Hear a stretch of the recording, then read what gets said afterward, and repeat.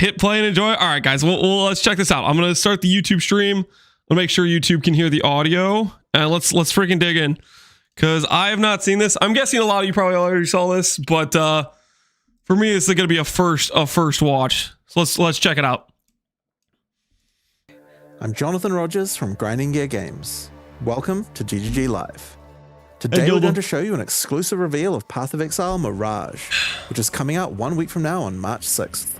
Hell yeah. Push drops are enabled on today's live stream, so you'll be able to claim your Mirage weapon effect by following the instructions below. Now first things first, let's roll the trailer for Path of Exile Mirage. Dude, Jonathan's got he's got like a mullet going on or something. He came to win right now. I'm feeling this. The Jinn. They were bound to serve, but not to suffer. The Aphrodite assault our lands, trapping my Jinn in an astral plane. Break their chains, rescue them, and you will be granted a wish. Nah, hold on. Since I'm not watching this live, I'm pausing. I'm sorry. I can't help myself. I'm gonna look at these. If I'm watching it live, I just have to absorb it. But since this isn't actually live, will be granted every time they put information on screen, I'm gonna pause and look at it just because I'm freaking curious. I can't help myself because I actually want to, like, because otherwise I'm just gonna have to go back through and read it anyways. You know what I mean? Yeah. Wish for souls. Players in Mirage areas have Soul Eater. Wish for momentum. Players in Mirage areas have Onslaught and Adrenaline. Wish for troves. An additional unique strongbox will appear in the Mirage area. There looks like there's make your wish. I wonder if this is like a wave-based thing.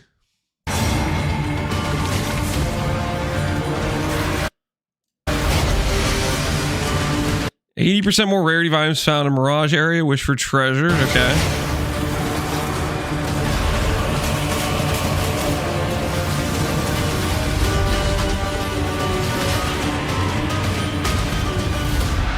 An ancient evil yearns for his freedom.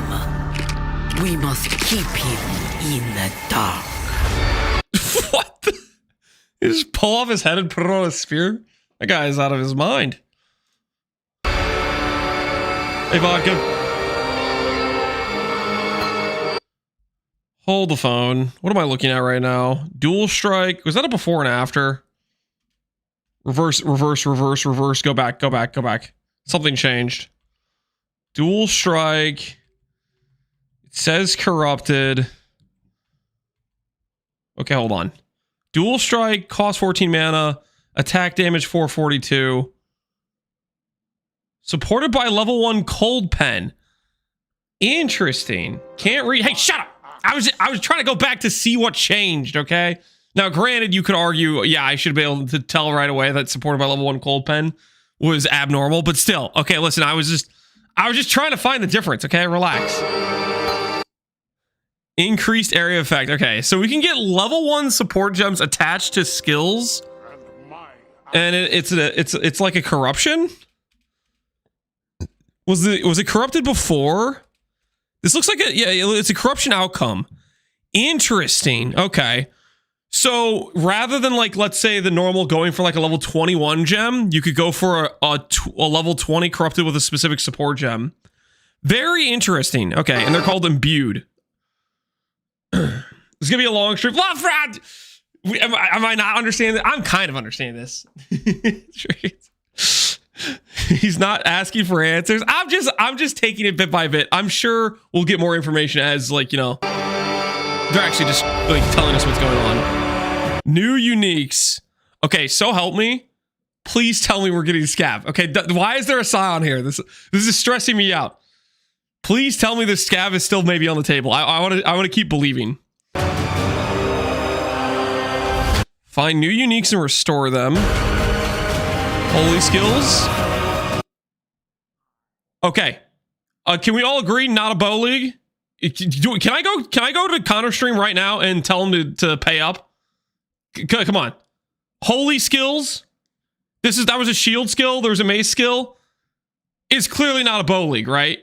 I can go over to his stream right now and say, hey man, I won again. Lamau 0-5. What does that feel like? I wouldn't know. It's a bowling. There's no way. There's no way it's a bowling. There's no shot. There's no shot. No, what the, okay, well, that's just random arrows. Exceptional supports. Exceptional supports. Exceptional supports. Different than Empower, Enlighten, and Enhance. Keeper score. Okay, yeah, we knew that. Whoa, whoa, whoa, whoa, whoa, wait.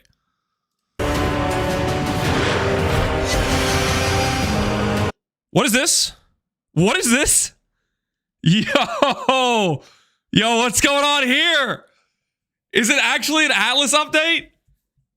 Is it finally gonna be? What the hell's going on here? Oh, we've had, okay, listen. No offense to Exarch Eater Atlas system. It was a fantastic upgrade, but man, have we had it for a long time. And the secret of the Atlas, that just really wasn't it.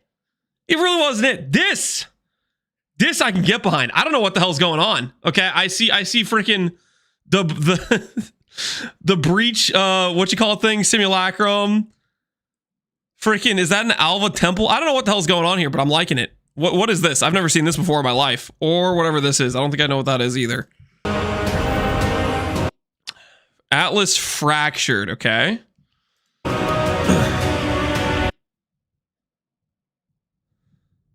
Forbidden Reliquary. This is kind of similar to like a memory vault. Okay, so that's probably gonna be related to the memory stuff. All right, fair enough. Reliquary Ascendancy. Tell me Shavs is one of the nodes. Oh, please tell me Shavs is one of the nodes. Oh, I'm getting worried, dude. Oh, I'm getting worried. None of these look like Shavs. Oh, I'm afraid. Oh, no. Like I don't see Shavs, guys. I do not see Shavs right now. What the hell is this? All right, well, I mean, we'll have to see what the nodes are. We'll have to see what the nodes are. And much more, all right. Whoa, was that another bloodline? That was another bloodline, wasn't it? Yeah, that's definitely another bloodline. It's whatever this new guy is his new bloodline. All right, cool. Freaking cool, okay. And then I guess some special support gems. I mean, this must mean, this is probably what they were talking about when they said exceptional supports or something, right? Because none of these icons I've ever seen before. These are all like new icons.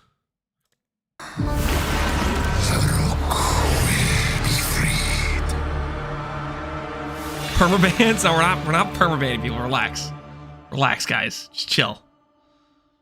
1 hour timeouts. Yeah, no spoilers, guys. In today's stream, we'll take you on a deep dive into Path of Exile Mirage, 40, where you'll unravel ancient mysteries, unlock new powerful rewards, and new become skills, part of the gems, eons-old story of the Winter Sekima. Unique items. There are also significant in-game changes coming alongside Mirage, including a progression of the in-game storyline, a new in-game Atlas system, and as always, new rewards to match. After that, we want to talk about the slew of new Holy Templar skills and supports, as well as an additional Ascendancy class option added to the Scion. Yes!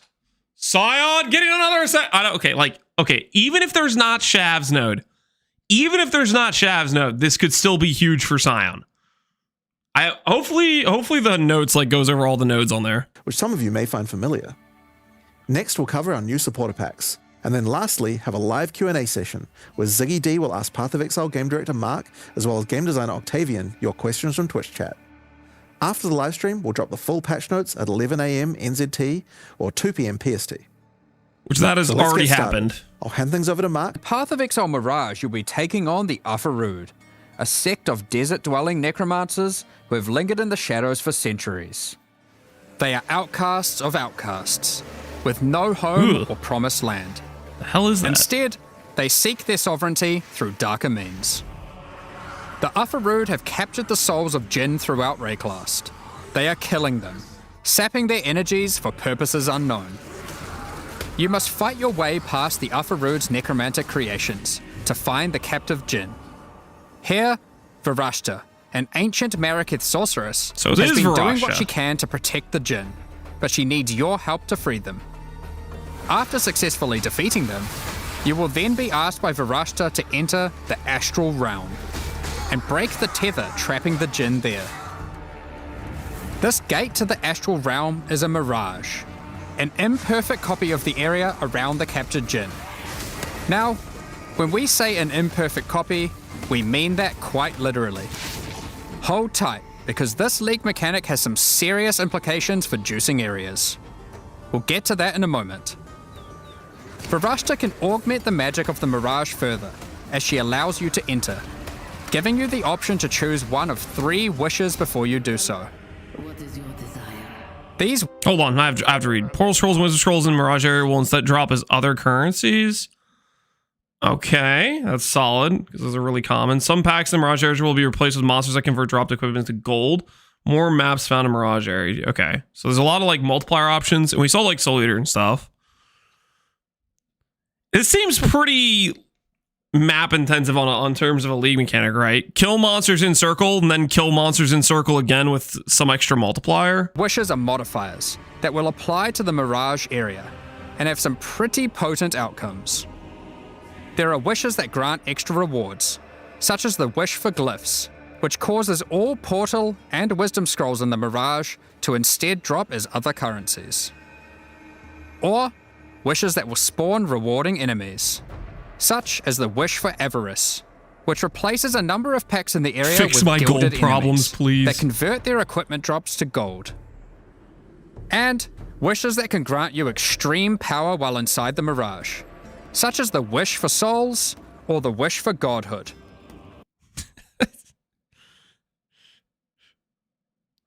For once in their life, the Deadeye player will actually have good defenses. For a very brief moment, the Deadeye player will enter the zone, the Mirage area with Wish for Godhood, and finally they will understand what it's like to have not a build made of paper. Most of us don't have to click this because we're going to go in there with characters that are like real builds and don't just die all the time. But Deadeye players, they'll find a new meaning in life when they get to click this. Which allow you to consume the souls of your enemies, or make you completely unkillable. While within the Mirage, of course. Bow buff is not a bow league, guys. They Each showed wish is one also bleed bow marked with the glad. sigil of one of 3 powerful Jinn. The Sand Jinn, Fire Jinn. Whoa, hold on. Whoa. What was that? What was the hover? Hover that one more time for me, Mark. What was that? Each wish is also marked with the sigil of one of 3 powerful Jinn. The Sand Jinn. Monsters spawned by astral anomalies in Mirage area have a rare chance to drop a coin of a skill. What the hell does that mean? Fire Jinn. Coin of power? Or Water Jinn. Coin of... Okay, so they'll just tell us what the hell these are, I guess. Depending on the sigil chosen, monsters within the affected Mirage will have a small chance to drop one of 3 new coin currencies. All right. A coin of knowledge, coin of...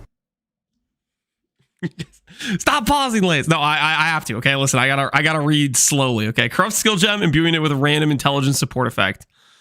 Okay. So skill is a dex one and power is a strength one. Coin of power. All right, fair enough. Or All right. coin of skill. Each of these coins can be used on a... So you basically you have like one support gem in mind that you want, and you're like rolling a 1 in like what 50 or something. What we doing live? Yo, Neverseek rated, dude. Neverseek, appreciate the raid, man. I'm late to the party watching the reveal right now. How are you feeling about the new patch so far?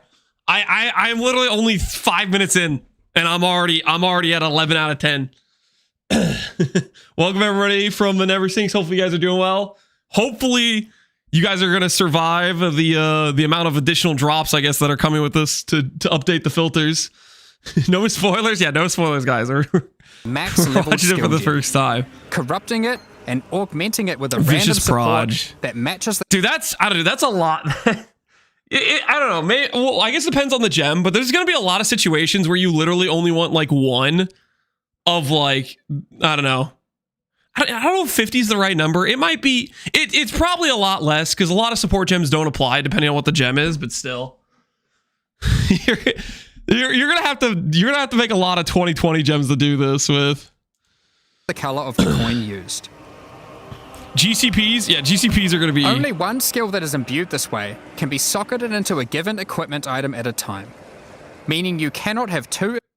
I mean, that's fine, right? You usually pick one main DPS skill anyways. I guess technically there's some like weird niche cases where you want some weird support gem and it just saves you a gem slot, I guess. Imbued skill gems but it's going to be your main damage anyways. Choose what you wish. Players in Mirage gain 50% experience, more div cards, 2 additional mods. That's one of the rewards, but let's get back to the area-to-area mechanic. For you. Once you've made your choice of wish, enter the Mirage and fight your way through the monsters and astral hazards to find the tether holding the Djinn. Shatter this chain to free the Djinn, step by step weakening whatever dark plans the Ufarood may have for Rayclast. Wishes are not the only value a Mirage has to offer to an enterprising exile. As we mentioned earlier, Mirages are an imperfect copy of the area the Djinn occupies in Rayclast, and it will copy almost anything, as long as it's within the domain of the Djinn. Okay. Mirages created from an endgame map, for instance, will have all Scarab, Atlas, and map modifiers the area had. Okay. Mirages created next to a strongbox will have a new strongbox ready for you to open. Blights can be defended again. I mean, that's pretty insane. Legions fought once more, and so on. So you have some mechanic that's like pretty heavy on, like, let's say dropping scrolls of wisdoms or portals, and you have the glyph thing. I don't know, there's some pretty good multipliers on there. Double the harvest. Yeah, I guess you technically could double the harvest. Oh, yo, Connor raided. Dude, Connor, thanks for the raid, man. Connor, I've only seen 7 minutes, but this doesn't look like a bow league at all. Do you have any comments to say? Do you have any comments to say, Connor? What do you have to say for yourself? What is this? What is this? What do you mean? What did you just link? The age of int is over. The time of strength has come. I don't. Are you spoiling me with your little image? I don't. Did they actually nerf int? Screw you, Connor. I'm not there yet. I'm only 7 minutes in. You bastard. Listen. I expect my 5 subs in the mail. Okay. I know. You said you were gonna pay them out by gifting the subs to Pega Legend 1 month for 5 months straight. But this is definitely not a bow league. They haven't mentioned bows like at all this entire run so far. Anyways, welcome everyone from Connor Stream. Hopefully you guys are doing well. Papega Legend has some gifts coming. GG, another win in the books. All right. Well, I'm gonna keep watching. I will keep this whole. I guess Connor's. I don't know if he's actually messing with me or they actually finally did something about ints. But I'm gonna keep watching.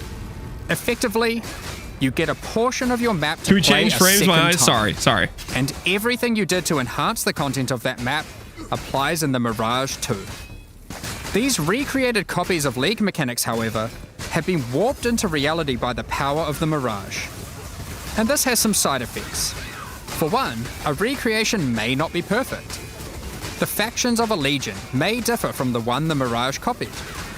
Or, the variety of strongboxes may change. More importantly, the mechanic may be empowered. With new threats and rewards that are customized to each mechanic. Go by 2 additional packs of Faradon. Contains mirrored items, contains identified. 3 packs.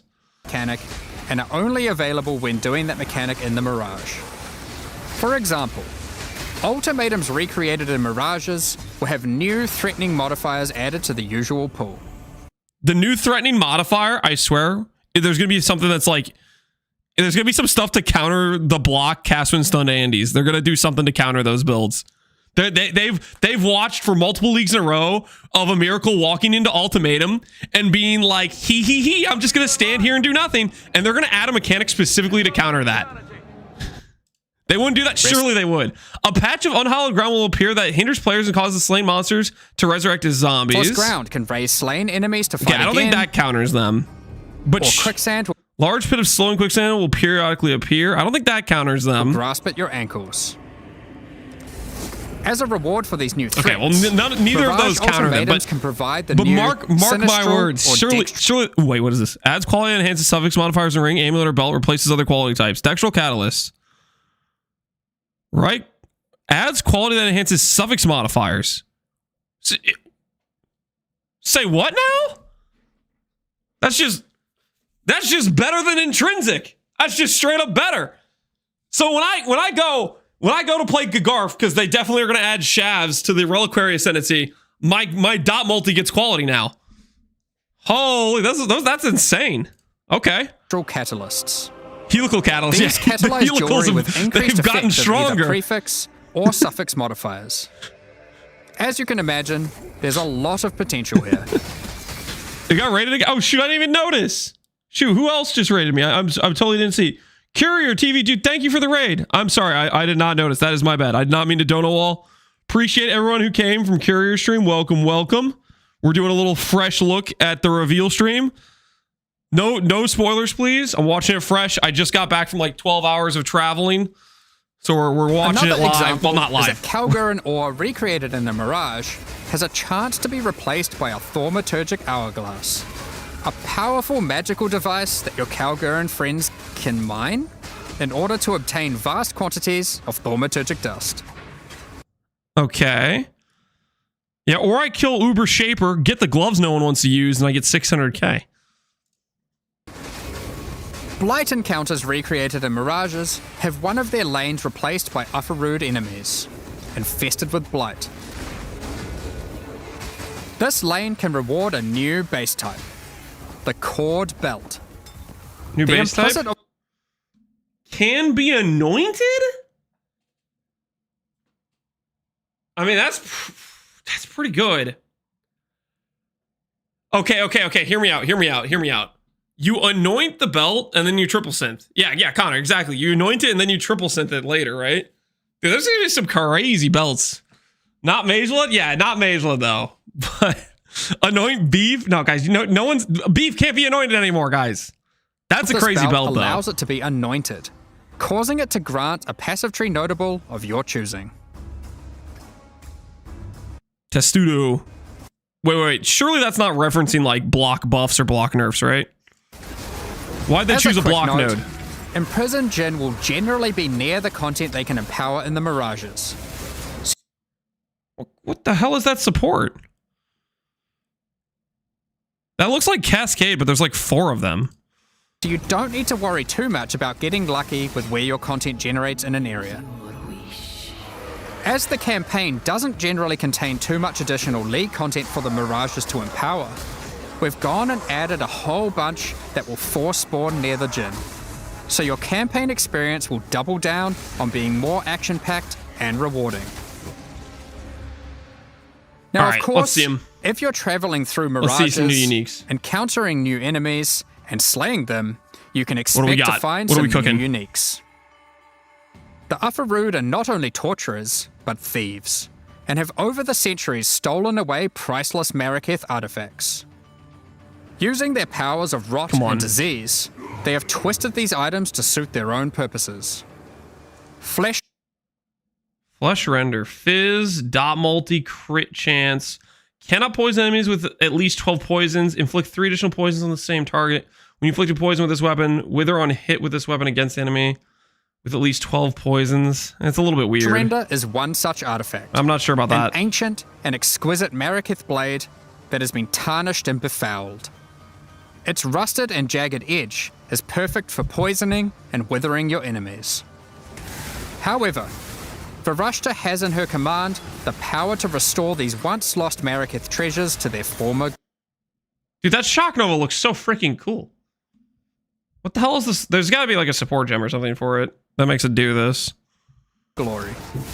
Acquiring a coin of restoration by slaying monsters in Mirages allows any unique obtained from the Ufarood to be transformed into its Maraketh counterpart. Cascade. Yeah, it looks like Its Cascade. glorious original But it's not Cascade. Cascade would be like 1 in the center and then like 2 on the sides.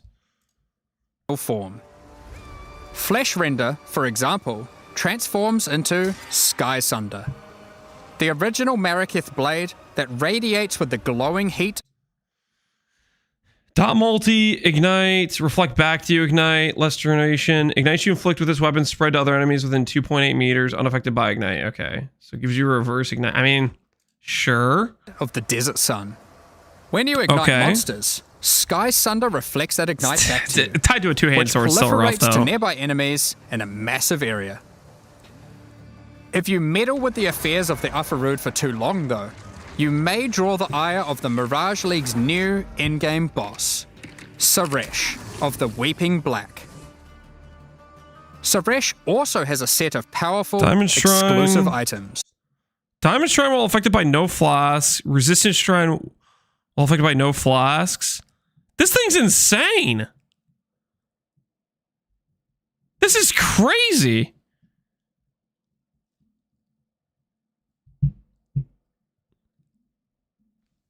It's gonna be a low drop rate, guys. There's no way this is gonna be a common drop rate. It's competing with Mage Blood, but freaking these shrines are insane. Especially if it rolls. Like maybe this could say Exile Shrine or other shrines, right? Yours for the taking. Third best belt. Able to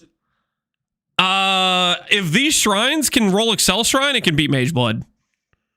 If you like, for example, if you roll Resistance Shrine plus Excel Shrine, that's literally better than Mage Blood. Defeat him. I guess if it depends if this rolls. So that's the Mirage League. Now, to face all the new evils, you might want some righteous. That's got to be like a 2% drop rate, and then you have RNG. Like you could get like knockback shrine, right? Surely that's gonna be like a giga rare drop to pull like the good shrines. It can echo, excel, gloom, res math. Yeah, that's crazy strong. Some holy skills. In 328, you'll have access to a slew of new options to bring divine devastation and return the faithless to their rightful graves. We're also introducing some supports to go with them, as well as some new Transfigured gems. Let's go over a few examples. With Holy Hammers, you slam the ground to call down a Hammer of Justice from the sky. If this hits an enemy, an additional Holy Hammer will cascade forwards, which itself can further cascade, and so forth. Expending a power charge when using the skill will call down an additional 2 hammers, which can also cause cascading slams. The more numerous your foes, the more instruments of holy judgment. What are the numbers? That's cool. Sweep what are the numbers? is an old skill.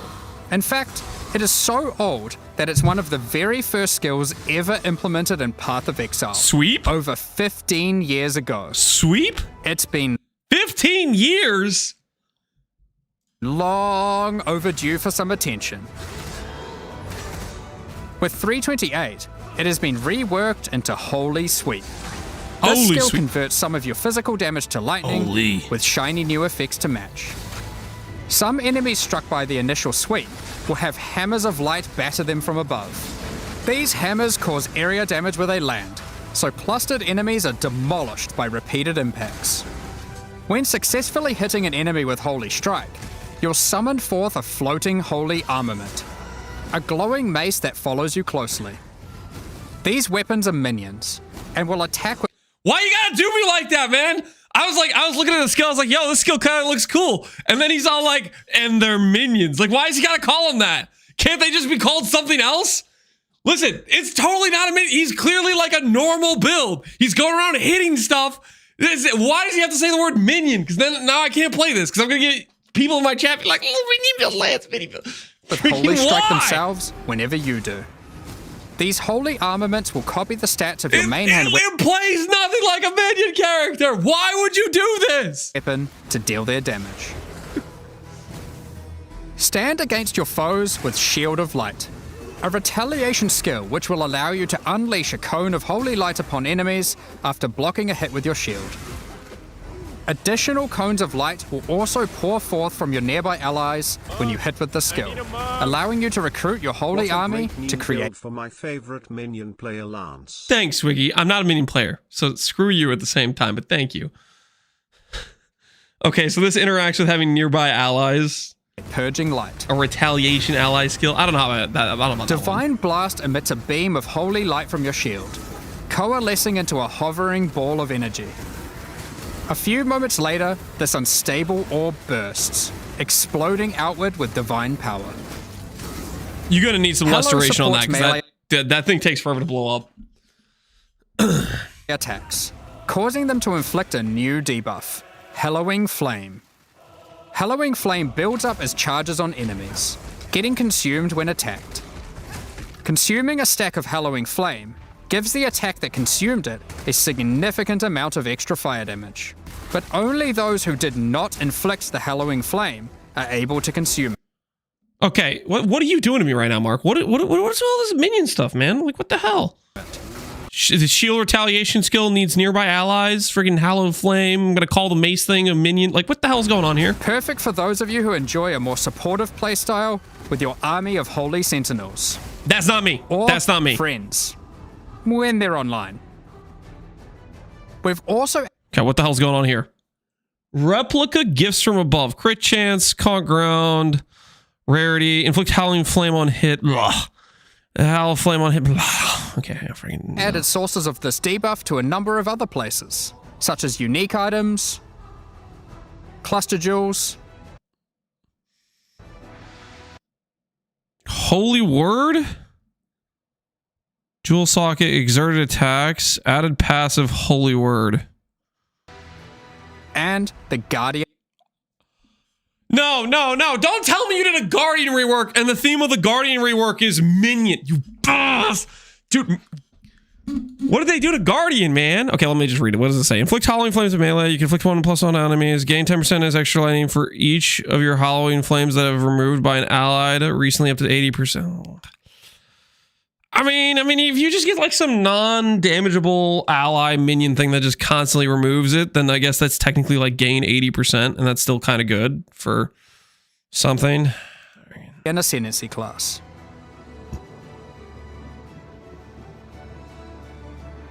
It's gain 80. Yeah, We yeah. also have it's pretty another batch solid. of You need some like non-targetable, non-killable minion though. New transfigured gems, with many Alright. of these being variants for gems which previously had none. Hell yes. One example is the Shockwave Totem of Authority. That's great. How are we going from minions to totems? What the hell, Mark? Show me the good stuff. Which casts its Stop it! higher damage dealing Nova at your location instead of its own. You might also enjoy Orb of Storms of Squalls. These storms warp directly to targets when you use lightning skills, and arc lightning upon doing so. This gives you a mobile storm of destruction That's kind of cool. that follows you as you dive into battle. We'll leave the rest of the transfigured skills for you to comb through in the patch notes. All right. Speaking of the patch notes, Balance adjustments. as always, we love to shake up the meta. Okay. Connor said int, the age of int is over. Are they going to lead with we killed int? So we've done That'd be a Giga bunch of Chad. balance adjustments to a few other things as That'd well, be pretty Giga Chad. such as a pass on bloodline classes, All right, hold on. What did they do to the bloodlines? Discipline or effect. This is what this was before, right? Please tell me this changed. expanded the passives available to the Templar section of the passive tree, Templar buffs. You love to see it. Read it properly. All right, I'll go back. I'll read it again. Discipline has 50% increased or effect while at minimum. Okay, so it used to be 0, right? 50% while at maximum.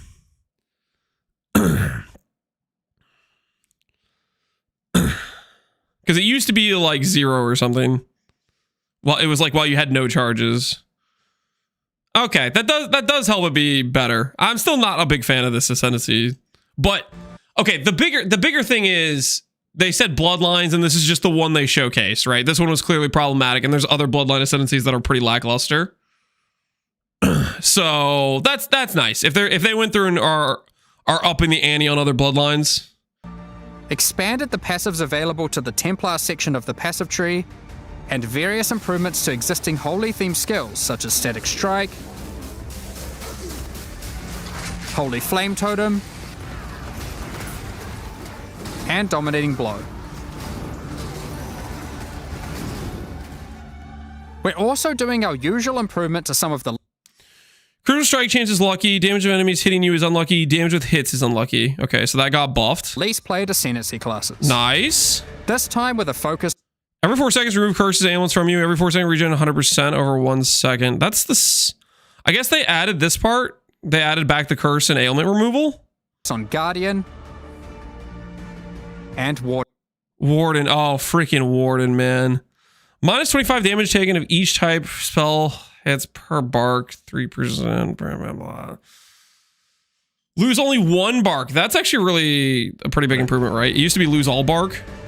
It's still freaking Warden, though. Speaking of Ascendancies, let's talk about the Scion. Hell yes. And her new Reliquarian Ascendancy I didn't see Shavs, but there's got to be some bangers. For those that have played the Legacy of Freesia events, this class will seem familiar. Hell yeah. The Reliquarian is a learned Scion that has studied history at the Oriath Academy. Oh yeah, She is a part of a secret society of Oriathans, dedicated to collecting and discerning the strange properties of unique items. What do you got?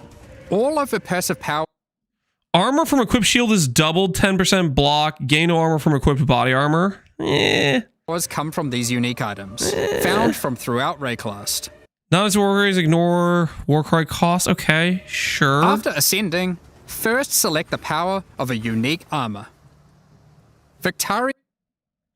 Area of aura effect plus 2 aura gems. I mean, that's pretty strong. Victario's influence that's decent. increases the level of all your auras and gives them a much larger area of effect. Or instead, take Kilowava's Bluster, giving you a chance to have extreme elemental resistance against incoming hits. Next, pick from a unique weapon power. Widowhail. I see a Maw of Mischief in there. Yeah, I think that is correct for the very left one. Which could be like unaffected by poison, potentially. So Widowhail, bonus to quiver. Greatly increases the bonuses gained from your plus quiver. 1 quiver slot. Or Martyr's Teaching, which causes your minions' critical strike chance with attacks to be equal to your main hand weapons. Lastly, pick your Crown Jewel, a unique jewelry power. Astral Projector causes Nova spells to cast from enemies rather than from yourself. Trying to think of like what all we're looking at here, because most of these you know the artwork for, right? Like this is Sybil's, obviously. This is the blood magic staff thing. This is the Grace of the Goddess. This is the Elder Sword that's like plus 2 proj point blank. This is the Blood Feast one. This is Terminus. This is Katava's Feast. So we have like obvious like the artworks are like 1-to-1, right? Or we know what they are. Astramentus, simply giving just 60 all attributes. Hey, that's solid. Just 60 flat all. For like if you're like you get to your last note, you don't know what you want. I guess you can click that one at the very least. You a huge boost to all your attributes. Due to all the ways you can mix and match unique powers, the Reliquarian has more flexibility in how you build it compared to any other Ascendancy class in the game. Our plan going forward is for the Reliquarian to not be a static Ascendancy class. And between each expansion, the unique power... They're actually gonna go with we're gonna rotate the stuff in and out. That's freaking sick. Cool. I mean, it's downside, depending on the league, you might not be able to recreate it, right? But upside, cool variety. Powers which are offered will change. If you don't like what she offers this expansion, hopefully she'll have the power of your favorite unique item in the next one. Time to move on to the endgame. Freaking cool. With this expansion, we are aiming to liven up the endgame, giving players new experiences, strategies to leverage, and streamlining or removing the more frustrating tasks. Extensive changes will be coming to the Atlas and how you engage with maps. I'm listening, Mark. I'm listening. Without interfering with the beloved core experience that has made mapping so successful. In the last few endgame updates, you experienced Zana's story. How she helped defeat the Elder, tried to stop exiles from going mad in the Atlas, and faced new threats pouring forth from it. In the most recent expansion, she eventually realized that there was only one way forward: to destroy the Atlas. Whoa. Zana's recent actions have now weakened the already strained and tattered edges of its realities, reshaping how we interact with the Atlas entirely. All right, I'm listening. To explain how this changes your interactions with the Atlas, we first want to establish some context while having a bit of a trip down memory lane. 27 expansions You hit ago, me with nostalgia? back in Path of Exile 3.1.0, the War for the Atlas, we had a mechanic on the Atlas where the Shaper and Elder were Elder engaged Rings. in war. This manifested as influence regions on the Atlas that affected specific maps. I do recall. The ever-changing influence regions made the Atlas feel more like a physically connected space, rather than just a fancy way of visualizing a checklist of completed maps. However, one of the main frustrations with this mechanic was that you constantly needed many different specific maps in order to manipulate the influenced regions. We realized we'd love to again have mechanics that manifest physically on your Atlas, but we'd have to address the issue of always needing those specific maps. The first major change we'll be making to solve this is divorcing map items from specific areas. As an example, instead of having a Mesa map, you will now find, say, a Tier 10 map. To open a Mesa map now, just locate and select Mesa on your Atlas, put in your map item, Okay. click activate, and you're good to go. All right. That Mesa may drop a Tier 11 map. You can then immediately return to your map device, which will default to the last map run, and then run it again. Or choose a new map to use it on. It's your choice. This is one of the many benefits to this change, which is that if you're the type of player who enjoys chaining the same map over and over, or the type of player who prefers to jump around, it is equally easy to do either strategy or even switch between them at a moment's notice. For Listening. example, if one day you're farming burial chambers, hoping to eventually get a headhunter from divination cards, and you decide you need a change of rhythm, you can seamlessly swap to your boss farming Atlas tree and spam Mesa for peak boss killing efficiency. Up until now, this would have required having some Mesa maps stashed, setting all your favorite maps to Mesa, or doing a whole bunch of trading. You'll also notice that the structure of the Atlas has changed. I did notice, Mark. If you haven't played in a while, here's a look at it before and after. All right. 100 out of 100. You will now begin at the center of the Atlas, with each corner housing one of 4 Voidstone slots. Whoa. In addition, all content accessed from your map One of 4 Voidstone slots. So in this corner is Elder and Shaper. One's going to be Exarch and Eater, right? One's probably going to be Cirrus. And then the new guys? Maven would be... Yeah, Maven would be a corner too, probably, right? I don't know. device now exists physically on the Atlas, so you can see everything available in the endgame as you reveal the Fog of War. Whoa, Reagan. Back it up. Okay, so Maven's bottom right, Exarch Eater, and then Zana was up here. See everything available in the endgame as you reveal the Fog of War. Synth bosses are with the Shaper Elder slot. Okay, I'm seeing. This also means that all unique maps are now present on the Atlas, including some old favorites that are appearing for the first time. Don't worry though, you don't need to complete Hall of Grandmasters every league. You now gain 1 Atlas skill point per unique map completed. Up to Come a on, maximum man, of bring 10. it back. Make people have to Given do it. there are around 20 It's unique good maps, content. You only need to complete the half you want, if you can get your hands on them. Note, you aren't losing any Atlas skill points. These have been moved to new places, and actually, you can get more than before. Hell yeah. Due to Zana's actions, Egan now has a new goal and is determined to stop Zana's destruction by making use of a mysterious new discovery: Arcane astrolabes. Zana is currently traversing the threads that weave the Atlas together, severing them. With these new astrolabes, Egan is able to trace her movement, but using them causes dangerous side effects. All right. When you use an astrolabe on a map on the Atlas, a shaped region will manifest itself in that quadrant, affecting many of the maps within it. There are many different kinds of astrolabes, and they apply different types of shaped regions. Okay. For example, an abyssal region, which causes all the maps to have an additional abyss. Or a blighted region, which adds a blight encounter. Completing the content added by the astrolabe will remove the shaped region's influence from that map. Upon doing so, every other map remaining in the shaped region will gain an additional modifier. This means as you progress through the shaped region, Rarity, strong boxes, chance for strong boxes. Well, okay. maps you run will become more and more intense, with the relevant mechanic getting more and more. More currency, more scarabs, openable again. Pack size, div cards. Juiced. Okay. Blight, Finally, my love. Okay, at the end of the chill region out. of maps, Blight's only kinda once you have okay, guys. successfully rid the atlas of the shaped region, Egan will take you to one of 4 memory vaults, where there are powerful rewards to be had.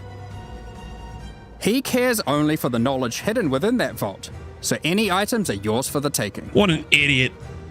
Each vault He only cares about the knowledge. Does he not know there's a level 20? Okay, actually, okay, I was like, okay, this loot.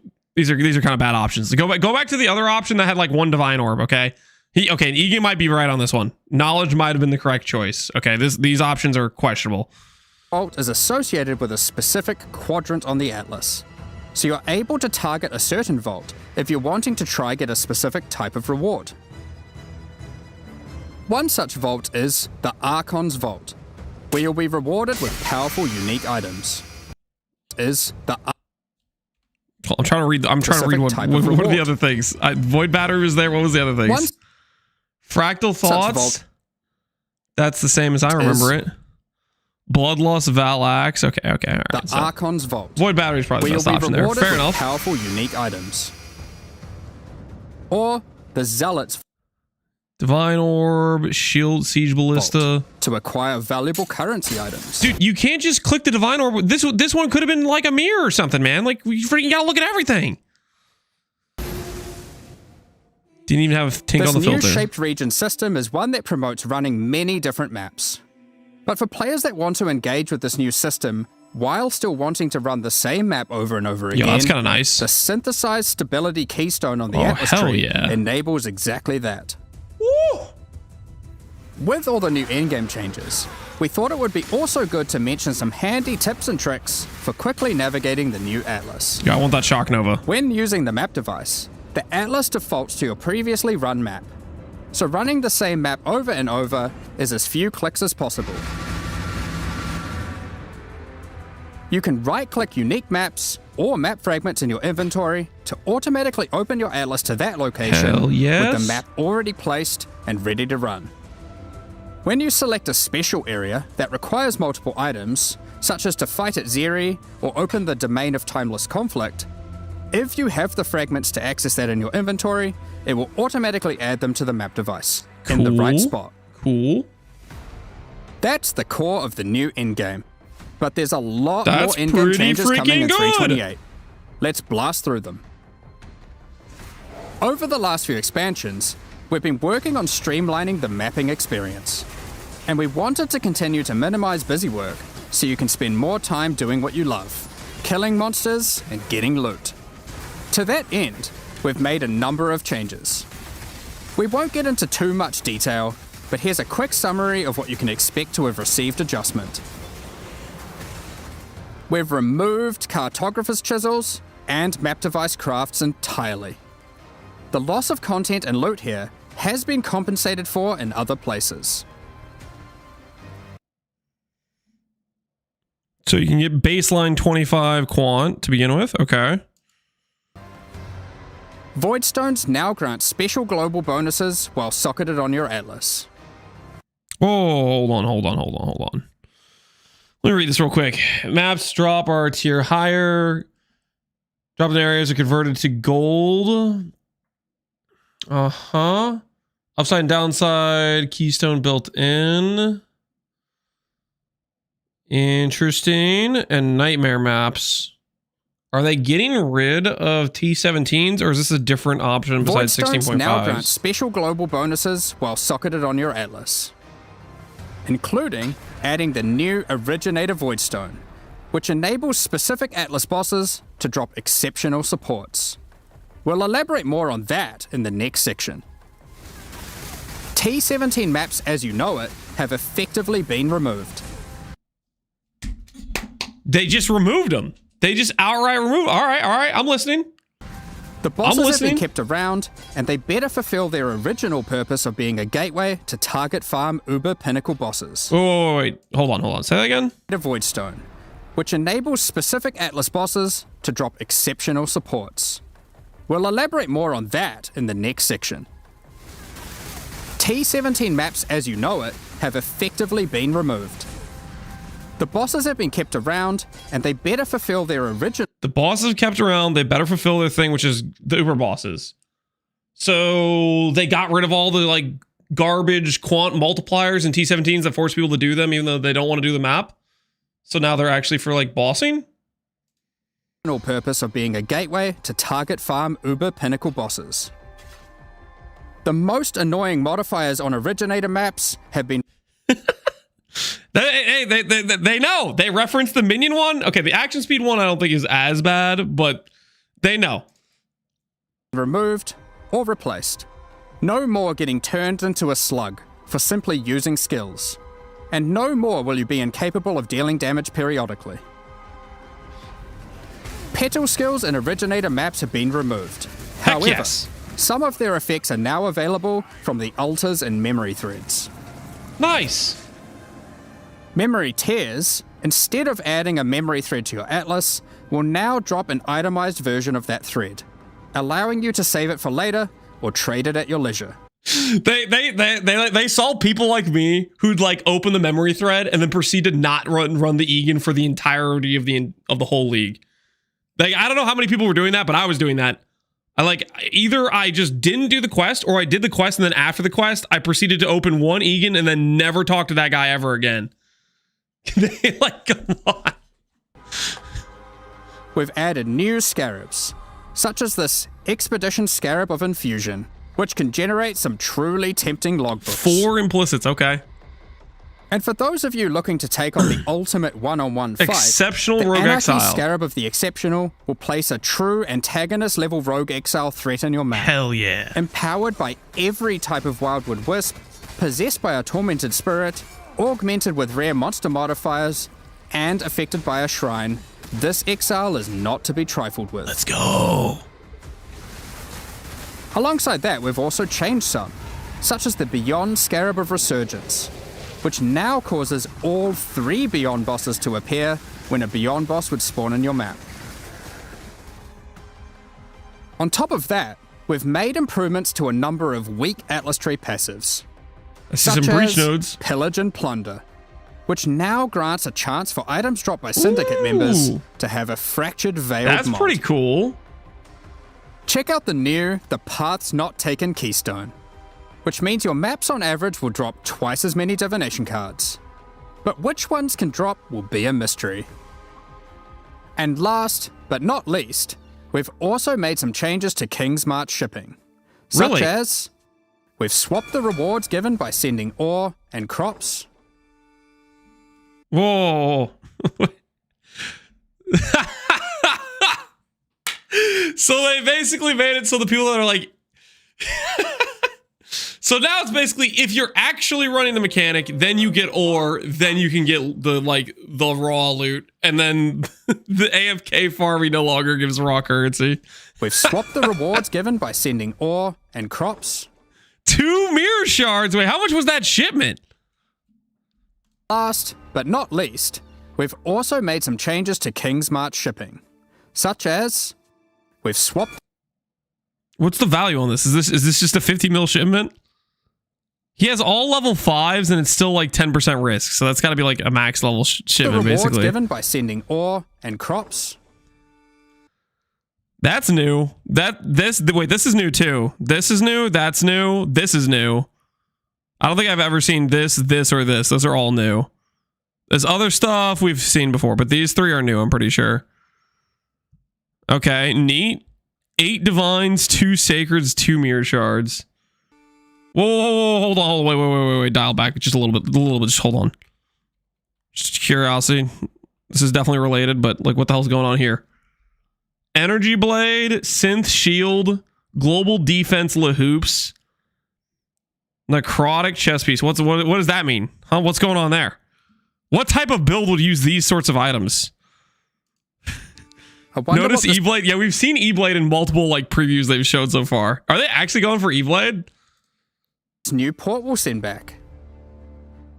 Ports will now give more rewards for favored resources. And you can even re-roll them for gold if they're not offering what you're after. Specific ports will now reward specific tattoos and rune neat. grafts, making it easier to target the ones you want. Cool. Not to mention, the Kalgurans have discovered several new powerful rune grafts for you to get your hands on. I'm listening. Such as the Rune Graft of Fury, which causes you to gain rage on using a life flask. Okay, and solid. The Rune Graft of Resurgence, which causes Arcane Surge to also grant life regeneration. Okay, that's actually a ton. 15% from Arcane Surge and you scale with Arcane Surge effect. That's a ton of regenerate. Because this is like a not very common stat. We mentioned earlier about the Originator Voidstone enabling access to exceptional supports. Would it scale? Yeah, it would scale. It would scale. It says it also grants, so it'll scale with Arcane Surge effect. So let's get into that, as there's a decent amount to cover. They said there were 40 of them. After defeating the incarnations of Fear, Neglect, and Dread, you will obtain the Originator Voidstone. As mentioned earlier, this Voidstone allows new, exceptional support gems to drop from many bosses across the Atlas. These new supports are an improvement over the old Awakened support system. Okay, so this is Awakened or gone? And these are new? Which is being phased out. Awakened. Alright, I'm listening, okay. Awakened Spell Cascade, this is the one we currently know. Greater Spell Cascade. Level 3 is max rather than level 5. So where effects also affect areas in front of you, behind, and on each side of the targeted area. Awakened supports have long been a capstone investment for a character. But there's existed a gulf between the more interesting ones, such as Awakened Spell Cascade, which has some additional transformative effect, as opposed to some of the simpler Awakened supports, which just have slightly higher numerical values. Exceptional supports will all be transformative, serving as an additional late-game tool to customize your build around, and extending character customization and creation even later into a build's life. One of the goals here is to provide interesting build choices even at later levels and deep into the endgame. However, we are certainly not aiming to reduce top-end player power with these changes. Exceptional supports will still be super strong. Okay, wait. So are Awakened gone, or these are like an in-between thing? I feel like I missed something here. Yeah, they're gone. Okay. If used well, they will catapult your character even further than before. So, how many are there, and what exactly do they do? There are over 40 new exceptional supports to discover, adding additional enticing drops to bosses that may otherwise have felt not as worthwhile to run, giving players extra reason to take on those challenges. For instance, from the King in the Mists, we have the Hex Toad support. This support creates areas of swampy cursed ground, which spawns toads that bounce towards enemies and then explode, dealing chaos damage. From the Uber Elder, we have the Void Storm support, which causes your raining attacks to create celestial storms of energy that grow over time, detonating as you approach for massive damage. Don't like that. Okay. This just makes me think of frickin' Thunderstorm, which has to straight up be one of the worst playstyles I've played in recent history. Like, you have to walk out of the storm, walk towards the storm. I'm not sure how I feel about that. Beating the Frost Mage, sports is getting 22% of reserved mana. Sports Seals gain base mana. What the hell is this freaking? Who does Connor know? What the hell is this? The incarnation of Neglect may win you the Frost Mage support. Similar to the existing Archmage support, you are rewarded for stacking mana to enhance your spells with extraordinary cold damage. We'll tease some more of these before launch, but there will be many, many more for you to discover. Keepers of the Flame is coming. Okay, just out of curiosity, how much is this compared to regular Archmage? 22% of reserved. Archmage forces you to do unreserved. Reserved is strong in its own right, right? Archmage PoE Wiki. Hold on. Archmage is normally 16% of unreserved, so it's just straight up more damage. And you get to reserve it now, whereas previously you'd have the downside of having to leave it unreserved. That's kind of insane, Many right? more for you to discover. Keepers of the Flame is coming back. However, we do know that many players have issues with the walls and hive encounters. In order to address these concerns, we'll be making a number of changes. One of the biggest problems is that walls would block your projectiles, meaning that when a hive randomly spawned in your map, it would make it harder to clear. In order to prevent that, walls and hive encounters will now be destroyed by any damage. But we also wanted to make sure we reduce the visual clutter they cause. Hives and their walls are now smaller. To allow players to engage with hive... Am I still gonna run into these things and get stuck on them? What? I don't want to have my movement hindered by these stupid walls. That's the whole reason I hate them. Want to help Aelith? We've added a new Atlas passive which drastically increases the detonation area of unstable burrows, causing them to reliably chain react and destroy the majority of remaining walls. For those who don't want to deal with the walls at all, hell yes, there's now a pair of keystones that allow you to block hive encounters or unstable breaches. Nice. Now that this is a core league, we don't want you to have to grow your Genesis tree from scratch on every league start. So now, each womb gift slot is already usable by default, and access to the Monastery of the Keepers will be gained by finding Aelith starting in Act 6 Mudflats. I'm listening. Now with Atlas Tree and Scarab support, you can have multiple unstable breach encounters active in a single area, for maximum ruckus. Speaking of Atlas Tree and Scarab support, we've added plenty. Here are a few examples. The Massing Forces Atlas notable grants a chance to have additional unstable breaches in your maps. The Breach Scarab of the Marshal guarantees a breach boss or hive fortress, while the Breach Scarab of the Incensed Swarm replaces all of Aelith's skills with Enrage the Hive, increasing the difficulty and reward from hive monsters in all subsequent waves. Graft items will no longer exist, but we've moved several of the graft skills to new exceptional supports, such as the Hiveborn support, which summons an army of breach minions to do your bidding when you use a supported offering skill, and the Foul Grasp support, which calls forth a field of grasping breach hands when you recall brands, exploding for heavy lightning damage when enemies approach them. We're looking forward to seeing how these improvements and additions are received, alongside a lot of what Keepers also has to offer. From the new bosses and their bloodline, through to the Genesis tree and its many different crafting options, like Foulborn Uniques. Also with its new narrative, we look forward to extrapolating on all of this and learning more about Aelith, the Hiveborn, and its Breach Lords in the future. That covers all the new content we're adding, and that was a lot. From a new in-game system, several new reward types, new ways to juice maps, all of which you can double up in the new Mirage League, and all that alongside a suite of new holy skills, a new Ascendancy class, and an insane amount of new character customization in the endgame. However, an important part of Path of Exile expansions is making sure there is a continued effort to improve quality of life. So let's get into that now.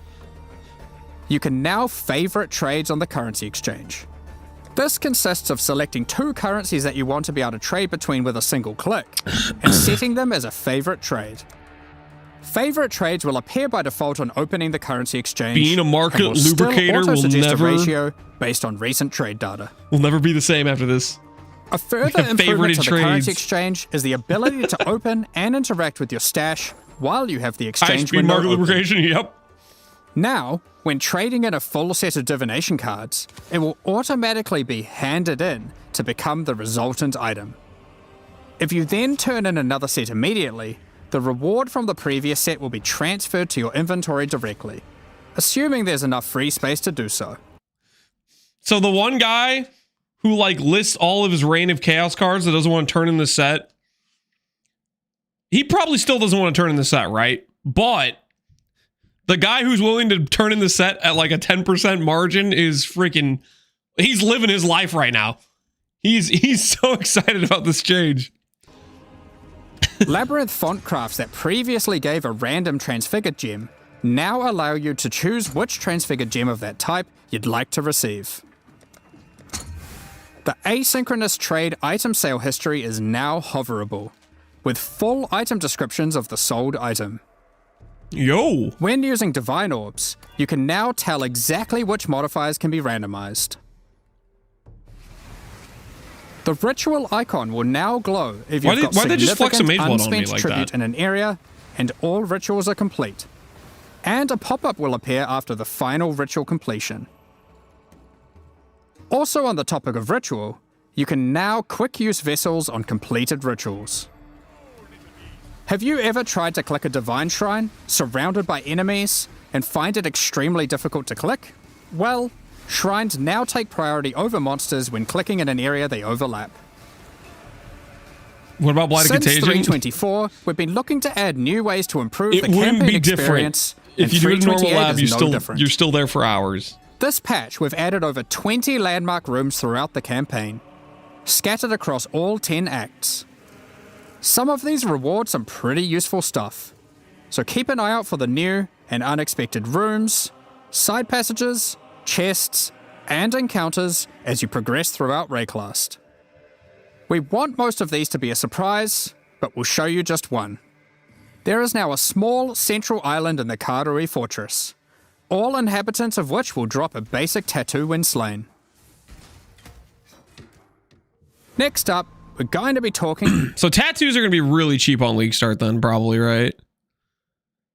Like there's going to be an initial flood of tattoos for everybody who goes through the campaign. So if you want your tattoos, you're going to want to buy them early, I think. Because there's going to be this huge initial supply, and then it's going to dry up, and then it's going to be tied to shipping, and nobody's going to be doing shipping. Well, people are probably still going to do shipping, but you get the idea. About our new support. Just the basic ones? I mean, a lot of the basic ones are good, right? Like freaking Warcaller tattoos, Warcry CDR.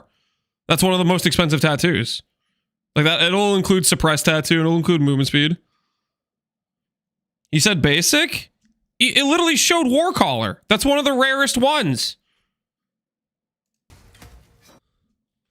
Here, I'll scroll back right here. All inhabitants of which will drop a basic tattoo when... Warcry CDR. This is literally one of the most valuable small tattoos you can get. Like, unironically, this is one of the best tattoos you can get from tattoo shipping. It's not gonna have like the freaking like the mana per dex tattoo one, right? It's not gonna have that, but it can have suppress, it can have Warcry CDR, stuff like that. And slain. Very valuable, clueless. Why do you guys call me clueless? Next up, we're going to be talking about our new support. The point is, it can roll any of the normal tattoos, and a lot of those are good, okay? And, okay, you know what? Yo, screw you guys, okay? You guys do whatever the hell you want with your early currency, and then don't come crying to me when the tattoo you want is now expensive and you didn't buy it early. That's not my fault. Today, we're launching 2 new series of supporter packs. The Curator of Wisdom. Ooh! And Iron and Yo, that's a good-looking portal. Each tier contains the pack's full face value in points, alongside several exclusive microtransactions. I'm listening. As always, the microtransactions in these packs are purely cosmetic and do not affect your character's power or progression in any way. The Curator of Wisdom series of supporter packs contains 7 exclusive microtransactions. The Traveling Wisdom back attachment has all the necessary tools you may require to chronicle your journey. It's got a rat, complete with a helpful rat friend. These chronicles will activate their magic upon identifying items, and will track the number of items identified of each rarity. Just hover the item, or link it in chat to show it off. Flex on people how many things you've ID'd. The acquired wisdom unique finisher effect summons an ancient scroll that consumes unique enemies and the knowledge they hold. Ooh, I like that. Most exiles would struggle carrying piles of scrolls while traveling Rayclast. Yo, this guy looks but good. The Grand Curator of Wisdom armor set is perfect for the adventurous scholar. Hell yeah. Any expert curator knows that scrolls hold more than just knowledge. They also hold power. That's right. As you cast spells, the scrolls attached to the armor will burn away, before rematerializing shortly after. It also features a series of helmet variations, so you can get precisely the look you're after. Summon your Scroll Shaper familiar pet to follow alongside you. This creature is formed from folded magical texts, and can shapeshift between different forms. You can think of this as having multiple pets in one. Dude, that's freaking cool. It can fold into a fox, and then even burn away, reforming into a flying bird. This series of packs also contains the Scroll Portals, jumbo-sized versions of the Scroll of Wisdom and Portal Scroll that you can make a quick retreat through. A supreme catalogue of knowledge I do remain like in the one scrolls, place for man. too long and risk being pillaged by thieves. The Titan Apex Hideout features a colossal titan who carries your base of operations atop their shoulders, constantly moving through a boundless desert. The Iron Incarcerator pack also contains 6 exclusive microtransactions. The Incarcerator's Restraints back attachment features stockades that were used to immobilize prisoners by binding them to the earth as they were tortured for... I don't know about this one, man. Seeing those binding chains just makes me think of the, like... You guys know, like, the Maven ability? Like, Maven does an ability where she attaches, like, chains to your character, and your character's all slow and can't move. But, like, the psychological annoyance attached to seeing chains on my character, I don't know about that. their wrongdoings. I don't know about that. Shackles envelop your choice of torturing device when using the Chains of the Incarcerator weapon effect. These chains shatter into links as you batter enemies. Make your way through Rayclast as a walking penitentiary, intimidating your enemies with the elite Iron Incarcerator. Is this actually intimidating? I don't know if this is really like... I don't think this is the intimidating vibe. I don't know about this one. Armor set. After a long day of tracking down criminals, step into the Iron Maiden portal to retreat to your torture chamber. It acts as a great deterrent for would-be intruders. This peculiar creature was a favorite amongst incarcerators. They would be sent into the midst of prison riots to mesmerize and control the toughest of minds. Use their talents to charm other players' pets, causing them to abandon their owners and follow in line behind you instead. At least until it wears off. You just go steal somebody's to pet? Execute prisoners when your torturing has depleted their value? Harvest their souls to fuel this map device, condemning them to eternal incarceration. Your kills within the map are you don't also want the recorded goblins, based on the guys. rarity of the monster. You can choose to pin an execution session that you're satisfied with on this miniature leaderboard, which is displayed for all that dare enter your hideout. Yo, Hunter, appreciate the sub, man. Additionally, all microtransactions from these supporter packs will be made available for use in Path of Exile 2. Thank you so much for your ongoing support. All right, I like the scroll one. I'm not sure how I feel about the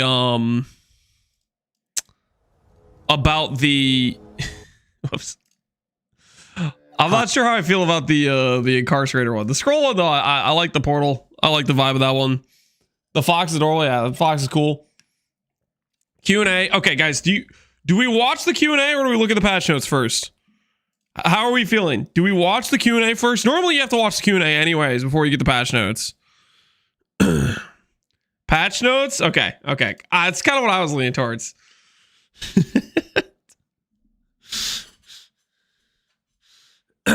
I'll go straight to the notes. You guys are telling me that somewhere in here, According to Connor, Int is getting buried, which that'll be interesting to read. So let's get into it. Let's freaking get into it. If they actually did something to ES builds, that would be a first. And I welcome it. All right, Mirage Challenge League. Do I need to read this stuff? They were just going over this stuff, right? Yeah, okay. We don't need to read that. We don't need to read that. New content features, new Ascendancy, Coin of Power stuff. Holy Hammers. Yep, we like that. These aren't actually like specific details. This is the stuff they showcased. Static Strike of Gathering Lightning. Oh, wait, this is the Transfigured stuff. Hold on, let me zoom in. Sorry, guys. I'm not trying to crush your guys' eyes right now. All right. We're getting into some newer stuff here. Holy Strike. Why the hell did they say this was minions? I think we all could agree this is not minions, right? This is like clearly an attack-based build, just so we're clear. Shield of Light, Retaliate blocked, and then additional waves emanate from allies in radius. Maybe related to part, maybe related to minions, but we don't need to think about that too hard. Totems is damaging around you. Transfigured Gem, Static Strike of Gathering Lightning. Attack with a melee weapon, Gathering Lightning buff for a duration if you hit an enemy. While you have Gathering Lightning, attacks with this skill will cause chaining beams of lightning, which chain farther the more Gathering Lightning you have. Okay. Why not minions? Because I'm not a minion player, okay? That's why. That's all you need to know. Charge dash of projection. Channel to project an illusion which you steer. You gain stages while it moves until it stops at maximum stage total distance. Waves of area damage frequently pulse along its path based on your attack speed. Stop channeling to release the illusion. Dealing a final wave of damage requires a melee weapon. I gotta be honest, like reading this, does it just not teleport you? Is that the thing that's different? So you gain stage while it moves until it stops at total distance. Waves of damage, blah, blah, blah. Stop channeling to release the illusion, dealing damage, final wave. Is this a charge dash where it doesn't like move you? So it just takes away like the awkwardness to it, I'm guessing. All right, fair enough. Flamethrower Trap of Stability throws a trap that releases a number of flames in different directions around it. When triggered, the flame lasts for duration, repeatedly dealing damage. So Flamethrower without the cooldown, maybe? I'm trying to think, would this just be without the cooldown? Because like I know the current one is pretty similar to this, but it's like cooldown based. It's not a dash anymore. It's a projection of what you could have done if you had the regular dash skill. I think it's without the spin. Periodically releases a number of flames in different directions around it when triggered. The flame lasts for a duration, repeatedly dealing damage. You think it's like it shoots one direction, then shoots another direction, then shoots another direction, but it's not spinning constantly? Either way, it doesn't say anything about a cooldown, and this is normally a cooldown skill, right? Kinetic Fusillade of Detonation. Wave your hand to create multiple hovering projectiles. After a short duration, the projectiles explode, dealing area damage. Using this attack again will reset the duration for all hovering projectiles. So it now just makes bombs that blow up around you instead of shooting them out. Maybe at higher effectiveness, potentially. Cool. Squalls they showcased, which makes the Orbistorms teleport to the guy, or to the where you're using a lightning skill, such as Orbistorms, but better. Fair enough. Shock Nova of Possession. Okay, so this is the one that we're showcasing, right? Cast a ring of lightning around you, followed by a larger lightning nova. Each effect hits enemies caught in the area with lightning damage. This then repeats with each repeat offset from the previous in the direction of your target. I mean, that looked pretty cool. I guess the question is, how many overlapping hits can you get with this? Because like the footage looked like it was like a pretty good amount of like overlaps. Like I feel like 4 rings were overlapping consistently type of thing. I would need to like look at the footage more closely, but it did look like it had pretty good shotgun potential. It looked like it might have had all 5 overlapping at the center. Yeah, I could see that. I mean, Shock Nova has a pretty big radius to begin with, and it seemed like they were pretty stacked together. So I guess the question is, what's the effectiveness compared to the normal one? Stormburst of Repulsion. Unleash orbs of energy while you channel that repeatedly jump away from the target until their duration expires, dealing damage in a smaller area after each jump. Remaining explode, dealing higher damage in a large area. This just sounds the same as regular Stormverse. What's the difference here? Unleash while you channel, then repeatedly jump away. So they don't go where you're trying to target.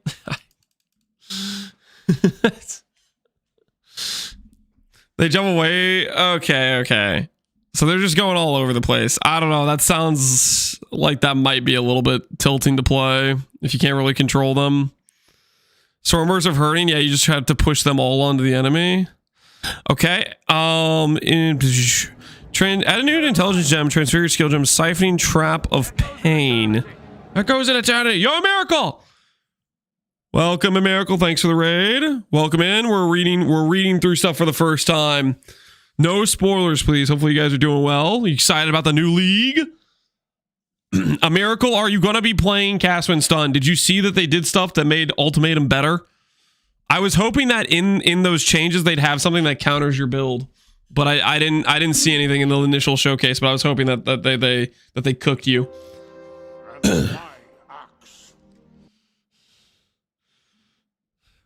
All right.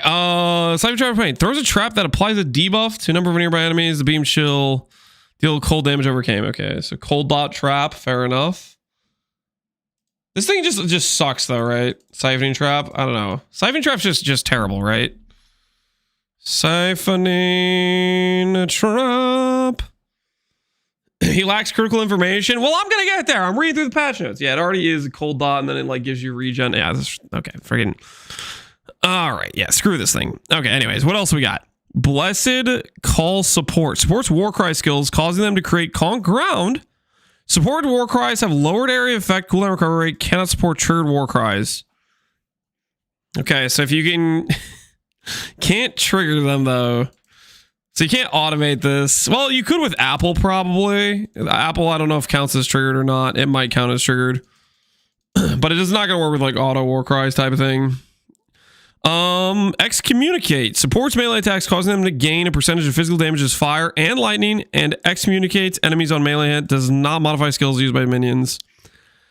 Is excommunicate just make it so like they can't do debuffs or something? Excommunicate. Is this a freaking new term? It's a new term. I'm thinking of extinguish, aren't I? It's new. It means cannot deal chaos. Okay. Fair enough. Counter the chaos mobs, I guess. New intelligence support gem. Exemplar support. That sounds kind of supports minion. What the hell? Causing minions to have increased crit chance. Blah, blah, blah, blah. Freaking who cares? What the hell? Hallow supports melee attacks. You just cause them to inflict hallow. Oh, what the hell is this? Added 10 rune graphs. Big. And they showcased 2 of them. And the 2 they showcased were solid. They had the Arcane Surge, gives life regen, and they had, I forget what the other one was, but it was decent, I think. Added 13 new uniques. Cool. Added 8 new div cards. Solid, I guess. The exotic substash of currency stash has been split into 2 substashes, Atlas and League. The hell is the exotic substash? Oh, okay. I see what you're saying here. So, okay, hold on. Yeah, I know. It's the second page of the currency tab. Yeah. So there's now a third tab. Holy, I've not opened Path of Exile recently.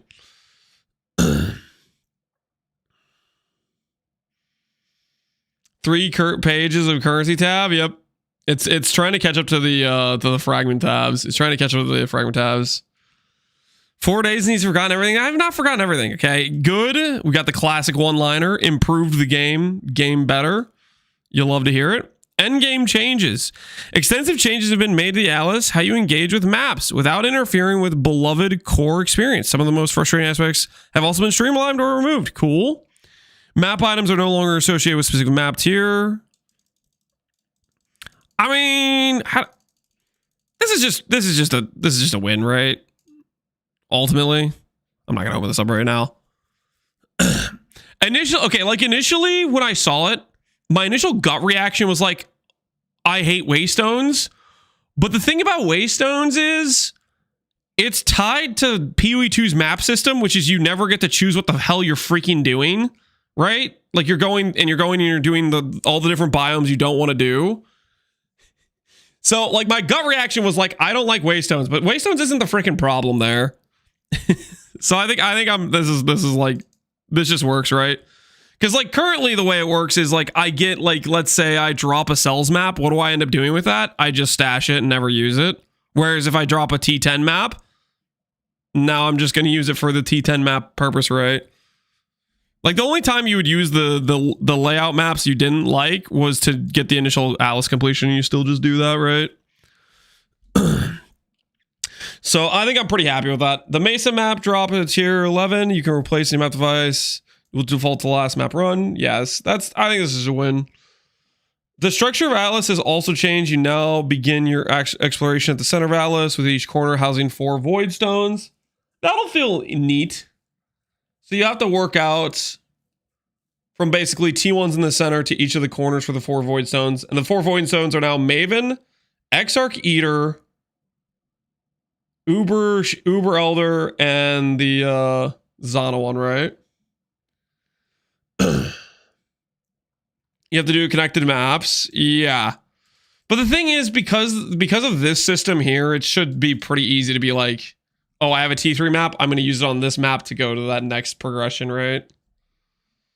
You name 5 corners? No, 4 corners. Eater Exarch's a corner, Maven's a corner, Zana corner, Shaper Elder is a corner. 4 corners. At least from the picture, that's what we saw, right? All content actions is now physically present on the Atlas, allowing you to see everything is available. Yeah, I like that. That's where you like see if you put in like the Sacred Blossom, it would show you the Sacred Blossom thing, or like the sacrifice set to do with Ziri and stuff. All unique maps are now present. Yep. You now gain 1 Atlas per unique map up to a maximum of 10.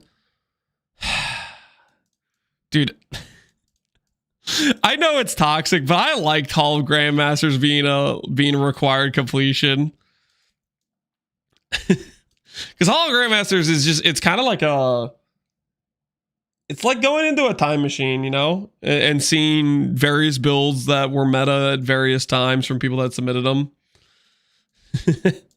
But it is a pretty toxic completion requirement, though. The thing is, Hall of Grandmasters is also like super buggy right now. Like a lot of the Grandmasters aren't even like properly implemented there. Or at least last time I think I talked or had Marcus in chat, he was saying that they're still bugged out. A time machine that murders you? Yeah. Yeah. The remaining Atlas skill points have been removed to other places, and you can now get more total Atlas skills points than before. Sure. Egan now has a new goal and is determined to stop Zana traversing the threads. Astrolabe thing, yeah. And they showcased the keystone that just basically lets you just double down on the same map you wanted to do on repeat.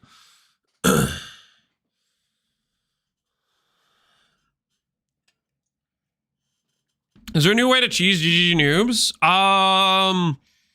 Sometimes the GG noobs characters just bug out and like they don't have like their recoup or block or stuff. Basically, if you have high damage, a lot of times you can just kill them fast because they don't spawn in with all of their defensive mechanics working.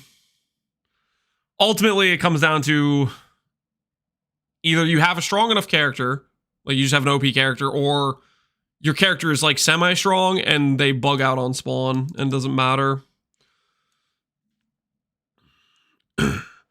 Completing the content added by Astrolabe, remove Shaper's influence. Yep. Once you've successfully read the Atlas, Egan will take you to one of the 4 memory vaults, which they have loot. Each vault's associated with a specific quadrant of the Atlas. Okay. Interacting with the map device now opens Atlas screen, clicking locations. Yep.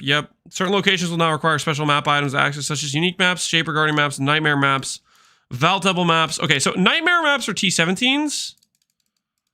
They said, like, basically they're gonna have their purpose, which is to get Ubers, right? But they no longer have their loot multipliers and stuff, right? Is that just what they are? They're just changed the name and they're scaling.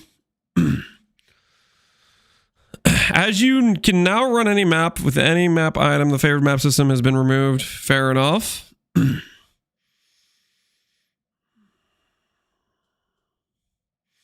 FT17s? Well, I think these are still T17s. They just don't have the mods, right? They just have the boss fights. They showed an A-bomb dying and dropping the fragments, right? So I'm assuming that's what this is.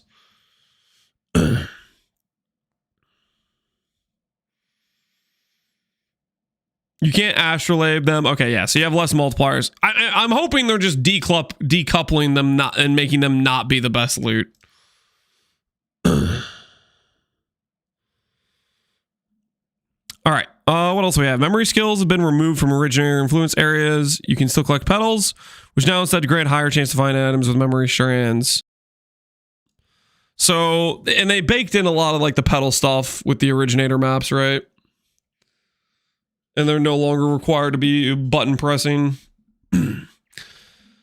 I like that. Favored maps gone because you don't need them anymore. Memory skills have been removed from originator influenced areas. Yep. Several of the effects from the removed memories have been moved to new bonus modifiers at the end of memory threads. Killing 30 petals if possible to revive the monster once. Fair enough. All that's left is PvP and minion skills. Void Stone is now obtained from killing both Shaper and the Elder. It can also be obtained from defeating Uber Elder. Okay. You now receive Void Stone from killing both Syrian X Arcane World instead of one from each. The extra Void Stone that this leaves is now obtained from killing the Incarnation of Dread. Introduce the Memory of Loneliness, which adds memory thread to quadrants. Okay, yeah. This is the itemizing the Egan threads.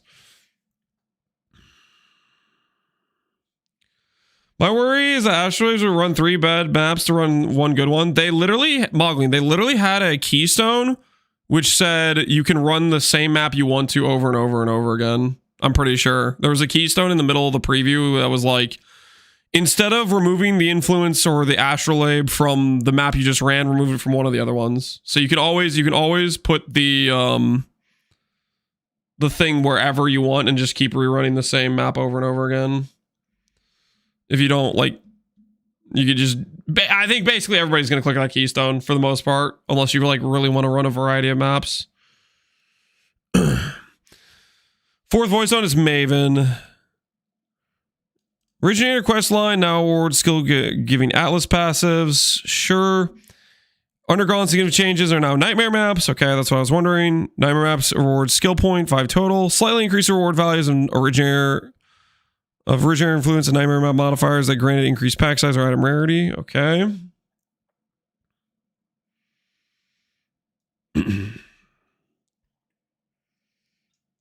The buffs won't be worth it till running the first 3 maps. Oh, that I don't know. I don't think I understand the new system well enough to say that's how it works or not. I was thinking it just meant it would remove one of the maps that you didn't run, that you didn't necessarily want to run, and then you'd still get the bonuses added to all the other maps.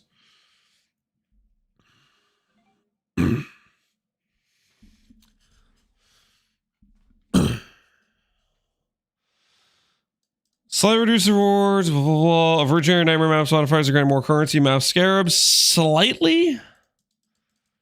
So this is, it's probably still going to be the case that you want the T17 mods. I guess they said they got rid of a lot of the annoying T17 mods, but it sounds like the endgame strats are still going to revolve around the more multipliers if it's only slightly reduced. After obtaining the Void Stone from killing Incarnation of Dread, items with the memory strands will now be available from all maps on the Atlas. Never Sink. You rated me like, I don't know how long ago. Never Sink. Please do not just generically put memory strand items on my filter, okay? I'm too lazy to properly set up my filter. The strict versions of the filter should not care about memory strands. Please, Never Sink. I'm begging you. I know you probably already went to bed or whatever, and you're not here right now. But please tell me the stricter variations do not just randomly throw random garbage items with strands on them. Fixing your own filters is rewarding? I don't know about that.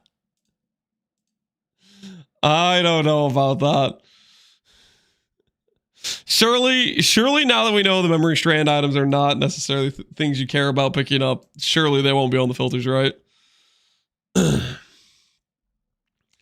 Items that drop memory strands will now more often be higher tier bases. Items that drop memory strands on average will have a larger influence than previously. Wait.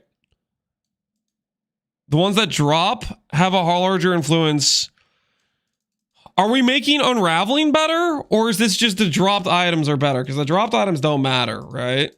Maybe they're making unraveling better. Maybe that's what they're saying when they say this. You don't need a custom filter when you're in a hideout. I am not an I map more than like 99.999% of this chat on average. Let's be real.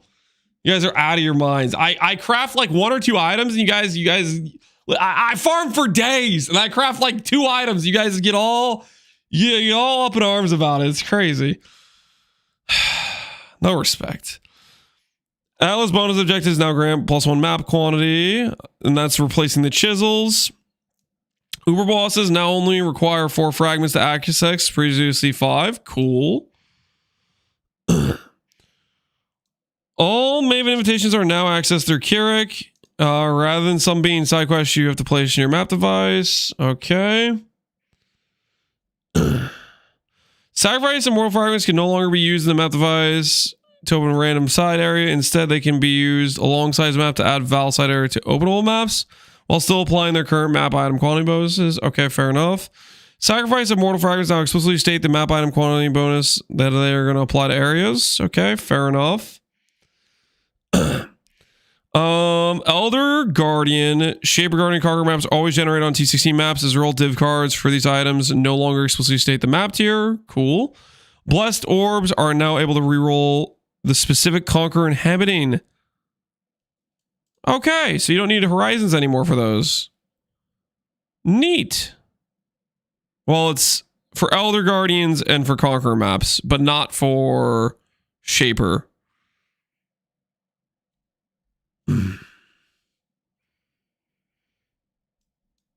Horizons are gone. Didn't say that anywhere. But I guess that's maybe why this is doing this, maybe. Well, yeah, okay, because yeah, T10 maps drop is like map X, right? Yeah, horizons are okay. All right, that's fair enough. That makes sense. That makes sense. All right, I am following. I am following. Carrick no longer offers a house defeating map and no longer just Carrick. As a result, the planner, solidarity, expert reconnaissance, blah blah blah, notables. Passives have been removed. Okay. Sky reports can no longer be obtained and existing ones no longer function. The side quest divination card has been temporarily... Wait.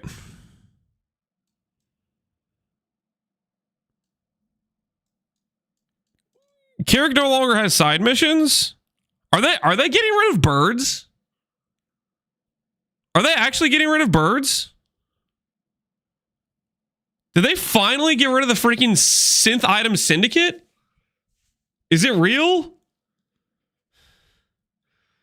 The harvest beasts are still in. Well, okay, if Kirik missions are gone, this is the primary source of birds, was this thing right here, this dude.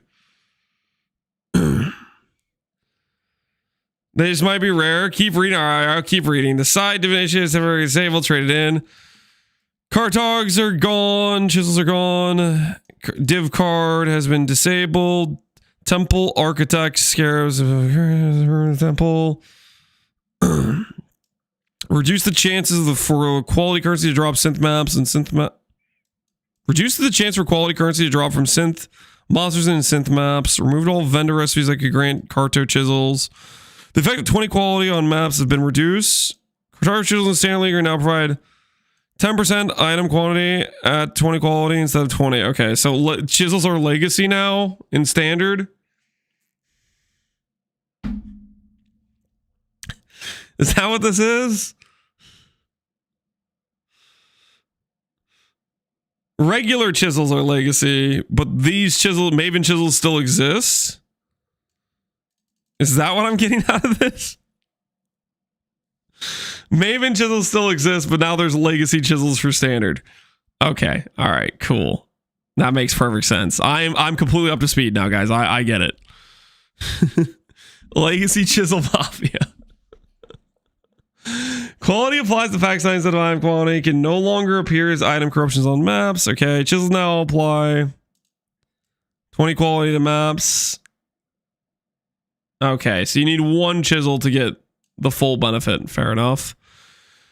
Cardo strongboxes can no longer roll the modifier granting contain items have additional quality. Yeah. Empyrean apparatus strongbox no longer has a modifier quality. Eldritch Altar's influence can no longer grant Orb of Scour.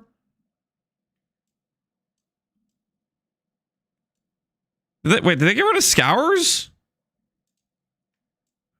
Can now Syrian XR can now grant Eater no longer grants Scours. Okay, sorry for reading. Reading's a problem sometimes, guys. Shut up. Okay, shut up. All right, so Exarch has Scours now. Eater does not have Scours. Does Eater get something else? Is GGG gonna lure me back into clicking Eater so I can cope that I'm gonna get a Divine Orb Altar and I'm not gonna walk past it and then get told about it after I roll over the map? Greatly reduce the amount of items dropped from explosive barrels in Fortress map. These barrels will now drop a comparable number of items to barrels in other maps. So barrels are dead. You will walk past it. You don't know that, okay? I might read very efficiently, guys. Resonating Shrine no longer grants a bonus. Like, come on. Like, the only reason I missed it the last time is because you guys started being like, oh, it's price check day, Lance. You gotta freaking, I'm gonna link you my random flex item and you get price check. Like, I had to set the ground rules about this stupid price check day that I never even wanted, that you guys like basically forced me to do. And I was literally trying to set the groundwork for that. And I wasn't looking at my, that was a hit job. Okay. That was,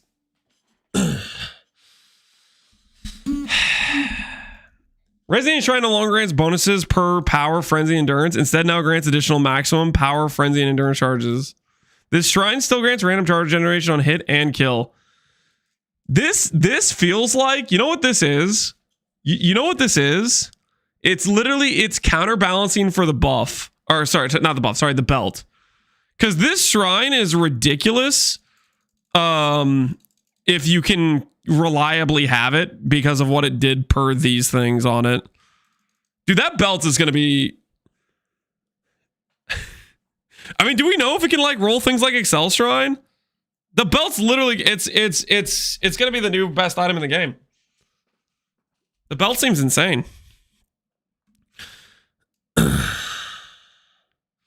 It's legit another Mage Blood? I don't think it's another Mage Blood. I think it's better than Mage Blood. I think it's literally just, it's better than Mage Blood if you have good shrines. It also enables third ring. Yes, it also enables third ring, which third ring ascendancy is quite good.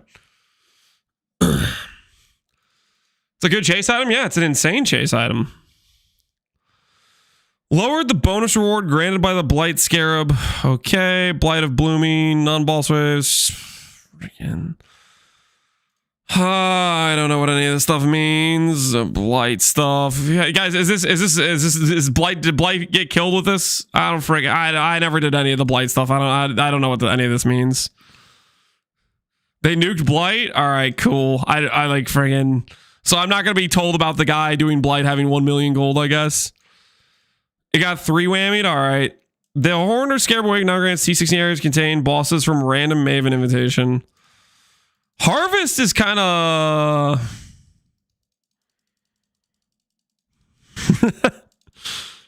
I mean, the juice price is next league. I mean,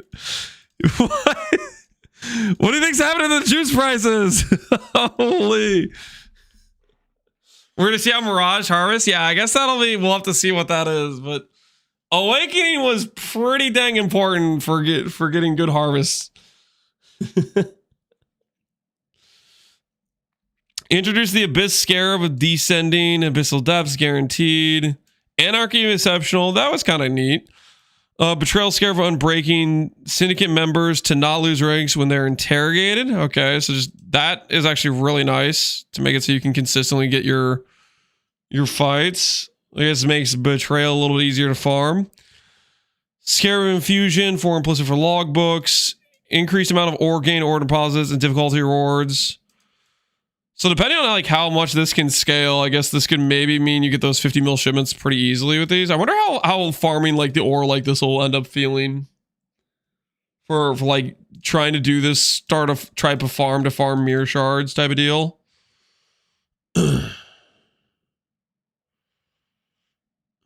Anarchy Scares just here's one really hard mob that won't drop anything. You don't think the mob will drop anything? I mean, it has triple wisp, right? And tormented. Like, all that stuff is loot multipliers, right? I guess we'll see. I feel like you could probably end up making this guy drop a lot, but we'll see. I guess I don't really know what... I don't have a concept for what the base loot of Rogue Exile is. Like, Rogue Exile's got nerfed quite a bit, right?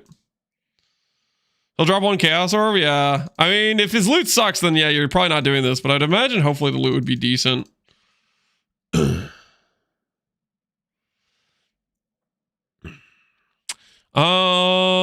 What else we got? Okay. Ritual Scarab of Corpses is called Rituals areas contain additional rare itemized corpses. Okay, sure. Beyond Scarab Resurgent, no longer rages beyond, summons beyond bosses of other factions, so you get 3 bosses instead of 1. Delirium Scarab of Nurses, to gain +1 count on defeating unique Delirium bosses. Okay. Domination Scarab Evaporation now also spawns Pantheon Shrines. In addition to the Conqueror ones. The Influencing Scarab of Conversion has been renamed to Interference. No longer grants chance for maps to drop Shaper Elder Guardians. And now instead spawns Conqueror Elder Shaper Guardian Synth boss to accompany the boss. This additional boss is guaranteed to drop these sorts of maps. Okay, cool. Do I kiss sleep goodnight? No, you should go to bed. You should definitely sleep, man. Legion Scarab Command is renamed to Legion Scarab Treasures. Now grants chests that are broken out a chance to reward apply. Much bigger, much sponsors, more difficult rewarding. Okay. Good evening, Mr. Are you going to flex food on me right now, user error? MIA, but I got the snacks on standby. So the following was a restaurant steak and fries with malt vinegar aioli. Yes, I asked for extra aioli. It's almost as good as ranch. Pro sauce platter right here. Anyway, the steak is a skirt steak cooked medium rare, topped with some fancy red pepper romesco sauce. But, screw all that noise. The star of this show are the garlic and Gruyere fries dipped in that amazing aioli. You're saying the steak is not the star? You're saying it's the fries? I don't know about the sauce, but that steak do look pretty good to me right now. Aioli for the fries is decent though, I guess. I think I'd lean towards enjoying the steak more. Ruined by the sauce. I don't know about I don't know. I don't think I've ever tried that sauce, so I don't want to prejudge it, but the steak underneath the sauce looked good for sure. My steak is better. Well, just because you might make a better steak does not necessarily mean that steak is bad, though, right? Because if you have a high opinion of your steak cook, right? Chicken better than steak? Don't at me. That's a little bit crazy to say.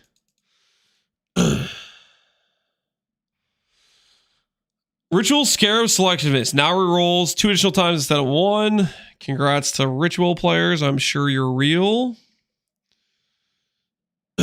Tormented Scarab. Possessed monsters to be released when they kill monsters. Fear immediately dives in the ground, resurfacing with a new rare monster, which they again possess. So it makes the possession Scarab better. Scarab hunted traders can no longer be obtained. Rest in peace. I'm not real. It's me. I'm a ritual player. Wow, I'm real. Okay. Sorry. There's 5 ritual players in chat. My bad. To the 5 ritual players, congrats. You can now reroll an additional time. I'm like, what do you want me to say? Me as well. Are you guys all actually ritual players? This is crazy. Ritual players exist? Apparently so. They're gathering now with more power than ever. Prefix and suffix modifiers have no effects. I need a monk. Don't think there isn't room for dessert. We have this Neapolitan-inspired cheesecake. What the hell? It wasn't my favorite, but it was pretty good. We're talking locally made, fully authentic cheesecake, no store-bought Walmart cheesecake and just plated nice scam job. The crispy bits in the chocolate are actually caramel chunks, not nuts. It did taste like Neapolitan ice cream too.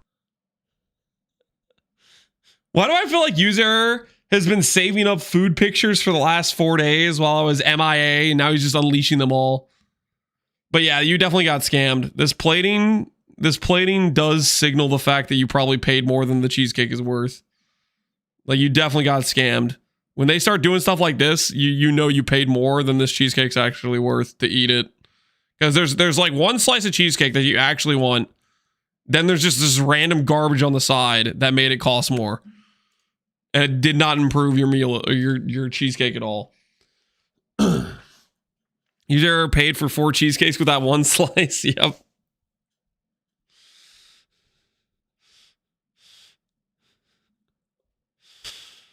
He got scammazed for sure. Calgary Scammer now has 2 additional ore deposit, previously 1. Ruthless Unaffected. This is a buff. Ruthless Unaffected. Dom Scarabs are better. Essence Scarabs are better. Okay, so the baseline Scarabs are better now. Cool. Added 5 new map modifiers that can roll on Originary Influence and Nightmare maps. Sure. And they deleted some of the mods, so I guess we'll see what the 5 new mods are. There's no way they're worse than the deal no damage for 3 seconds out of 10 seconds, right? Reminder, they moved map crafts. Yeah, so these are to counterbalance the map crafts, I imagine. Like, because you'd like, let's say you had, how many Calgarian Scarabs did you use? You'd use like 2 or 3, and you'd get 3 extra pod deposits, and then you'd use map device, which would give another 2, right? I'm imagining that's what this is. It's counterbalancing getting rid of the map craft, but I don't know if that's actually the case. Following map modifiers can no longer roll. Yep.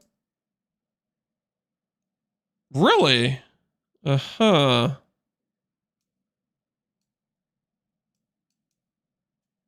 Like, of these mods, I feel like this one I need a mug. and this one were the only, The like, plate really was toxic $12. ones. No, your analysis is wrong. These The other ones are pretty cheesecake I easy. buy from Kroger for 2x quantity and multiple times less quality is about $12. This isn't pre-made cheesecake. The local shop that does it probably charges $50 to $100 minimum for a full cheesecake if I bought it as a customer. What? The plate was $12? That sounds like you got scammed. What do you mean? I think my analysis is spot on. It sounds like you paid way more money than you should have for a tiny slice of cheesecake. The cheesecake's got by record 2x quantity and multiple times less quality is about $12. So you're happy with the $12 price for that amount of cheesecake? I don't know, man. I don't know. I that to me sounds like a scam price.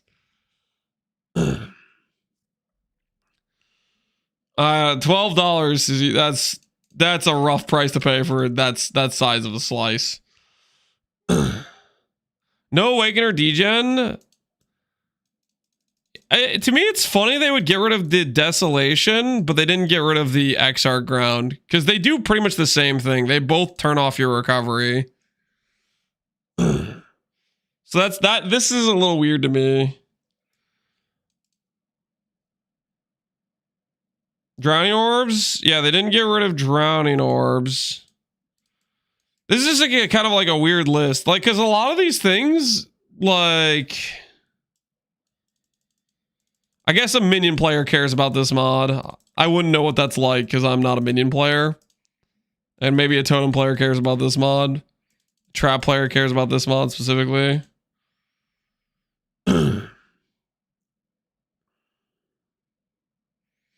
Exile doesn't fully disable. Are you sure it doesn't disable?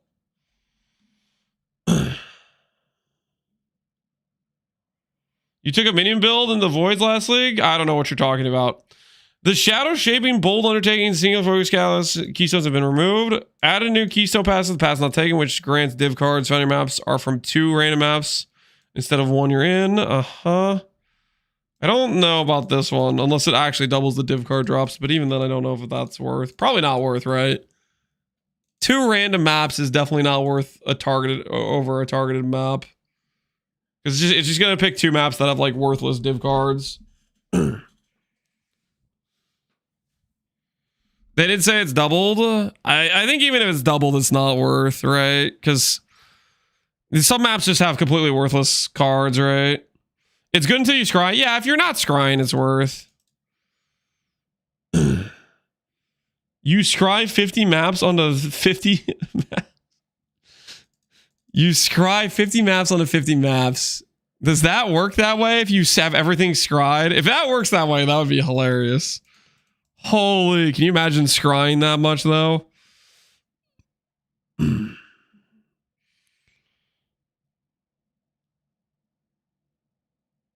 It's your map plus 2 additional maps. I don't think so. It says are from 2 random other maps instead of the one you're in.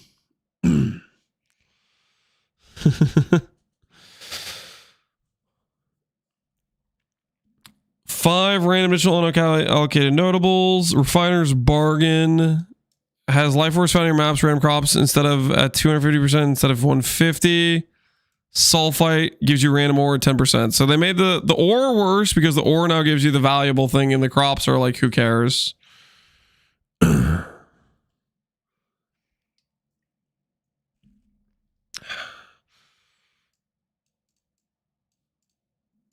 What else do we have? The Ancient Conflict Atlas passive now grants Abyssal Troves and Siege Inspired 10% tramps to drop Abyssals. Scarab, sure. Ancient Decay passives. Each small node grants 25% slower Expedition detonation. Who cares? Expedition. I'm just going to use Big Bomb if I play it. 2 new small passives leading Ancient Decay. Faster Expedition. Choose Perfection. Now grants 3% effect of exclusive monster maps per fragment used with that map. And that used to be the 20 quality one. So this one's just strictly a lot worse, right? Because you're going to want to use it with like scarabs, not necessarily fragments, right? It went from 12 to 15. Do you think this will count? It says fragment. Do you think that will count scarabs?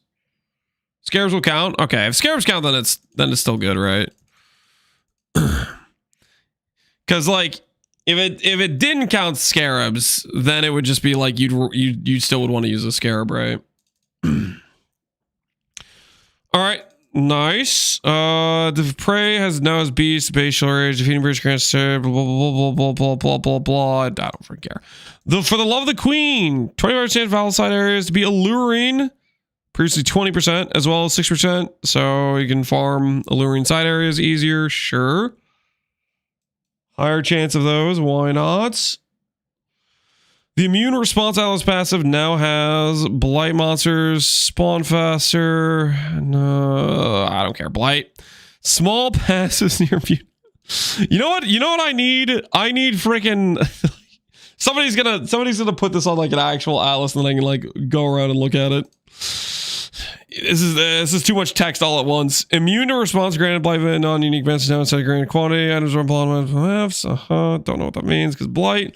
Pillage and Plunder. Veiled items dropped by defeated Syndicate members have a chance to drop with Fractured, which that's pretty neat. Dropping a Fractured Veiled mod's pretty sick. Sulfite Infusion is now higher than it was before. Cool. Sulfite Veins are now higher. I wonder if there's an efficient scenario where you do the Sulfite converted to ore thing and it actually like feels worth it. Staying awake, Lugdash? Don't worry about it. We're getting there. Okay, we're getting there. Right now, we're stuck in the Atlas situation. Ooh, that's a pretty big improvement to Heist. 30% chance. So you could basically, with the Heist nodes, you can probably get close to 100% cash occurrence with this stuff. But you can't do the Heist benchcraft anymore. So I guess that's what they're countering, is you can no longer click like guaranteed smuggler cash from the map. No more chaos sync? Or are people worried about that? No map device chaos sync? What do you guys think is going to do to the chaos economy? I don't think the chaos map device sync is that big. I'm trying to think how much chaos device sync I would use. If I was playing SSF, that would definitely be one of my bigger sinks. But playing Trade League, my biggest chaos sink is like rolling maps for sure. T17s were the chaos sink, but the thing is you still have that, right? You still have like you have 16.5s and you roll it for specific mods for whatever strat you're doing.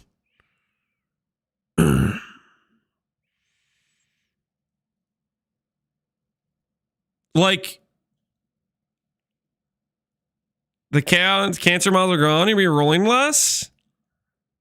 I think it's, I mean, I had characters that could run pretty much all the mods. The main reason I was spending a lot of chaos is if I was doing a strategy that said you needed this amount of quant or this amount of scarab more or this amount of like you were rolling for like the quant and stuff, right? Not necessarily the mods.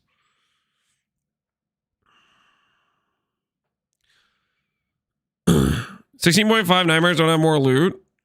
Nightmares are the T17s, which they don't have the higher loot, but I think 16.5s are still in the game, right? Or 16.5 is gone as well.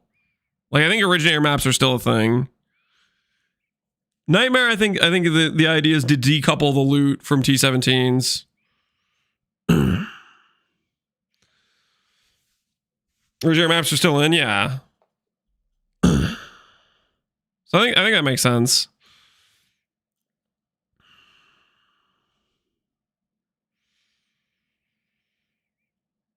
T15s is the highest tier and T16s are the new 17s. So are 16s now the 16.5s? Now you guys have lost me.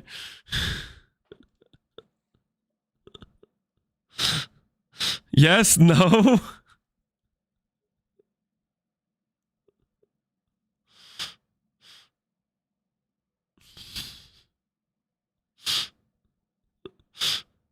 $60.5s are still in the chat's just being super. Okay. All right. Shaving Mountains no longer has 10% chance of completing maps to gain free use of random craft. Sure. It now has 10% increase in rare monsters in your maps. I mean, that's pretty strong, I guess. Shaving the Skies no longer has 3% chance to get free use of map device. Now has 10% magic mobs. Sure. Straight and narrow passives have been reinstated for the standard leagues. Okay. Trial Glory, which is the lab thing, is more common. Sure. The 2 Hearted Hunt Alice passive. 10% chance to gain modifier that provides 100% chance to gain the modifier, chance to not be consumed. Previously 50. These now only give 20% for beasts to not be consumed, and previously up to 40. So it's either 10% or 20. Yo, what the hell? Yo, so they got rid of Kirik and they're nerfing. Well, I guess technically it's you always get it. You know, you always get the 10 to 20, but there's no 40%. They saw me appropriately pricing a matron, and they saw Tai freaking out about it because he didn't understand how math worked. And they're like, all right, we need to do something about this. We need to make it a little bit more easy for the simple-minded Tai to just get his beast at a static, consistent price. Okay, we don't want there to be a beast that is widely more valuable and have people have to calculate the difference in value because that's too complicated. So that I guess they're simplifying it a bit. You know, fair enough. The Unimaginable Horror Atlas passive now grants Valside areas 20% chance rewards Val vessels to be duplicated. Okay. The small passive is contract lock okay, don't care. Small passive no honor among thieves. Your maps now contain have 20% chance additional swing previous 20. Okay, yeah, whatever. Okay, yeah, heist is better now to account for the fact you can't put heist on your map device. Sure. Keepers is core.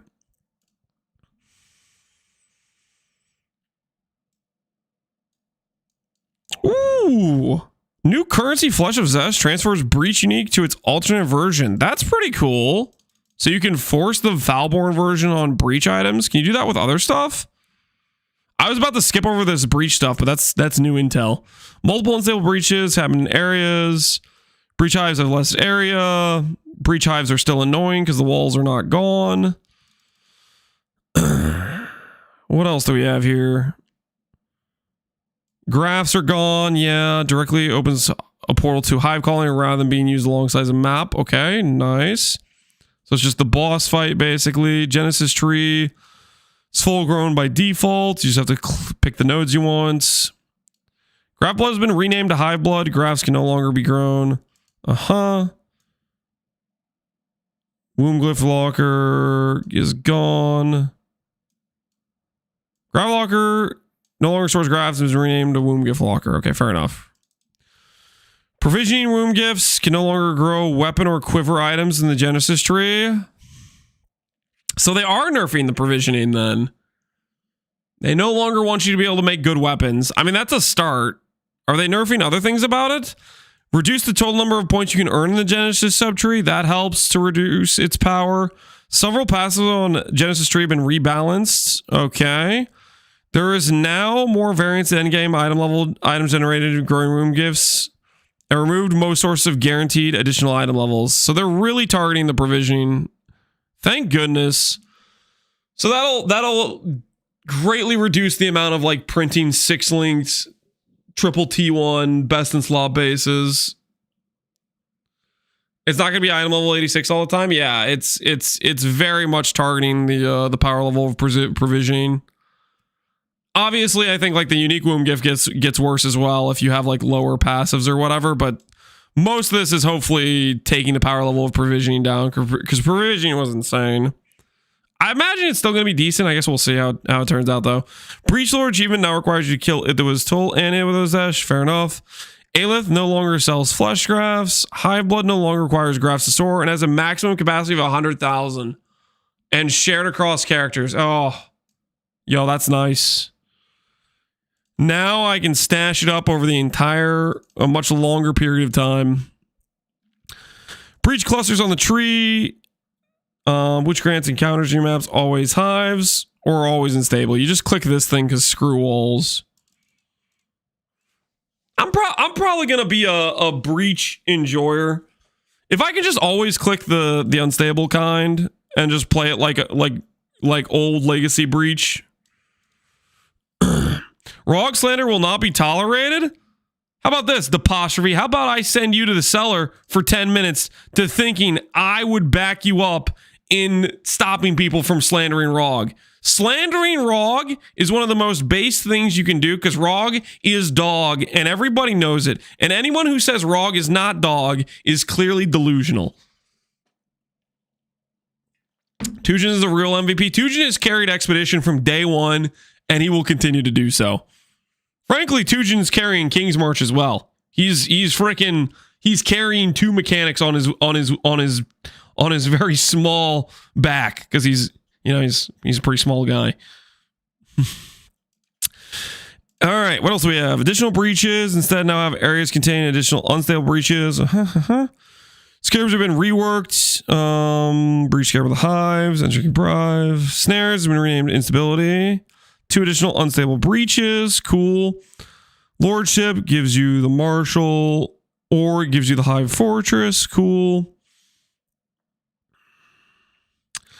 Splintering has been renamed to Breach Scarab of Incense Swarm. And that's the thing that like gives you a big loot multiplier.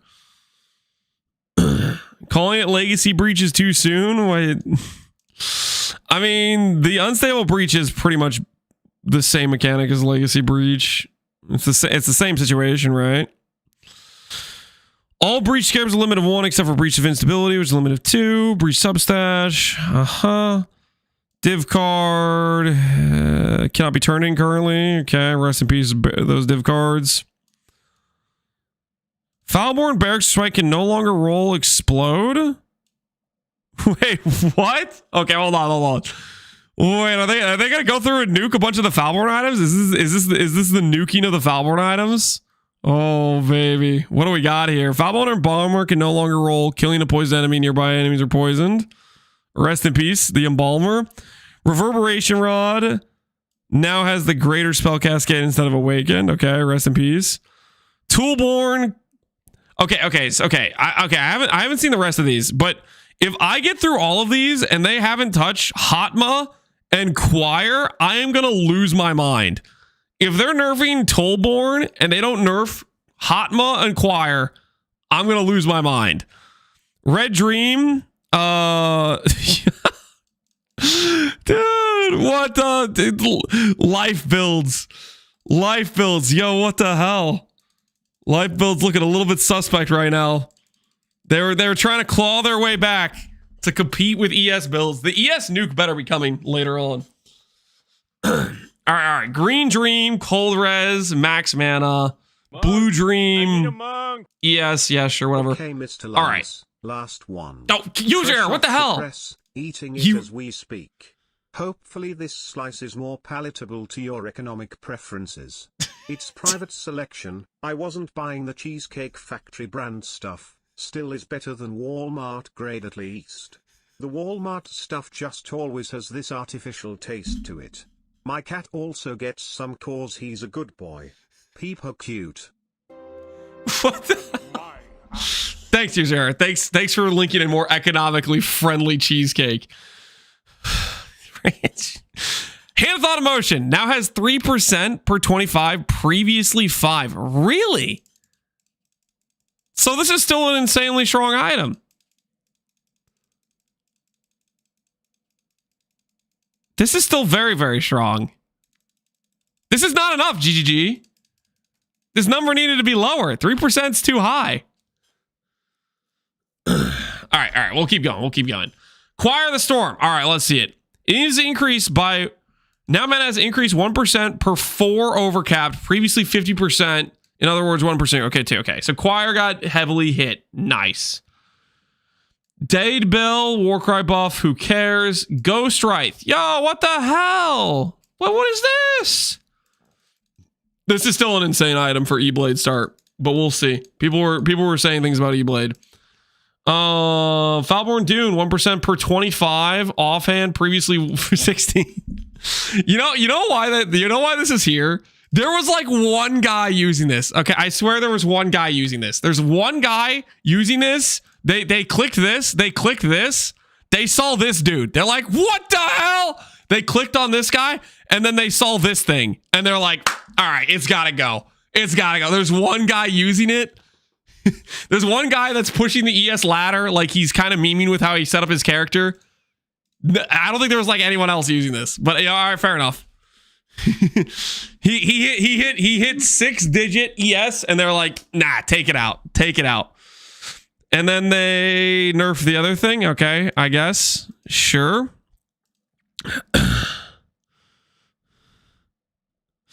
One guy meme build. Well, okay. Like this isn't necessarily a meme build, but using Dune, I don't really support this setup. I think this is just ES ladder pushing, I think, with how he set up his character.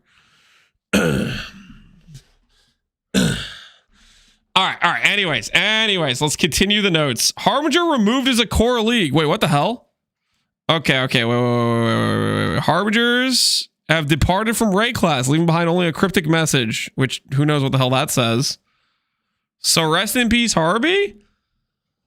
While the breach head lies quiet for now, perhaps one day they will return. Fraction orbs and ancient orbs are now only able to drop as a part of the cool core drop pool. Okay, so you just can randomly drop fraction orbs. Just whole fraction orbs can drop now.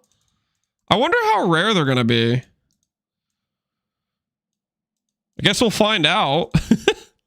What do you guys think? Do you think fraction orbs are gonna be like similar price to normal league? Are they gonna be cheaper? Are they gonna be more expensive? They're gonna be 20 DV. Well, it depends how rare they make them, right? I bet cheaper. I mean, you literally needed to be a Harbinger specific farmer. Now just random people can drop it, right? No matter what you're doing. I feel like cheaper is probably more likely. It depends how rare they are. 20 per fracture rate. It depends how common they are. Like what their drop rate. I think they're going to be cheaper. I don't know.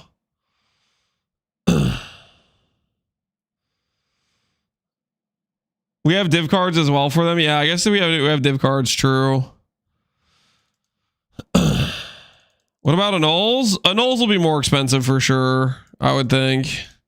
Engineer Harby orbs, those are all gone. Okay, ancient shards, binding, blah, blah, blah, blah, blah.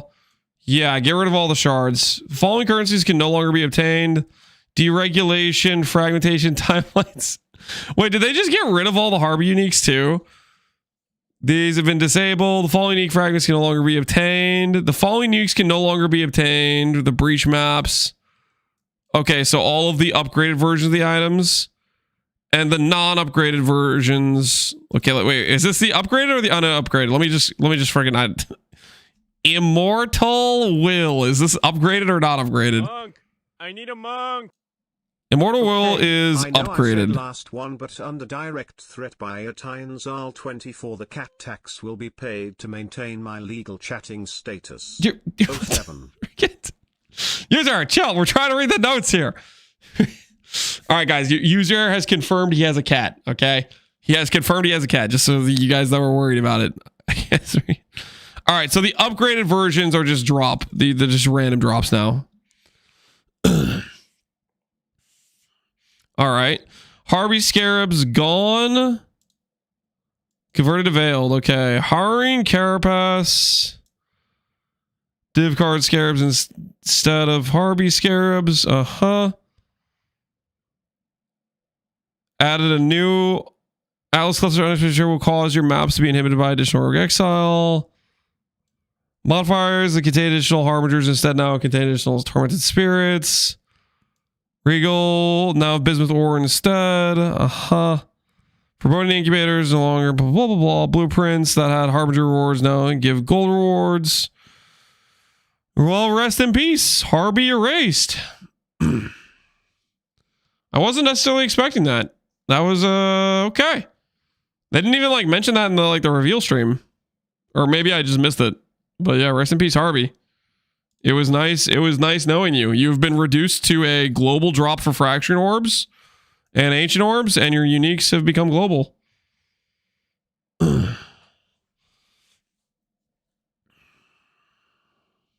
It was in the Q&A. Okay, yeah. Rest in peace, Harbingers.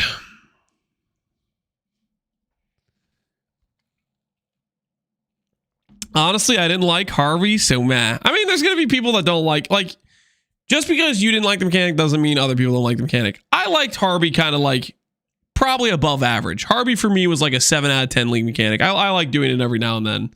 Whereas like when they removed Metamorph, I was like, who freaking cares? Metamorph was like trash, like, or whatever, right? Because I didn't like Metamorph. But like, depending on who you ask, they might care a lot, right? I personally liked Harvey.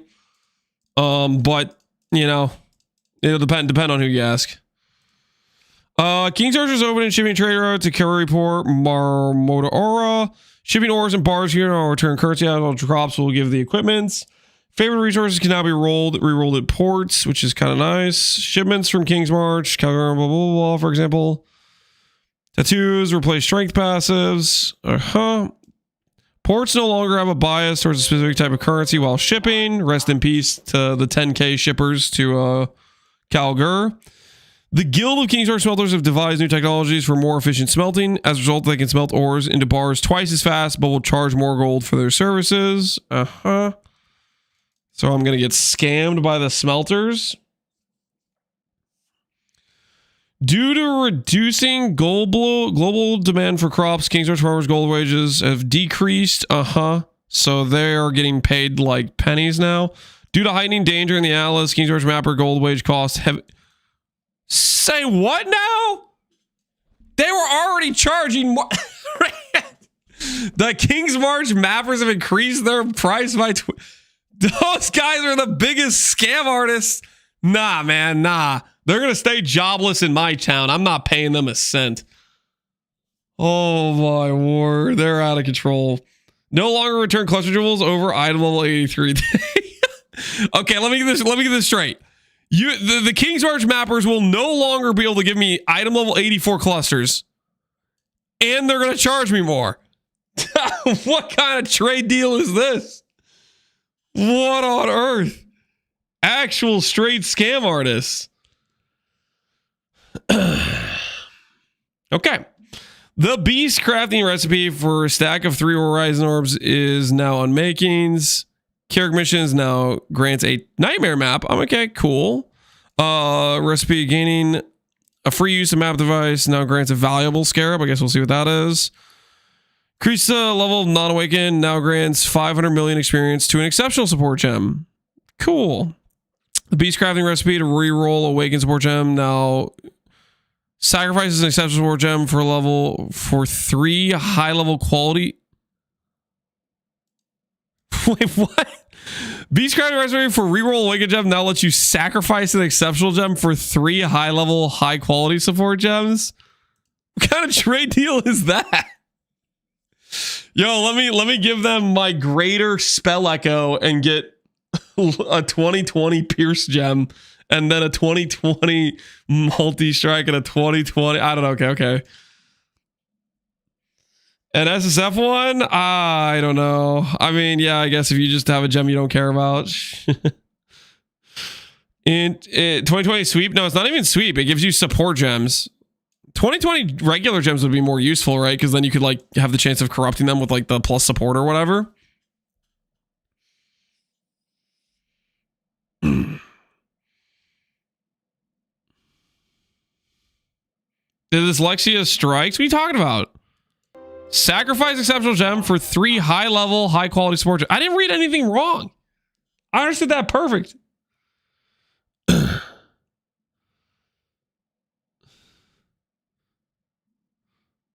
Support. I said support gems. I'm gonna slap you guys.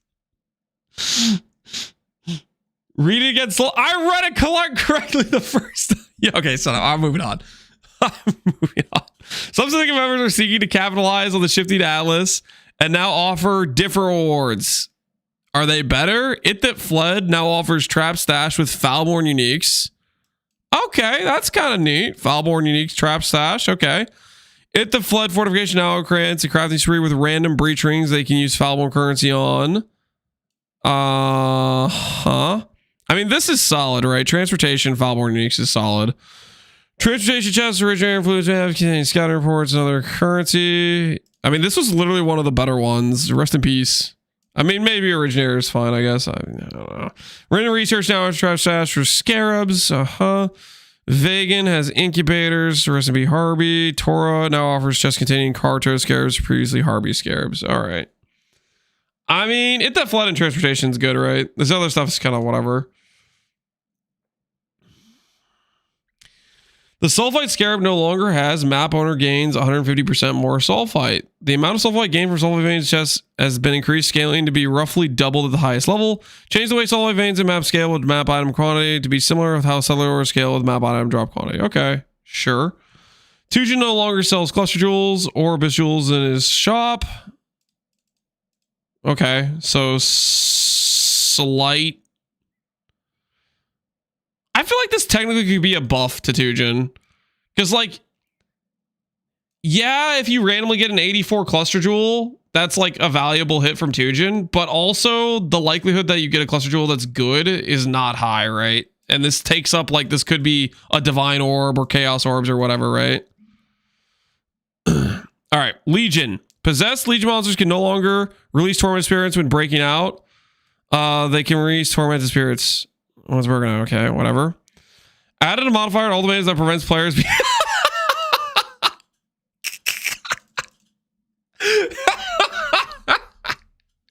Oh, a miracle! They see you and your little block characters. They're not interested. Still coming. He laughs now. What? You guys think I'm worried about player changes? You think I'm scared of what they're going to do to player changes? All right. I'll start here. The Templar now wakes up the trials and more in touch with his faith. Starting skill gem for Templar is now Holy Strike, and the starting support gem for Templar is now Hollow Support. What the hell is this? If I need to do a Templar start, they're forcing me to use the minion support gem in order to start my Templar. Like, what the hell is that? That's messed up, man. That's messed up. Forced? Yeah, forced. It's friggin' it's forced, okay. Totem place of speed now scales speed at which totems emerge. Oh, that's actually really nice. What we doing live? Dude, Echoes in eternity. Hey, yo, Fob Gun! Dude, appreciate the raid, man. How you feeling about the league? How you guys feeling? I am late to the party. I started going through stuff like, I don't know, an hour or two ago or something like that, because I've been traveling all day. No spoilers. Best league ever. You're pretty pumped? Slams nerf. Wait, what the hell? That's a spoiler, Fubgo. What the hell? I haven't gotten that far yet. I'm only in player changes, and they buffed Palstron. I haven't got to the part where they nerf slams. What the hell? Freaking, that's what Connor did. Connor came in here and is like, the age of intelligence is over.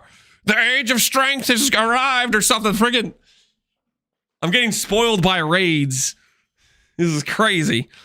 I'm pretty stoked already, though. I'm like what I'm seeing so far. I guess I'll see when we get through more of these notes. But it looks like Palstron got a little buff to his life. Channeling spells such as lightning tendrils, escalation, and blight now channel towards enemies from further away when used by totems. Like, who freaking cares? Intelligence. Wait, is it actually happening? Inherently grants 1% per 10. Previously 5.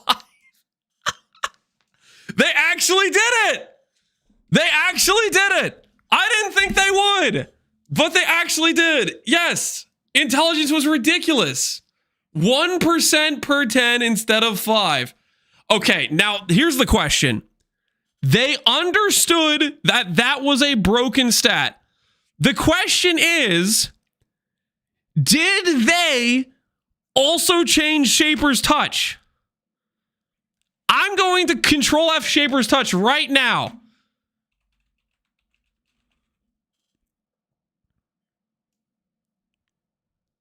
You're kidding. You're kidding. They only changed the accuracy on it. They did not nerf the strength on it. They decided, you know what? The int scaling strong for the ES, but they did not also nerf the strength scaling. So Shaper's Touch is still like really good. Okay. Okay. ES builds are still way better than life builds. Yeah. They just happen to be strength stackers. Okay, well, maybe next league. Next league we'll get them. ES builds still just better than life builds, guys. I hate to break it to you. I don't want to be the guy the bearer of the bad news. If you were thinking this is going to make life builds as strong as ES builds, this does not do it. ES builds are still just going to be better. They're still just going to be better. This is a step in the right direction, though. This is definitely a pretty big step in the right direction, though. Because of CI? No, it's not because of CI. It's because 30,000 is bigger than 10,000. That's why.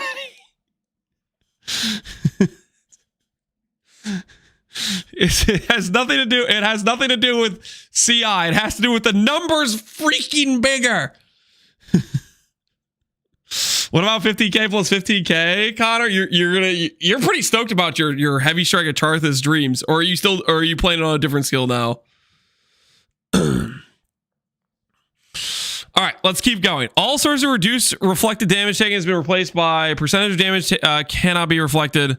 Okay, that's solid. So no longer do you get the weird edge cases where you randomly die because you got some random increased source of damage taken from some weird debuff that you don't normally run into. That's cool. Solid change.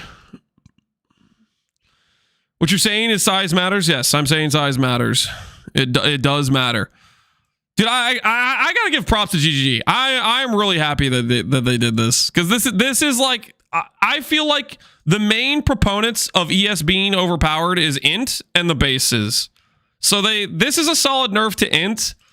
I wonder if they'll ever go after bases, but ES builds will still be a lot stronger than life builds, but this was a big part of it that got reduced.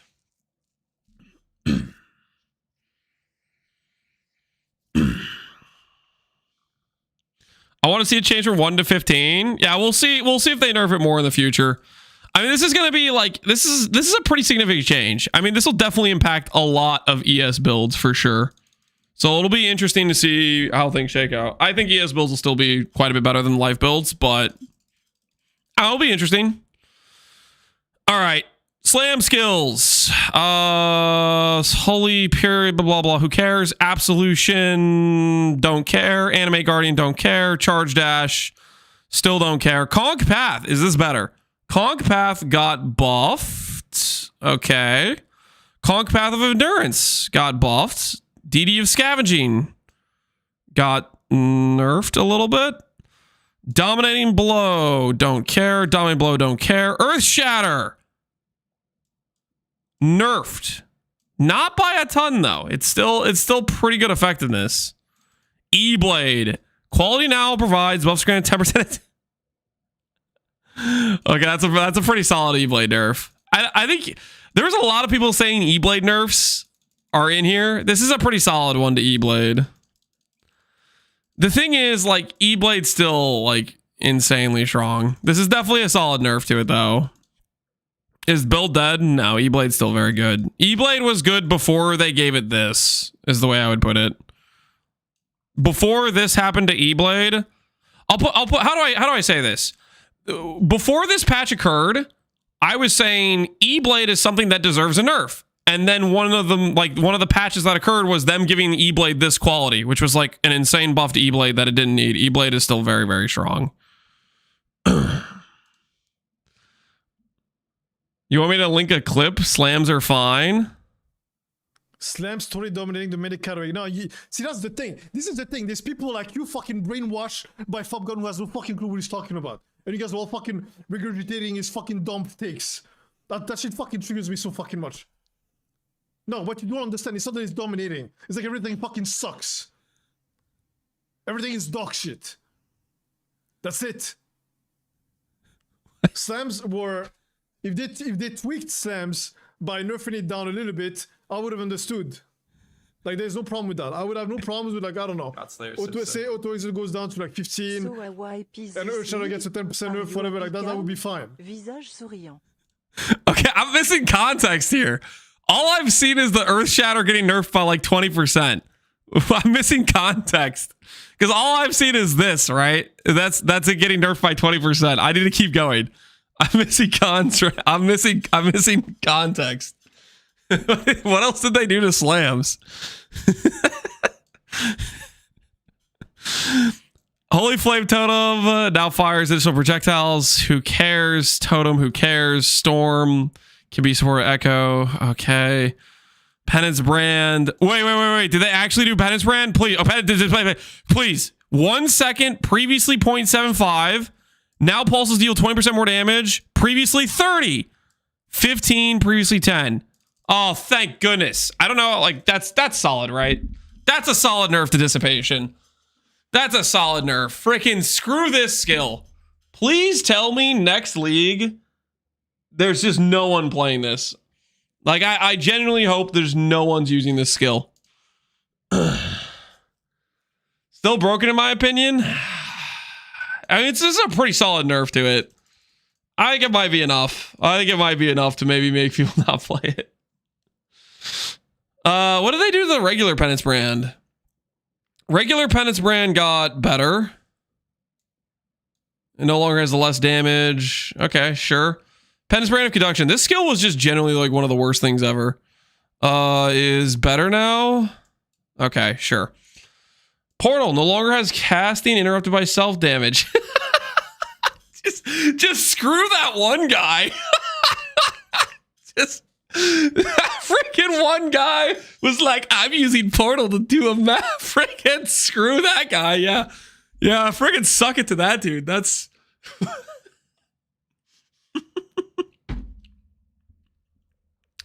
okay. Well, rest in peace, that guy's build. As a combo at the very least, yeah, he had a specific patch note for him. That's freaking funny. Castwood Portal, yep. He got hit. He was seen. He was seen. That's insanely PvE. It very much is. It's a beautiful thing. Purifying Flame has a base cast time that's faster. More damage, sure, whatever. Raise Spectres, don't care. Well, actually, I mean, this change This change does mean using them for buffs is easier, right? Because they have baseline higher levels, so they'll have better survivability. Spectres, annihilated? Is it annihilated? I mean, okay, like this thing for like an actual Spectre build might matter. I don't really care about that. I'm not talking about a real Spectre build. I'm talking about if you're just using a Spectre for their like auras or whatever, and that is stronger now, right? Because, like, legitimately, since they no longer need to be, like, they can re-res themselves, like, they're pretty freaking strong as, like, little mini aura bots. You don't buff aura specters to level 30? They scale bunch levels more at gem levels past 20. Like, if you put an empower on them, that gives you more levels on them. It's not, like, a big change. And you're not, like, stacking their gem level to 30, but... Like, let's say you have a level 24 Spectre. Maybe it has a level or two higher. Does it freaking matter that much? Probably not really that much. But it still is a net buff if you're just using them for, like, their benefits, like their auras or whatever. It's a buff to anything other than an offensive Spectre build? Yeah, exactly. I left my phone on for 15 seconds and my kid nearly donated you 100 gifted. I'm glad I have a password on it. Yo, what? Freaking take the password off. Your kid was right, man. Your kid had the right idea. What the hell, dude? He was about to make a great decision with your finances. Why do you have a password on that? That's messed up.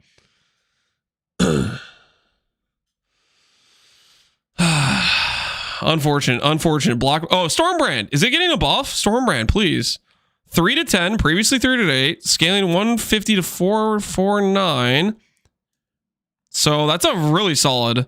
Effectiveness is now 55 instead of 30. So it's almost double the effectiveness. Deals 80% more damage with hits against brand enemies at all levels. Previously 80 to 130. Okay, so this is lower. It's still a pretty solid net buff because of this, but not as crazy. Sorry, Lance. Best I can do is thanks, user. Better for clear, same single target. No, it's just better single target. Because you have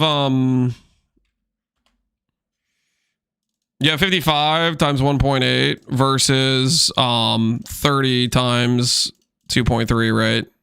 Like it's 50% more damage.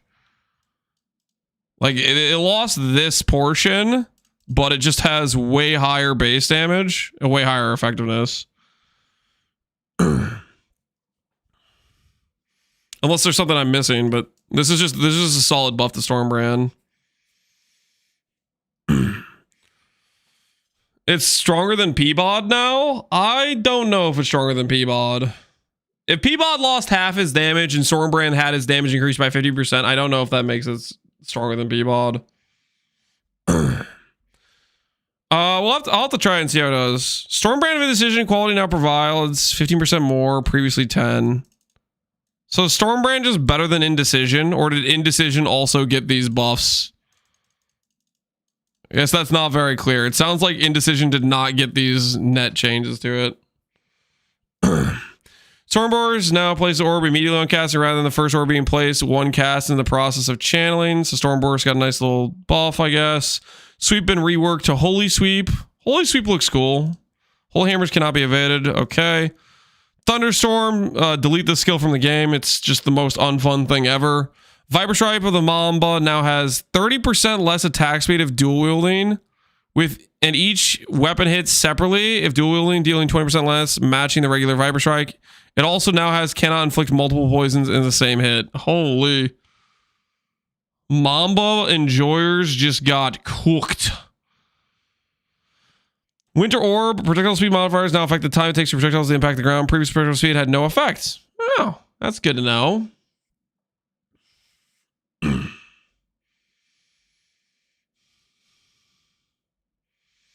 Val gem changes. Val minion, don't care. Support gems. Rest in peace. Awaken gems, except for Awaken and Power and Light and Enhance. Okay. So Maven still has the Giga high rolls. All right. What else we got? Following div cards have been temporarily disabled. Cheater, Desecrated Virtue, existing can turn separately. Rapid gem outcome to exchange. Support gems, awakened versions were removed. Labyrinth gem to craft outcome exchange support gem. Instead now states you will receive a random Empower and Light and Enhance support gem. Greater version supports no longer work alongside their non-greater version in a similar way how Awakened didn't work. Okay, fair enough. Okay, existing supports affected by this change include multiple projectiles, greater multiple projectiles, volley, greater. Lesser multiple projectiles has been renamed to multiple projectiles. Okay, sure. Wait, what? Multiple projectiles and greater multiple projectiles, volley and greater volley, spellico and greater spellico. Lesser multiple projectiles is now multiple projectile support.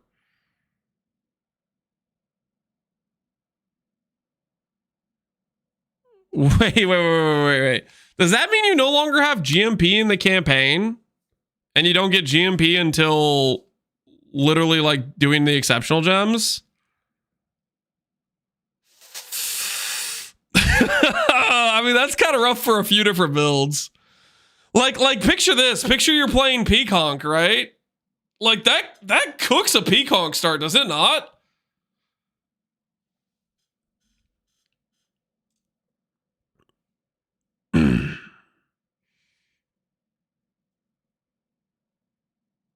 It's just renamed. Multiple projectiles and greater multiple projectiles. Volley and greater volley. Lesser is the multiple. Greater is the greater one. There is no lesser. I don't think I'm misreading this. I think it's you just have like LMP in campaign and GMP doesn't exist till exceptional.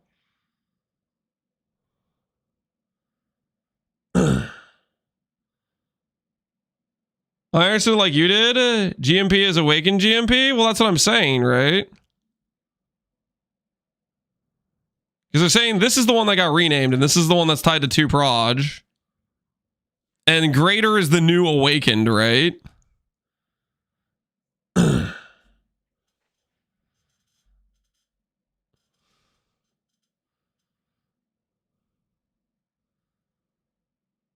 I think they removed the 2 proj one. Lesser proj renamed to multi-proj.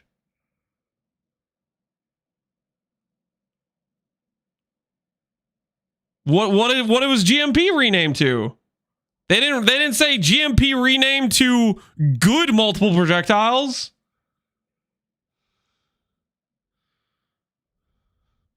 Greater versions support gems no longer work alongside non-greater versions. In a similar way, how Awakened didn't work, yeah, blah, blah. In case both versions support gems are socketed, the greater one takes priority.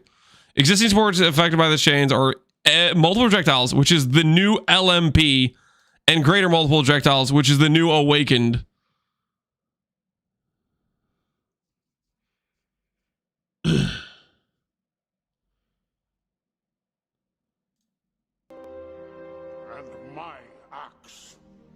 Greater isn't the new Awakened? They literally have the gems called greater. That's what they're calling them.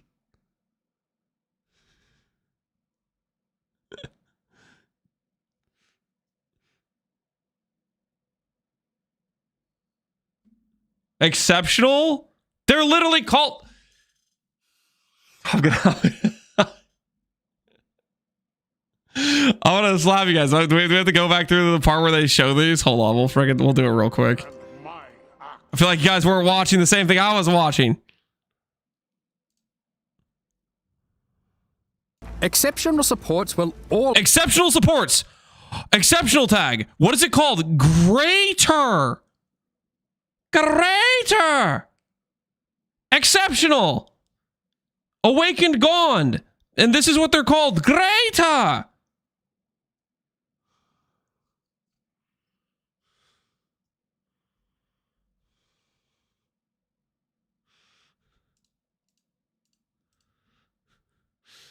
LMP, 2 proj, now multi-proj, greater, which is what they're calling the exceptional gems now, aka endgame drop.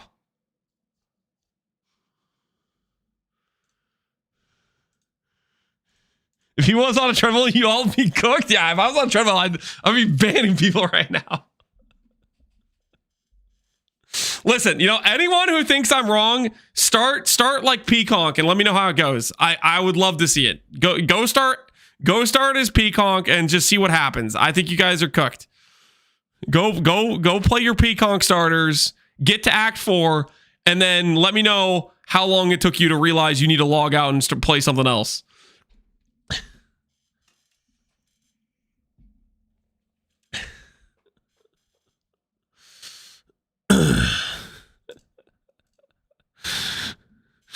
Threatening us with a good time, you do it. You freaking do it. I don't know. All right, auto exert has mana reservation of 20%, previously 15. Overexert now grants supported attack skills deal 7 to 10% per war cry, previously 12 to 18. Supported attacks deal 10 to 14, previously 10% all of them. No longer displays support trigger skills. So are these the slam nerfs? That card was losing it. Was this it? The auto exert got hit and the overexert support.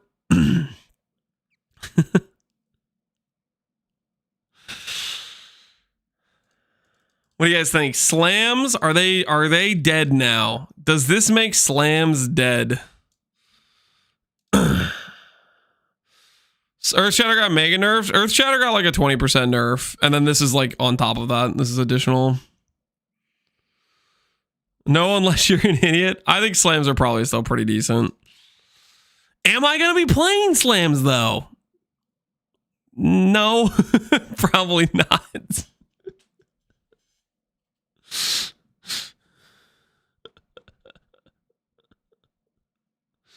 The tree nerf hits the slams the most. I don't think I've seen the tree nerf to slams, or I glazed over it. Karn was banning people left and right. He was going off. Tree can't make weapons. Oh, I thought you meant like passive tree changes. The tree can't make weapons. Guys, if we're arguing that's a slam nerf, you can argue it's a bow nerf. You can argue it's a freaking wander nerf. Like, what kind of argument is that? Oh, they nerfed crafting, therefore this specific archetype got hit. Shut the hell up. That's a stupid as hell argument. Right? A nerf to all weapon acquisition doesn't just nerf one archetype.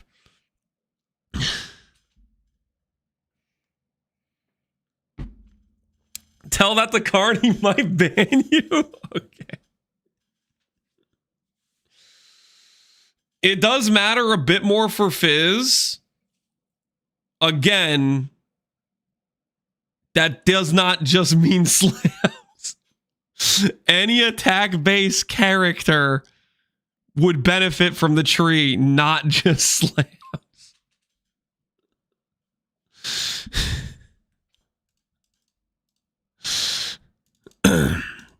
All right. Anyways, Ascendancy changes. Wait, they're nerfing Chieftain? Wait. 10% explode? Wait, that's a buff. Is it still like a big AoE? That's actually pretty freaking nice, dude. That's actually really nice. Yo, nice little addition to Chieftain, honestly. A little bit better reliability. 500 was such overkill. 250 is still pretty overkill. It's a nerf to cast when stunned. Oh, because of the just having the big ignite debuff on the ground, clearing the ultimatum. I don't know. I think that's a pretty nice change for most people. Guardian node. Guardian Sentinel Radiance minion no longer has a duration. Permanent minion.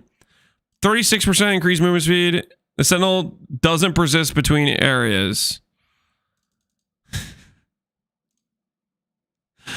So you still have to cast at the start of each zone. You still have like the chore of like summoning him at the start of the zone. But why though? We're gonna make him permanent, but you have to cast him as like a little chore every single map you go in. It's auto. It says it doesn't persist between areas.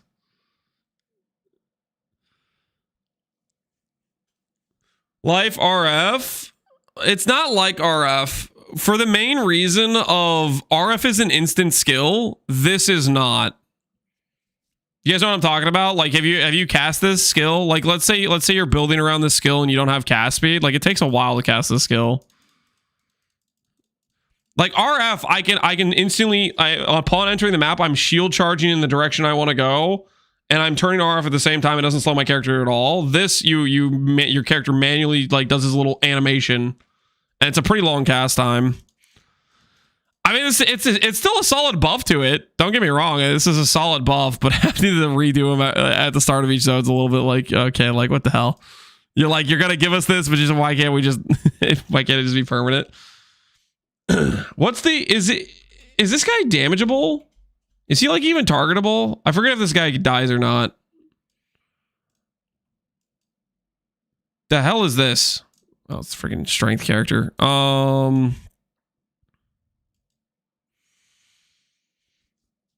He can, but he's taking AF. Yeah, okay. And he takes 20% of the damage. I mean, it's still a pretty strong node. It's just kind of annoying. It's like a chore to have to cast on each zone. Affects random shrine buffs granted by her Golden Charles unique. Instead, now grant greater shocking freezing skeletons instead of the regular versions. So the trash shrines got better. Time of need notable now has every 4 seconds remove these things, and now has this thing, which is like kind of decent, but also a little bit weird.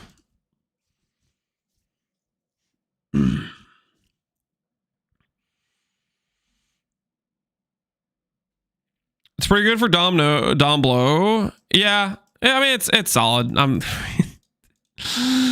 I think I'm a little bit salty. That's like kind of like basically okay. Listen, the problem is if I click this, people are gonna be like, "It's a bad. They're not gonna shut up about it, and I have to deal with that. So I like it's problematic for that reason.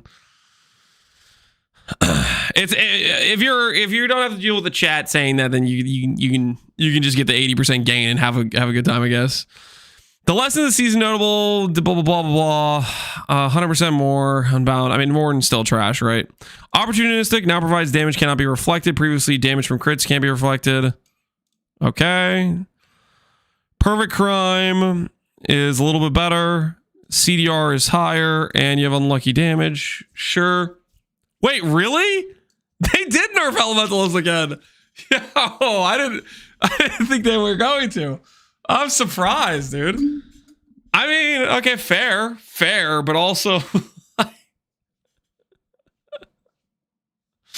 okay, sure. Also fair. Yeah, it's also fair. The Gall node was insane. I really didn't expect them to do it. I feel like usually they're pretty reluctant to do Ascendancy nerfs. Like it took forever for them to nerf Trickster, for example.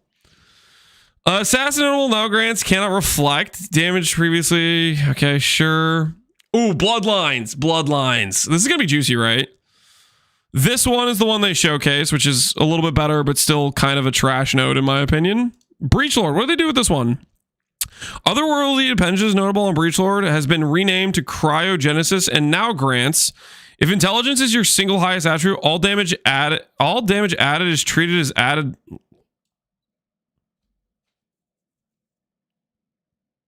Really? Interesting. If this is your highest, all added damage is treated as add lightning, or if Dex is highest, all added is treated as cold. Interesting. That's pretty dang strong. For LE hit? Yeah, that's really strong for LE hit. 2 attribute higher. I don't think this works if you have them equal. I don't think it works like that. Single highest. I think that wording is... If you have them match it, I think you just don't get anything. I think you either get one or the other.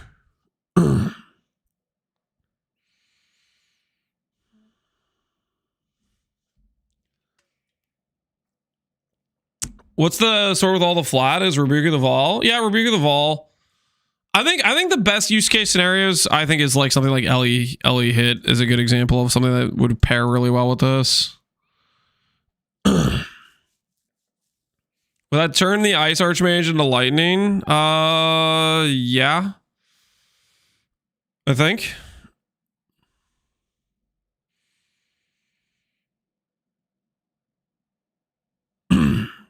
How's LE hit with you deal 0 damage of the other types or something?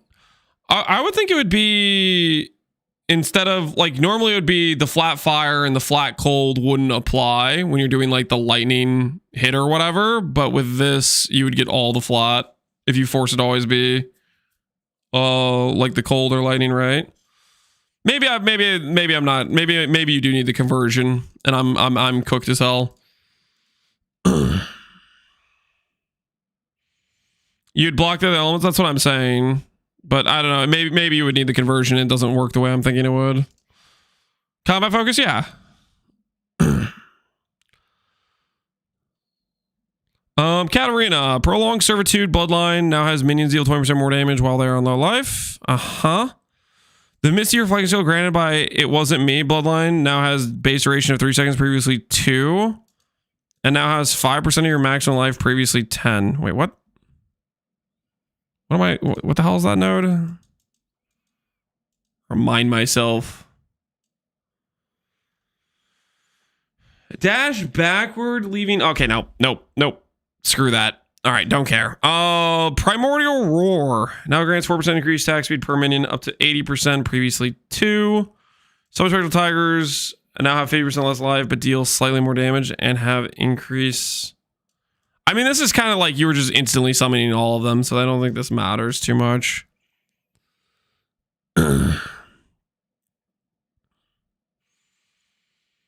That's a typo? What's a typo?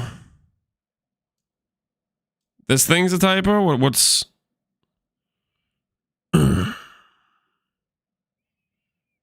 Is there a reason you don't have drops enabled? Anyone streaming the Path of Exile category has drops enabled. I didn't put drops in my category though, or on my title though. Like if you want drops, you just need to like link your account to the. You need to do the Twitch link to Path of Exile. It just is if you're watching any stream in the Path of Exile category during the time frame.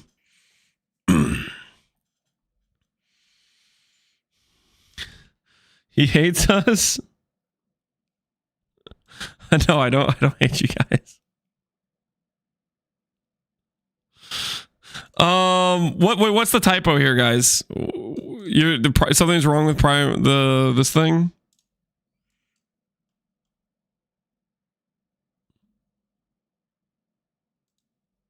It used to be a typo. Oh, okay. It used to have more. Oh, this used to say 4% more. That would have been kind of insane. Did you see the ES nerf? We did. The Sinner bloodline now converts 67%. Okay. So it makes it a little bit easier to get the conversion. The Unlit Silhouettes bloodline pass now grants added chaos damage equal to blah blah life cost. Olroth, the boon of the mountain bloodline. Way of Unbroken. Ward, the boon of the Ward. Ward. I just don't care about Ward, man. I just don't care about Ward. The Vivid Cat bloodline passive now grants 50% increased effective marks while you have elusive instead of 50% increased stealth while elusive. All right. I mean, that's solid. Mark effect is good. You guys were definitely overglazing these bloodline changes. When they showcased this, I was kind of like meh, and then you guys were like, wait till you see the other bloodline changes. But I don't think they're that crazy. Like these are still pretty like not that crazy.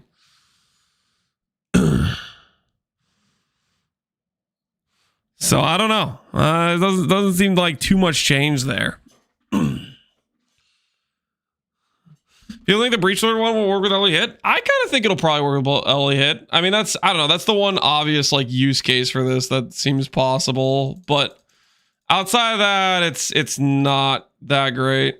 +1 rings good with the new belt. Yeah, the new belt is gonna be like chase rarity though, right? There's no way that's gonna be a common item. There's just no freaking way. I do not buy that being a common item at all.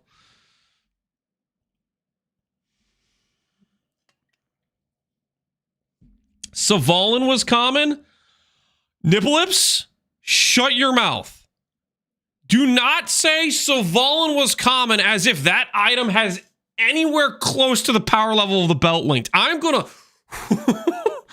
do not mention that trash tier shield in the same sentence as the new belt. You better watch yourself.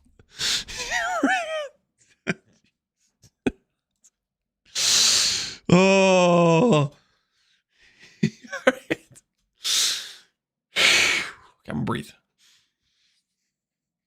I didn't think that was crazy to say. Are you?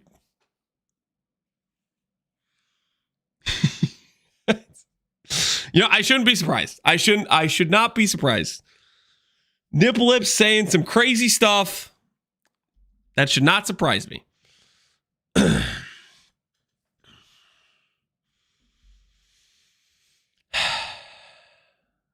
I have no clue what belt he's talking about. All right, guys. For those of you who didn't see the belt, let me find it real quick. New uniques. All right, where is it? For those of you who didn't see the belt, behold the new Mage Blood. This belt is literally better than Mage Blood. That's the belt we're talking about. Assuming you can roll things like Exile Shrine. Are you sure? I'm very sure. If you can roll something like Exile Shrine, this is just better than Mage Blood. Just straight up better than Mage Blood. We know it can roll Resistance Shrine, which is...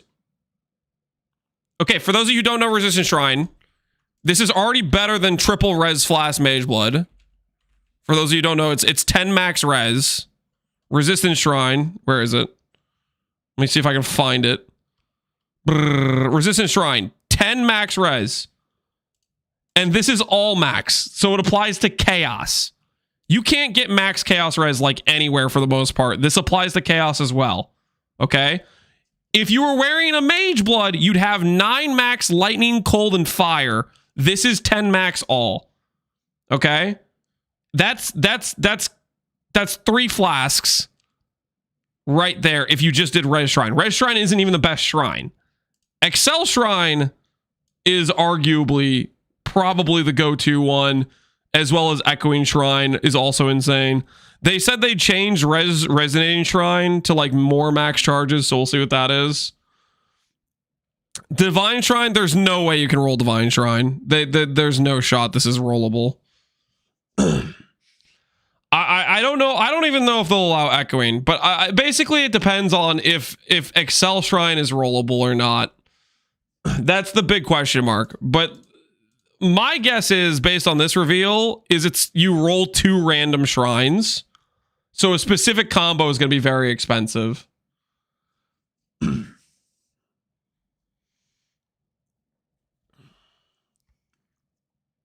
That belt plus King of the Mist, yes. It pairs with 3 Ring Ascendancy, which typically disables Mage Blood. Flasks. Diamond Shrine? Diamond Shrine is guaranteed crit, right? All hits are crit, yeah. Diamond Shrine is insane as well. Like...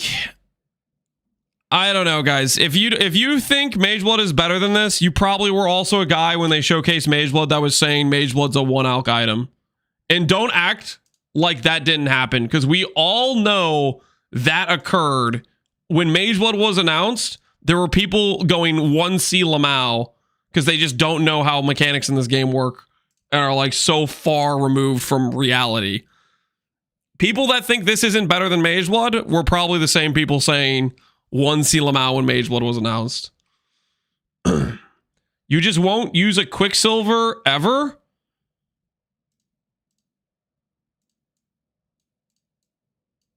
Pop quiz time, guys. Pop quiz. What is more powerful? 50 action speed or 90 movement speed? Pop quiz time. What does more? Because I'm gonna slap somebody in this chat right now. All right. Anyways, breathe. It's fine.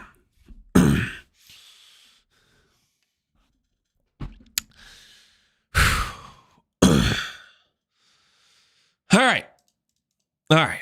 Breathe a little bit. Everything's fine. That belt's insane. If you don't think it's insane, you're cooked as hell. All right. Moving on. Tree clusters. Add 2 new clusters of Templar, 1 granted accuracy and effective conk round, the other granted accuracy and attack area. Sure. Protection mastery, 50% damage from hits cannot be reflected. Okay, sure.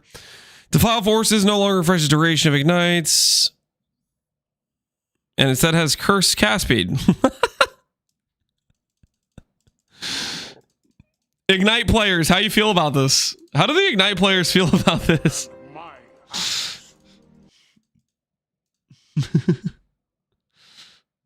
I don't feel so good. Oh, rest in peace, the Ignite enjoyers. Biggest question is, did the belt divine change the shrines? I would bet no, Nuddles. I would bet no. My guess is this belt is, they know it's strong and they're going to make it rare because of drop rate. And then because of the chance of you getting 2 good shrines is low. Because like when you look through this shrine list, there's garbage shrines like freezing, lightning, shrouded. Like there's garbage shrines.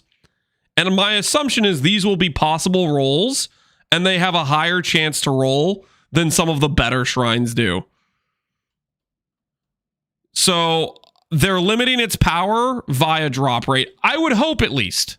If it's pretty common to get good shrines, it's going to be like, that'd be crazy, right? I think, but we'll see. Did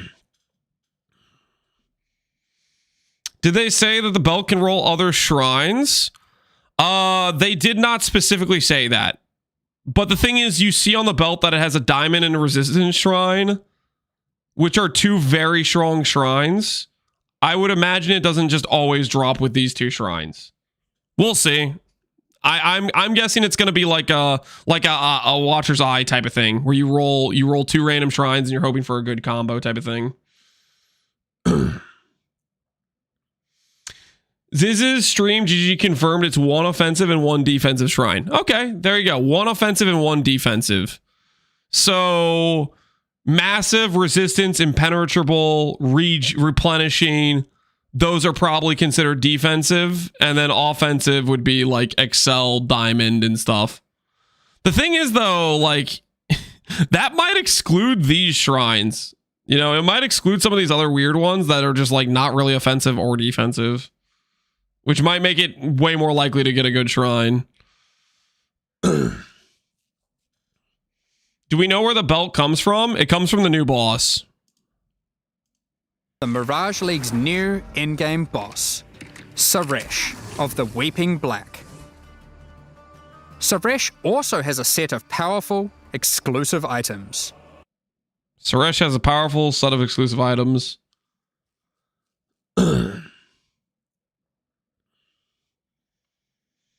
So yeah, we'll see. We will see. How do you get to them though? They didn't say, but it's the boss. It's in the loot table of that boss. I would imagine a very rare drop. If it's not a very rare drop, that would be kind of crazy. The evasion energy shield mastery now grants 1% per 10 intelligence. Wait, they nerfed the mastery too. Good. It's freaking so stupid that energy or int does literally everything Dex does with 2 masteries. Good. The fire mastery, red life barley. Oh, this guy's still. I hate to break it to you, Bobby, but it's not red life league. It's still blue life. Fire master that grants users a chance to refresh ignites has been replaced. So they're just cooking the refresh and ignite stuff. Okay. Rest in peace, the Ignite builds, I guess, for their snapshotting their one good Ignite. Binos had its AoE buffed. Oh, unique item changes. What else? Binos has better chaos res. Poison now actually say spread radius instead of just staying nearby. Blood Notch Jewel.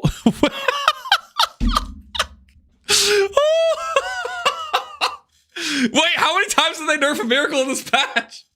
Yo, get him! Yes!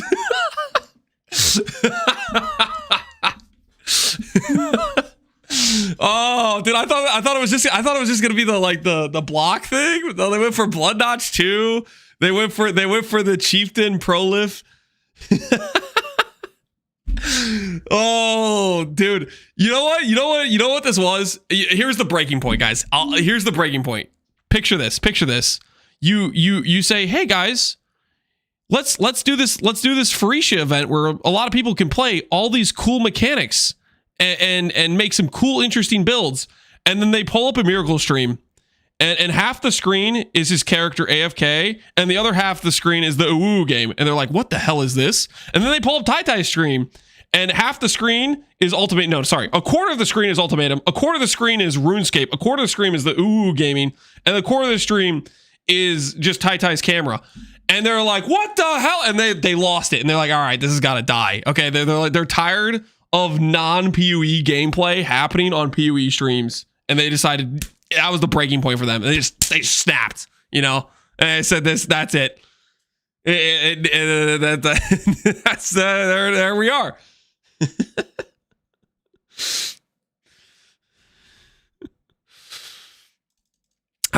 Rest in peace, the AFK gamers.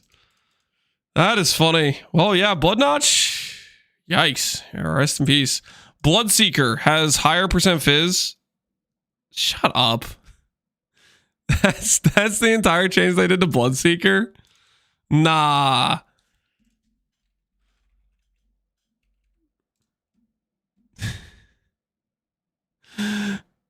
Really? Oh, okay, hold on, wait. Okay, there's another part. All right. No longer has 5% attack speed or 5% movement speed. Bloodseeker now has 25% reservation efficiency of skills, 5 to 10% maximum recovery per life leech for each 5% of life reserved. Okay, so it does have some other stuff going on. I mean, it's still probably not very good. Maybe I'm just too stupid to understand because I never want to understand leech mechanics, but that still seems kind of bad. Ascend Sanguina has higher flats. It has 200 to 300 ES. Okay, it now has max leeches doubled. 2% base leech. Does it also have like Ghost Reaver on it, or did I just imagine that it had Ghost Reaver on it when they did the little showcase? It does. Okay. I mean, these are nice buffs to the T0 weapons, but I don't think the Bloodseeker is still 100% dust. Binos people will use probably because the 3-meter poison is like kind of a good AoE spread. Ascend Sanguina, it still just loses to rares or like EE pretty hard, I think. Hand of Heresy now gives base crit chance against excommunicated enemies.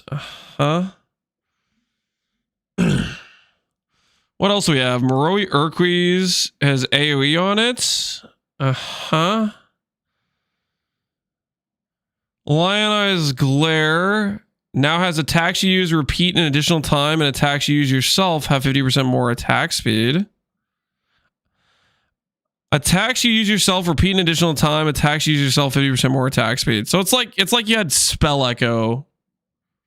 I think this is like as if you had Spell Echo, basically, for attacks type of thing.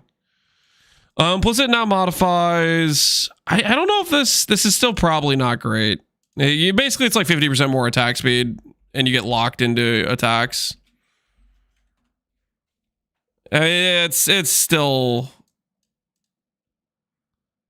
pretty bad base damage.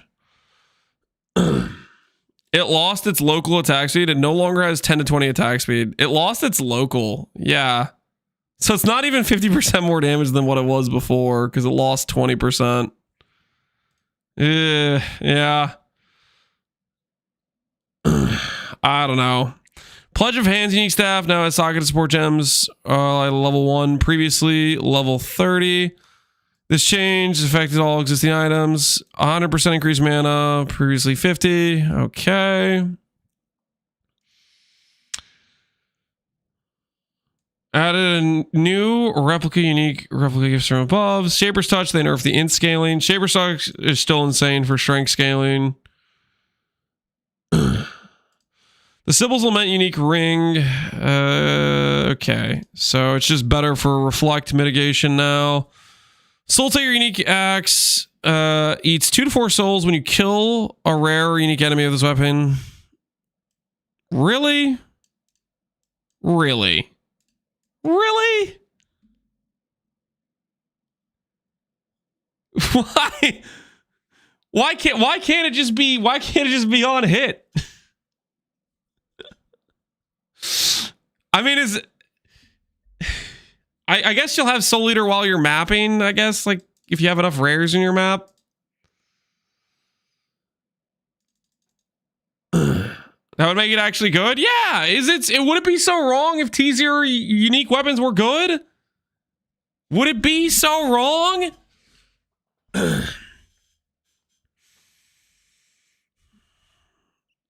Still a recipe item, yeah.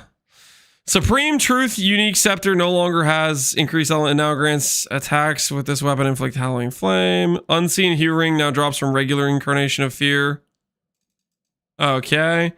Voltaxic Rift Bow now treats enemies monster resistance values as inverted and no longer has hits with this weapon shock.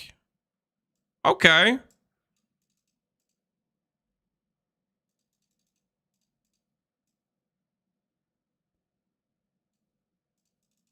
Invert Chaos Res. That's kind of neat.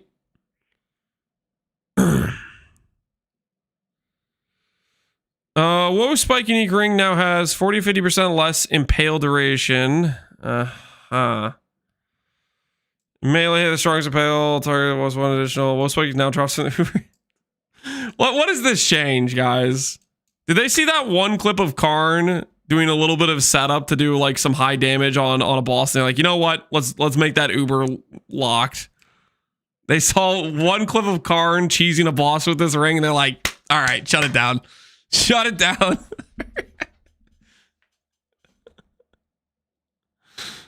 Oh, it's funny. All right. Well, rest in peace that. Just doing this part kills it, right? If you just kill this number, but they're like, nah, that wasn't enough. Let's make it so he can't drop it until he kills the incarnation, the Uber version.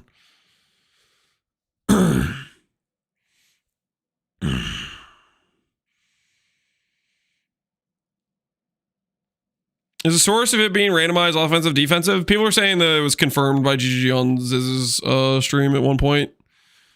I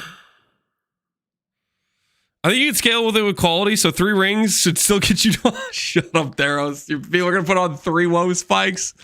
Oh no. 3 ring ascendancy.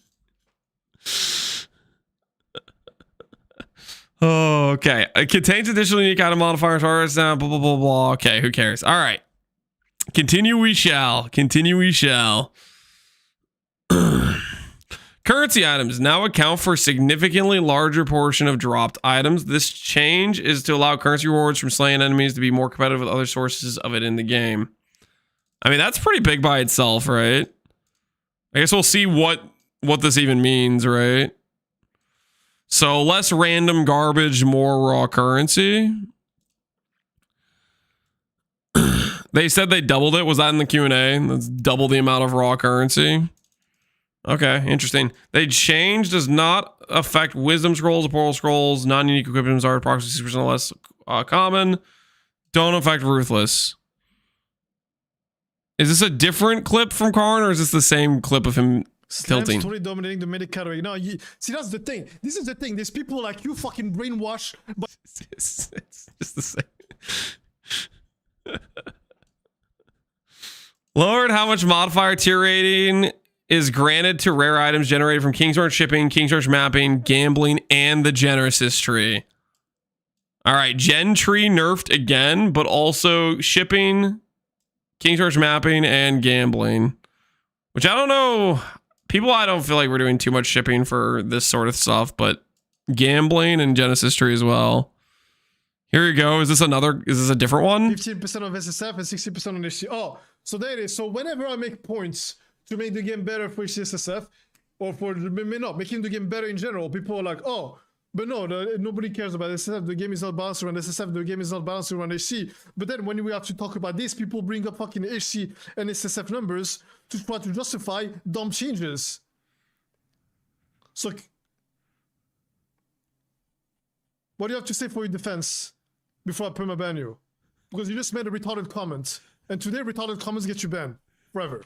So, what do you have to say to that? That guy is dead for sure. It doesn't matter what he says. He's gone. Karn already made up his mind that he's gonna ban that guy. He just wants him to type one more message before he does it. He just wants him to say his last words before he's sent to the abyss.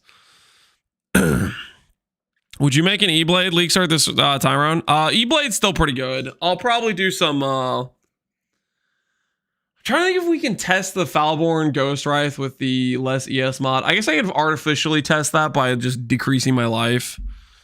But E-Blade is still a very strong start.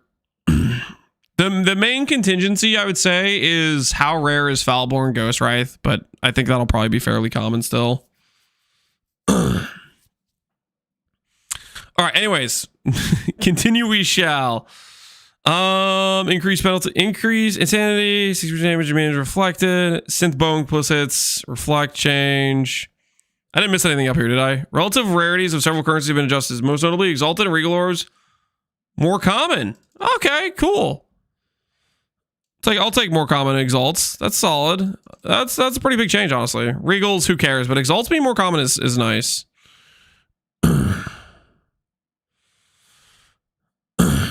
Exalt's the new chaos. I guess we'll see how rare it is. That'll be an interesting situation, I guess, to see what people are trading these things at. My guess is that Knolls are the new Divines. No, you're cooked as hell. Influence mods on rings. Okay, sure. Watcher's Eye mod. Okay. Divination Scared. More reward the. Once more reward the Cortex. Okay. Primordial Bond. Wait, dude, what the hell? Okay. Dude, the Elementals made GGG mad. I mean, I don't know. There's like.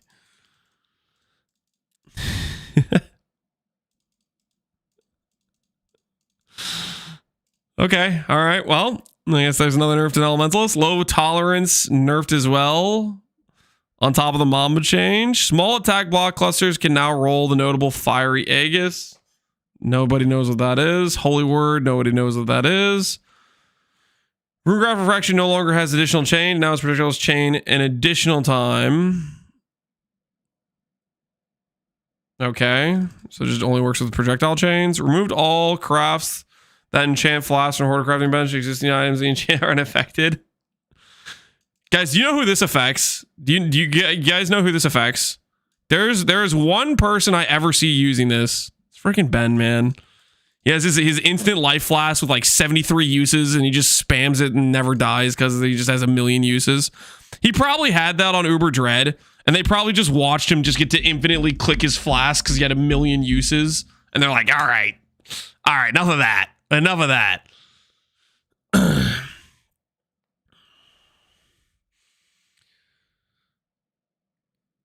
It's because of this amulet? What are you talking about? What do you mean because of this amulet? You just linked me the main post. All essences now have maximum stack size of 10, previously 9. I gotta be honest. I don't like this change. I don't know. I kind of like that it was different. Freaking what the hell is this? 9 gang rise up. Nine's a good number, guys. 9's a good number. Is this just a little bit of uniqueness about essences? They just can freaking change it. What the hell?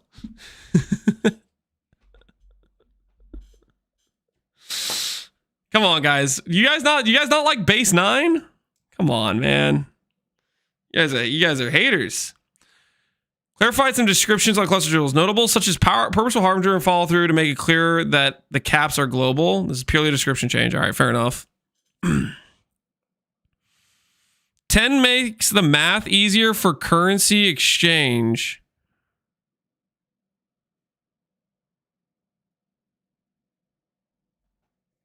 How do I unpack that situation? No, I don't want to deal with that. All right, all uniques now have a fee of around 2,000 when purchasing from a merchant tab. Okay, sure.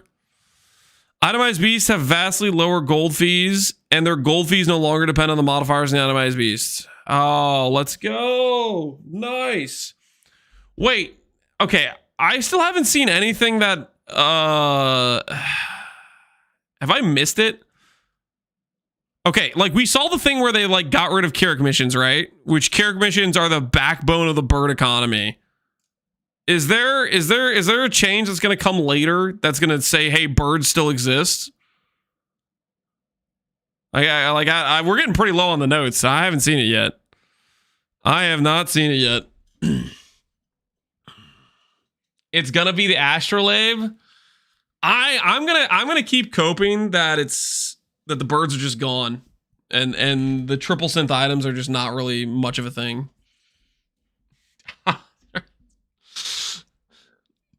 I'm still dreaming of a future where synth items come from synth maps. You go however you want. It's gonna be the astrolabe. We'll find out. They exist in the base game currently. They do exist in the base game currently. What I'm saying is, like, I don't know, 95% of all beasts come from Carrick missions, basically. It's people that are re-rolling for the Carrick mission. Those are the things that are producing birds. They brought up an FAQ and they said synth items and synth maps might be next patch. Oh, that'd be kind of cool.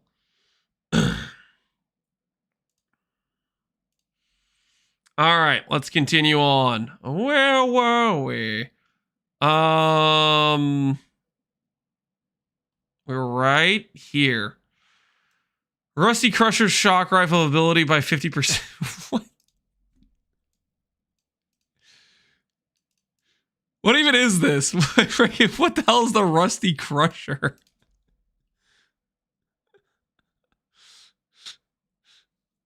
Okay, good to know. Those who know, do you guys know what the Rusty Crusher is?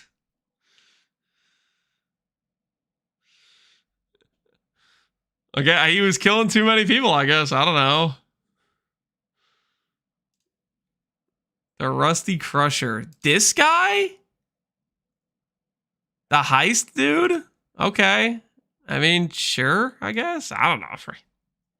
I guess I didn't do that much heist, so I don't think I ever experienced the Rusty Crusher death. All right. Holy Strike can now be purchased from Nessa by the sign upon completing enemy at the gate. Howl support, who cares? Elemental Prolif is now offered to the Templar by Nessa. Shield Light, Templar, Exemplar support, Divine Blast, Blessing, freaking who cares? All right, moving on. User interface and quality of life. I think we've seen like all of these, right? Do I even need to read these? I guess I'll look through them because there might be stuff in here.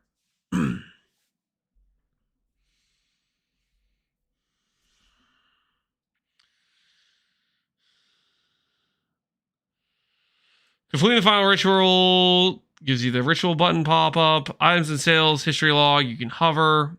You can now create favorite trades. Market lubricating has never been more efficient. Add a button that toggles between having your stash or your inventory open. Ooh, that's kind of nice. PC, I want or I have currency selection window at the currency exchange will now immediately set focus to search input field. No idea what that means, but okay. Opening the I want or I have currency selection window at the currency exchange will now immediately set focus to the search input field. You no longer have to control F. Oh, okay. That's nice. Saving one control F is I'll take that. The Labyrinth crafted transform a non-transfigured gem now gives you the ability to choose. Fair enough. Heist displays cases at the end of blueprint no longer targetable once lockdown begins. List of modifiers affecting the excavated monsters, chests, and expedition will now split into multiple columns to display all text. If there are sufficient modifiers, it would otherwise go off screen. Okay. So previously, if you had enough mods, it would say blah, blah, blah, blah, blah, blah, and 65 other mods. Now it'll like expand outward. It go off screen in the other direction if you get enough mods. Excel spreadsheet of mods.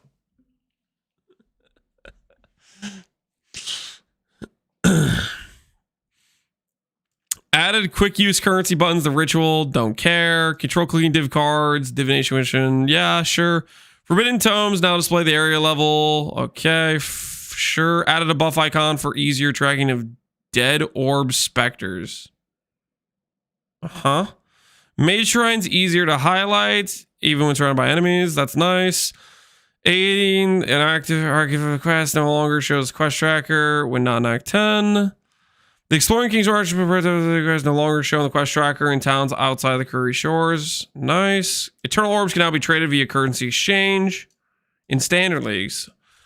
Standard League players and their ability to market lubricate Eternal Orbs have never been higher. Hovering an item while applying a Divine Orb or Blessed Orb shows what it can modify. UI feedback.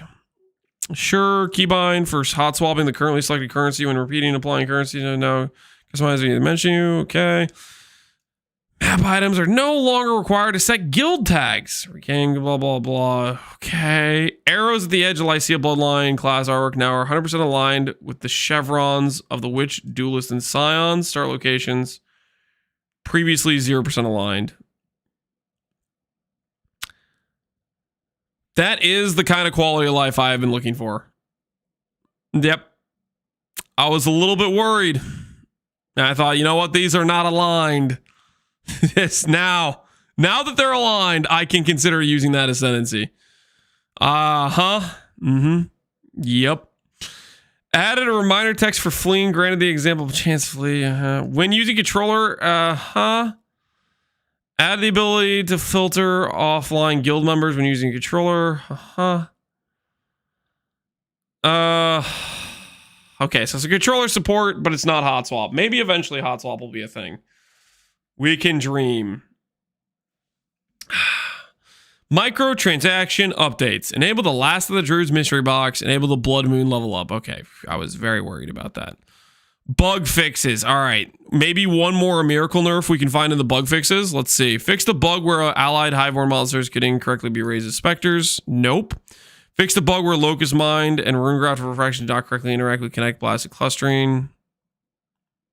Okay. Trigger skills such as Kinetic Flux. Wait. They didn't nerf Kinetic Blast at all? Wait a minute. What the?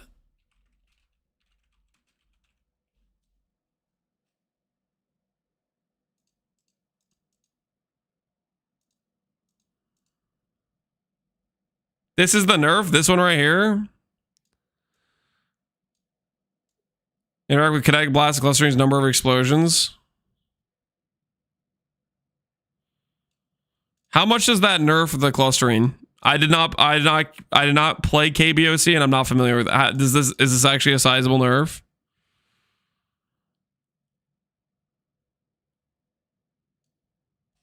It doesn't matter. It's like 15% damage. No, huge, nope.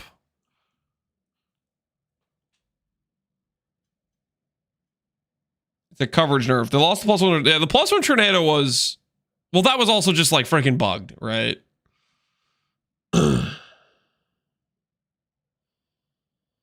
Connor said it's a huge damage nerf. Yeah, well, whenever Connor gets any little tiny nerf, he loses his mind. So can we really trust that? Can we really trust that?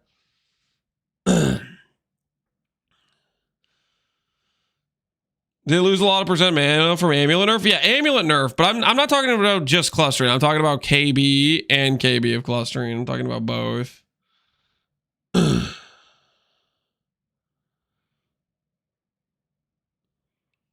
Been busy all day. Do we know why the launch every time they show the Stormcall build, it had more and more action speed? I have no idea what you're talking about, construction. Not having GMP hurts regular KB quite a bit.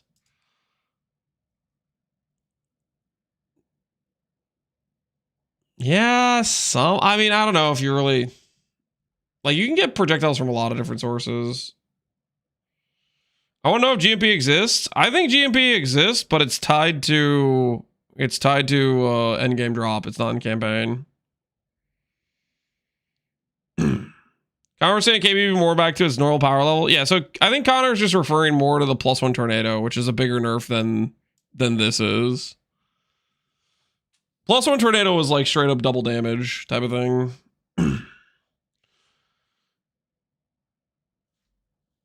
They made GMP an endgame drop.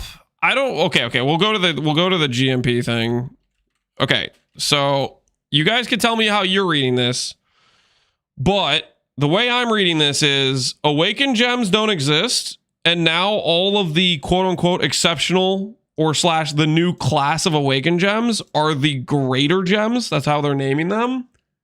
And they're changing LMP to be called multiple projectile support. So the way this reads to me is LMP is now multiple projectile, but greater multiple is now an endgame drop.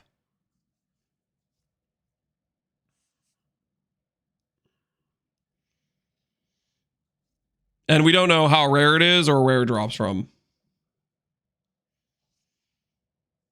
Greater or equal to old woke gems? Not necessarily. Some of them might be a similar power level. Some of them might be better or worse. I don't know exactly. It depends on the gem, probably. We have this argument, all right, not again. Well, some people were asking about it that weren't here earlier. Did they release the Reliquary tree? I have not seen anything about the Reliquary tree other than like you have the notables. Or like you have the... They showcased a couple, and then you have like the pictures which tell you what unique item they're based on.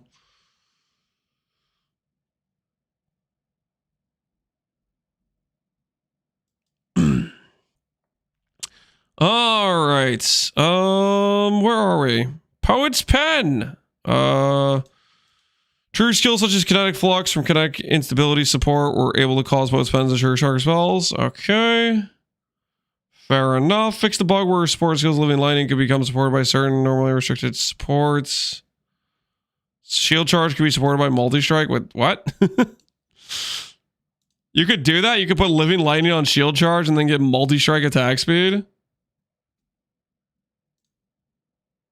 Oh, wait, hold on. I gotta test that. Is that real? Is that actually something you could just do? Hold up. Wait, this character's not the character. I should log into a character that doesn't have insane attack speed. Let's log into this guy.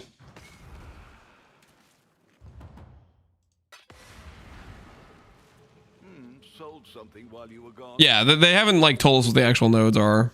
Obviously, you can go through and you can like, okay, I know what this unique is, but we don't know what stats are getting pulled from the various items.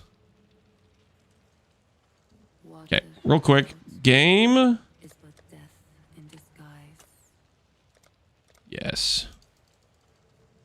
I had shield charge. And I had multi-strike. And I had living lightning.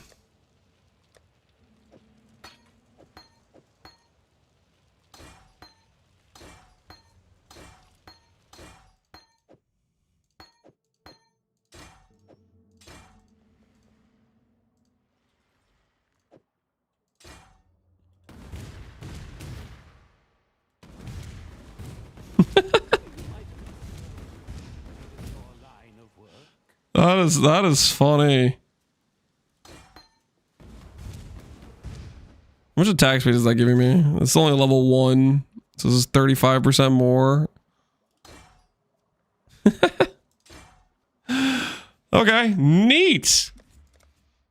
I guess that'd be one way to get the really good attacks. How did somebody figure that out? I don't friggin' know. They just said this is an example of what it did.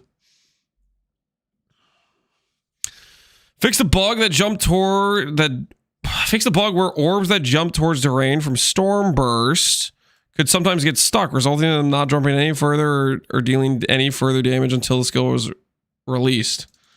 There's kind of a lot of like stuff that's like bug fixes or improvements to storm burst. Storm burst definitely, like I played storm burst. We did like the Harbinger storm burst. Like there was definitely some awkward points of like sometimes with certain zone layouts with walls or like the start of channeling, it felt awkward, and they did multiple things that changed that. I wonder if storm burst is going to end up being a much better feeling skill after these changes.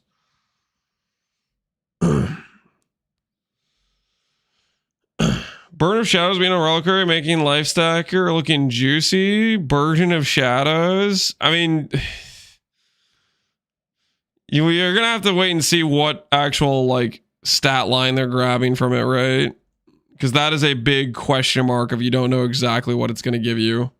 Like, for example, Burden of Truth. This belt gives you what? Life recovery from flask applies to ES, but it also gives you like gain life as ES, right? Like there's multiple different things that could come from that, and you don't know what it's going to give you. Isn't it always 1-to-1? Is it always 1-to-1? I don't think it's 1-to-1. I mean, it depends on the item. Like certain items only have like one stat. Like Widow Hail only has the 250 quiver, and this Widow Hail is just 100% quiver, right? Astromentus only has one line, its attributes, right? I don't know if it's necessarily 1-to-1. Certain items have like different stats on them. But it kind of depends how proportional they're giving you of the various stats on the item, right? Like Burden of Shadows is... its baseline is 20% of your maximum life. I mean, okay, realistically, it's probably just going to be this, right? It's going to be a smaller number. It probably could be pretty strong. It might come with some of this, though. Because there's not much else it could come with, and that's the unique portion of it. Imagine they give you -5 life and nothing else. No, it might be like a lower version of both of these numbers. Is E-Blade dead? No, E-Blade's still very strong.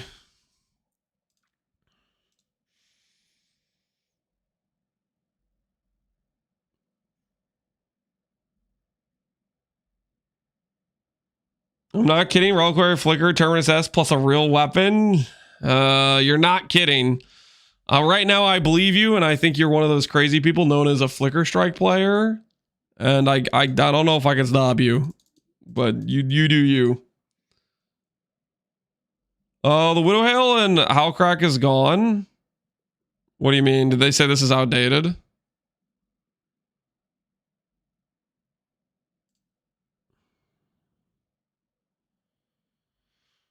Widow Hail node has been changed since the showcase and live stream, and Howlcrack node has been replaced with Brass Dome. We'll fully reveal the Reliquaries on Monday. Okay, so still in the works. That's kind of funny because Widow Hail was one of the 3 nodes they showcased. I'm surprised. It says it was changed. Okay, well maybe they made the number higher or lower. But it's funny, those are 2 nodes that there's 2 things they showcased. Like they only showcased like 4 things. What does Brass Dome have? Brass Dome. I believe it's the chest piece you equip that loses you life. Yeah, I think it's that one. I think it's the one that loses you life. You put it on and your life number goes down. And you can't click the mastery that gives increased life because it has a life tag on it while losing you life. It's max res, isn't it? Correct, guys. You're correct. You're not getting my joke. But yes, it has max res, crit immunity, and it loses you a bunch of life. It's just worse than a rare. But yeah. We'll see how much max res it gives. Brass Dome currently is what? 1-to-5? Yeah, it's 1-to-5 with this line. and this line.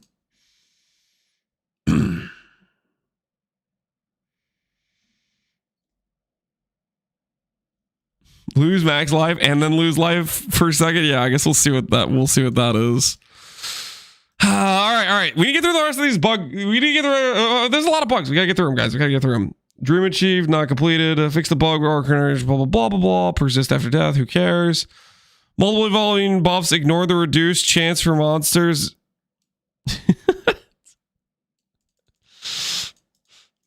Like, oh, gotta fix that now. If I'm gonna make a video about it, we better patch that real quick. Rip. There it goes. Fix the bug where spectral shield throws could pierce, even though they stated they could not. Okay. They fixed the weapon swap bug? Wait, did they actually? Fix the bug static strikes guitar chest. It could not open. You gain static strike buff from hitting a chest. Fix the visual shockwave. Orb of storms.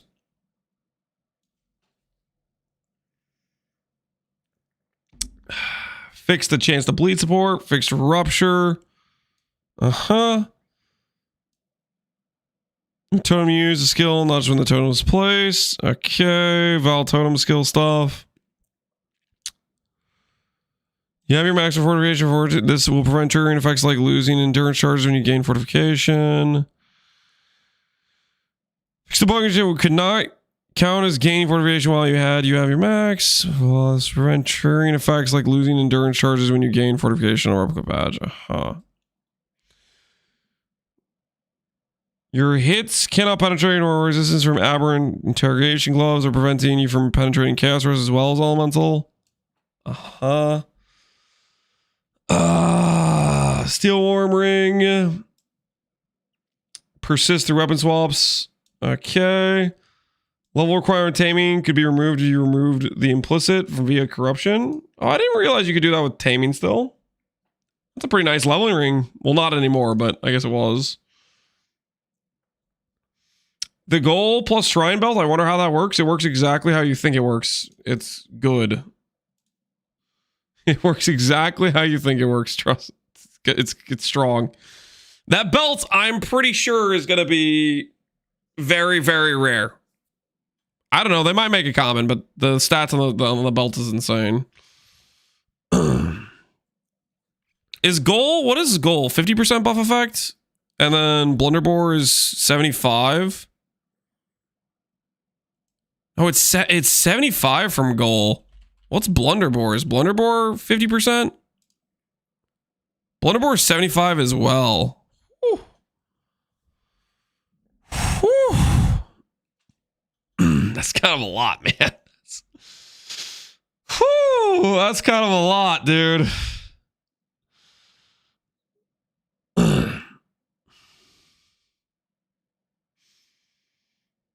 I still doubt people use Blunderbore. People will definitely use Blunderbore.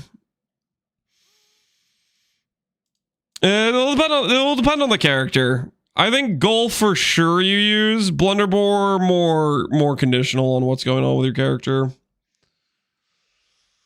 Blunderbore doesn't have a life tag? Correct. Blunderbore is a very solid item. Life build scaling is it's looking pretty hot. Okay, what else do we have? 10% instant leech did not apply. Blind leaf leech, functionally purely correctional. Or of description error. Okay. Sure. Wait, so people were clicking this on like ES builds and it didn't work. Because it was only supposed to be 10% instant life leech. Okay.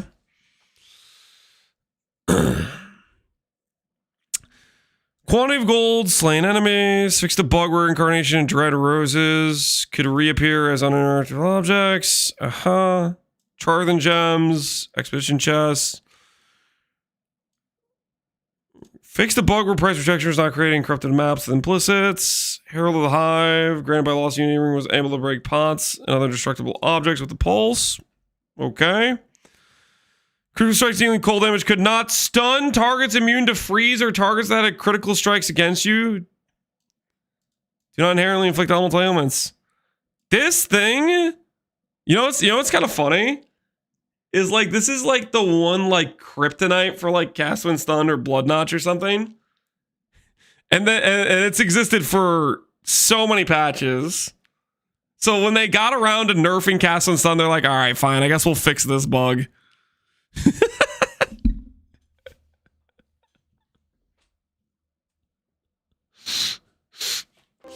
It got fixed on this patch? Yeah.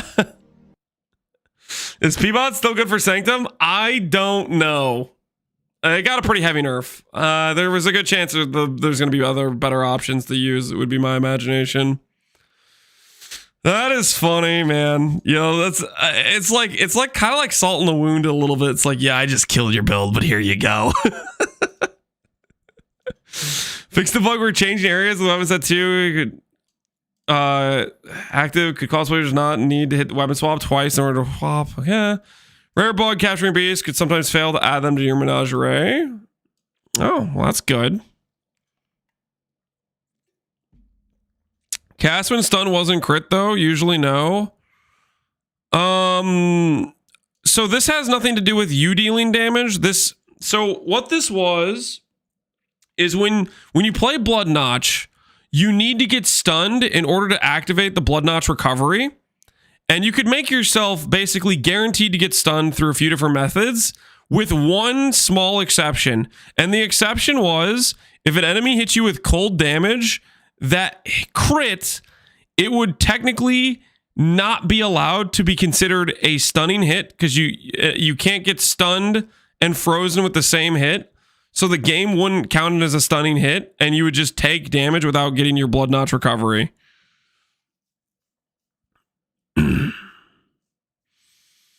Now the word rare to avoid a hailstorm Reddit. I mean, it probably was rare. I don't feel like I noticed it like at any point. I've done beast farming multiple different leagues. So shrine belts, this thing screams of the desiccated. This thing.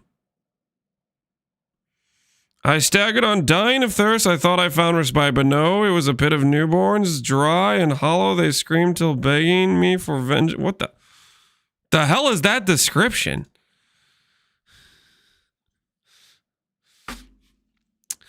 Fixed a bug where certain monsters could grant an unintended amount of ritual tribute. Fixed a rare bug, King Mist would phase into tree form. Defiance Banner, Dread Banner could generate with quality when obtained from Siosa in Ruthless. Well, good thing they fixed that. Some of these bugs, I'm like, how do they even know about this? Like, who the hell is in Ruthless buying Defiance Banner and Dread Banner? Like, what the hell's going on there? Fixed an issue with Charthan Gems could not be obtained from Heist and Ruthless. Summon Spectral Wolves, incorrect amount of maximum life wolves. Fixed the map Delirium Orbs, Reflecting Mists. UI didn't pause the game. Fixed the bug where certain leagues were not generating Ruthless. Curse specific caster mods could roll on attack mod. Valor on Essence did not reward the Essence Corruption achievement. Fixed the bug where possible stashes. So Oak Reliquarian could make a reappearance as spectators during the Act 7 Reliquarian boss fights. Fix the bug where in some cases party play Thunderstorm did not visually. Okay. Equals I don't care. Well, I mean, some of these times I don't care about too much, right?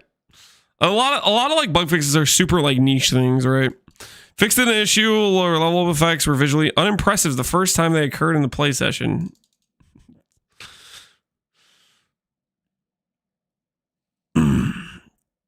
Overlapping alarm lights and heist areas are creating visual artifacts. Fix the bug with Incarnation of Dread. Fix the bug with underscore glyphs. Word types. Okay, I feel like I got baited. I thought you guys said they were fixing the weapon swap bug with like Rage Vortex of Berserking or whatever. Lance is tired. He wants to eat Lance of cheese and hit the hay. I am kind of tired. Okay, listen. I woke up at like 5 something a.m. this morning and then did like 12 hours of travel. And then we started streaming.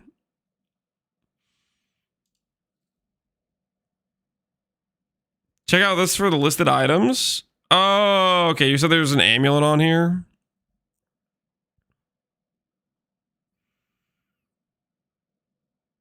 When we exist in the astral realm, these encounters have been different. So it provides strange and powerful rewards. Essence of Desolation. 5% attack and cast speed for each nearby enemy up to 30%. Movement speed for each nearby enemy up to 50%. Global defenses if there's no other defense mods on other equipped items. 6 levels of socket gems while there's a single gem socketed in the item.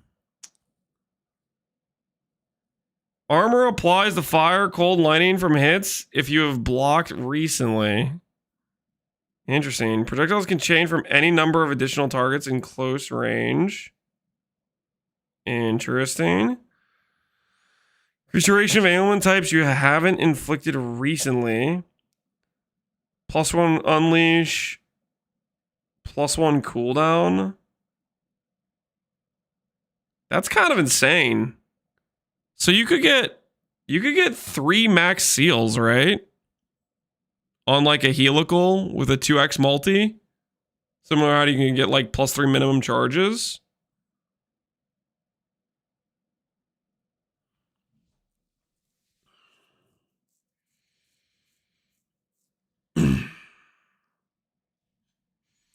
Equipped magic flasks have 30% increased effect on you if no flasks are adjacent to them.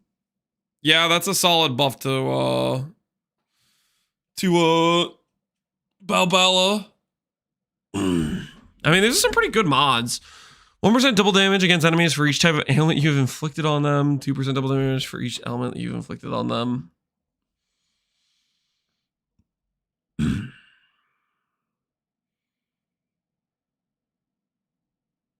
Shield one's interesting. Yeah, shield one's solid. I mean, it has a lot of like pretty solid ones. Like even the movement speed one, that'd probably be pretty nice in maps if it's, well, I mean, there's a good chance it might be competing with the regular movement speed mod. I don't know about that. If it doesn't and you could have both, that'd probably feel good. What's their starter? I don't know yet.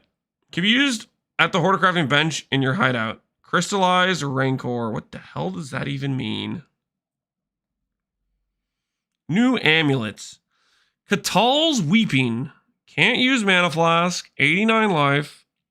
On non-channeling attacks, set a life flask with greater than 50% of maximum charges remaining to 50%. For each charge removed this way, the attack gains 2% of damage over time multiplier while in low life.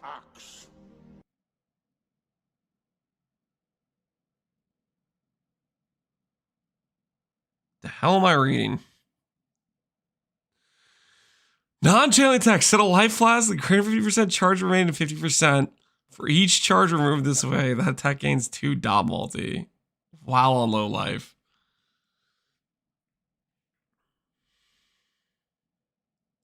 That was a weird amulet.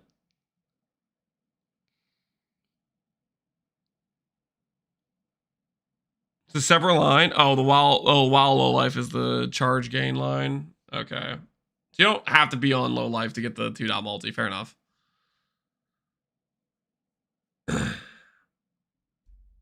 That is still a very weird amulet. Coin of Restoration. Restore a unique item to Mariketh form. Catal's amulet. Increases the reduction to a flask effect applied to you. Also applies to effective Arcane Surge on you at 210% of their value. Increases the reduction to effective flasks applied to you. During the effect of any mana flask. Okay. Yeah, that's just freaking weird. Ayo, that's fire? Is it? Guys, there's not a lot of flask effects.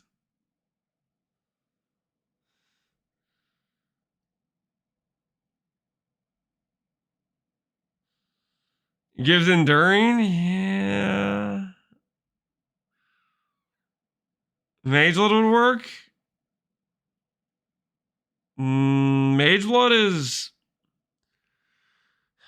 So, like, when you put an Enkindling Orb on a flask, that gives you increased effect to that specific flask. This is referring to, like, global flask effect. This is referring to, like... The stat doesn't exist many places. Or does it exist? It exists on Pathfinder small nodes, right? You can get it on, like, Belt, I guess. It's a pretty rare stat.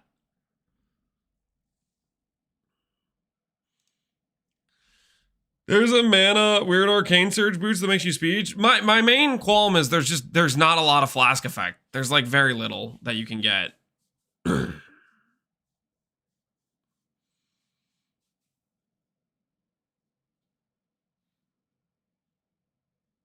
Alchemist Genius? Alchemist Genius is like 10%. Guys, I'm telling you, it's not a very common stat. I mean, I think you guys are going to spend a lot of effort to try to get flask effect, and then you're going to realize you don't have that much flask effect, and therefore you don't have that much arcane surge effect.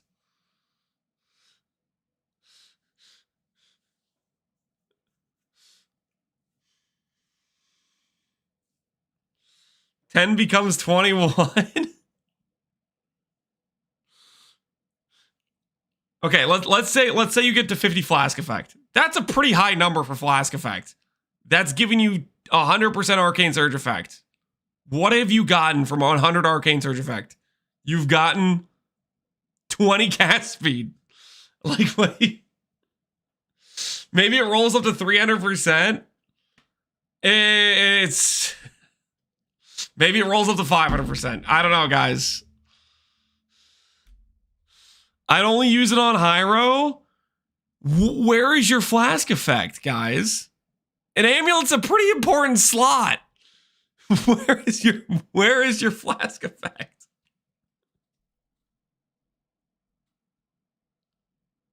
I don't think you guys realize how rare that stat is, okay? I don't think you realize how rare this stat is.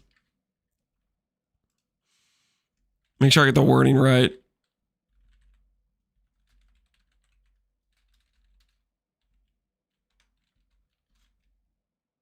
Can I do it like this?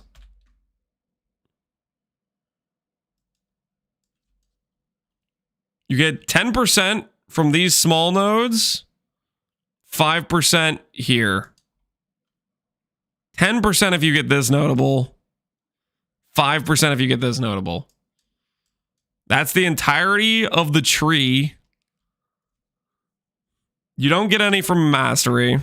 So the entirety of the tree is 15, 20, 30. If you grab every single one of those on the tree. Plus tides. Tides is 25.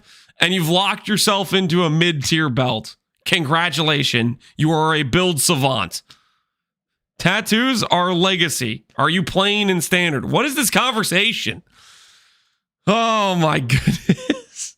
Okay, you guys go build about around the flask arcade surge effect. I'm not gonna watch this train wreck occur. That's on you guys. That's on you guys.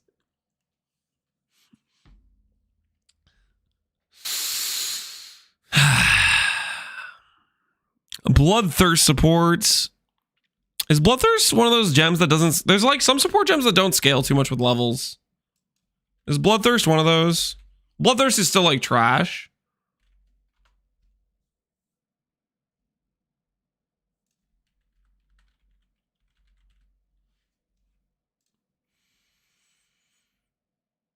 Yeah, it doesn't really scale with levels. So like that's one of the ones that's like pretty good for a level 1 gem, but it's not good because it's this.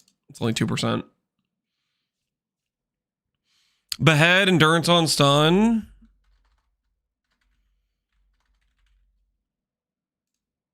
Endurance charge on melee stun. So power charge on crit's probably one of the good ones too, right? Yeah, power charge on crit. Is inspiration good as well? No, inspiration scales.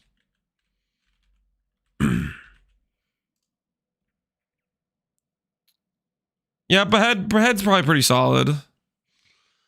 I would think power charge on crit, endurance charge on stun are probably some of the better ones. Life tap, yeah, life tap's pretty solid because if you're using it, you're using it for the life cost. Fortify, yeah, Fortify is probably pretty solid.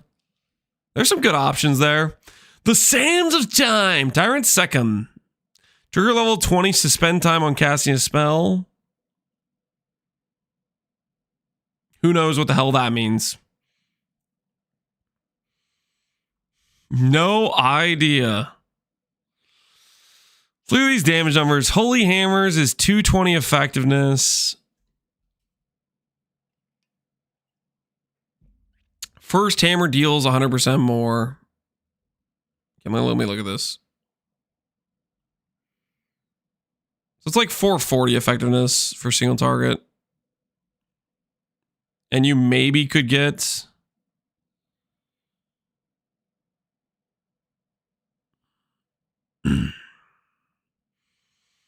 So the minion skill, chill, man, chill. Try to see if you could maybe get some overlapping hits there. Holy Hammers might be pretty solid. If you get 440 plus another 220. And I guess if you could somehow get some cascading consistency. Times the 1.2. Oh, does that have another like 20% more multiplier? When expending a power charge. Yeah, I mean, power charge expenditure is a little bit weird. Call down 2 additional Holy Hammers when expending a power charge. I guess, I don't know, like with increased AoE, it depends if they built it to have like the forced AoE, which spreads out the more AoE you have and you don't ever get overlaps. Can it shotgun? That's, I don't know. My guess is they probably coded it to like constantly space out farther with more AoE. We could probably just test it with our strength stack AoE guy to see if it looks like you get overlaps with good AoE. If you do, then it could be quite good. I'd imagine you can at least get 2 hits would be my bet. Ooh, shield skill. Project a beam of holy light from your shield to target location, causing an implosion of holy energy. This energy then lingers for a short duration before blasting outwards in a larger and more damaging explosion. So you have built-in base crit from ES. You have flat fizz, like normal shield skills based on armor. 100% more damage. And what's the delay on that? 1.5. That damage is, yeah, its effectiveness is not good. I don't know. Shield skills are rough. It looks cool, but I don't know about the effectiveness on that. I don't think there's enough juice on that, even though it's a cool looking skill. Holy Sweep. Holy Sweep is 440 effectiveness. 2 enemies circle, calling out holy hammers to land randomly on a number of enemies struck. Hits from these holy hammers cannot be evaded. Hammer deals 35% less. Call down up to 8 holy hammers. So it's 440 plus another like 280 or something. How much is Sweep currently? So it'd probably be pretty similar damage effectiveness if you get 1 extra hit. But it looks cooler than normal Sweep.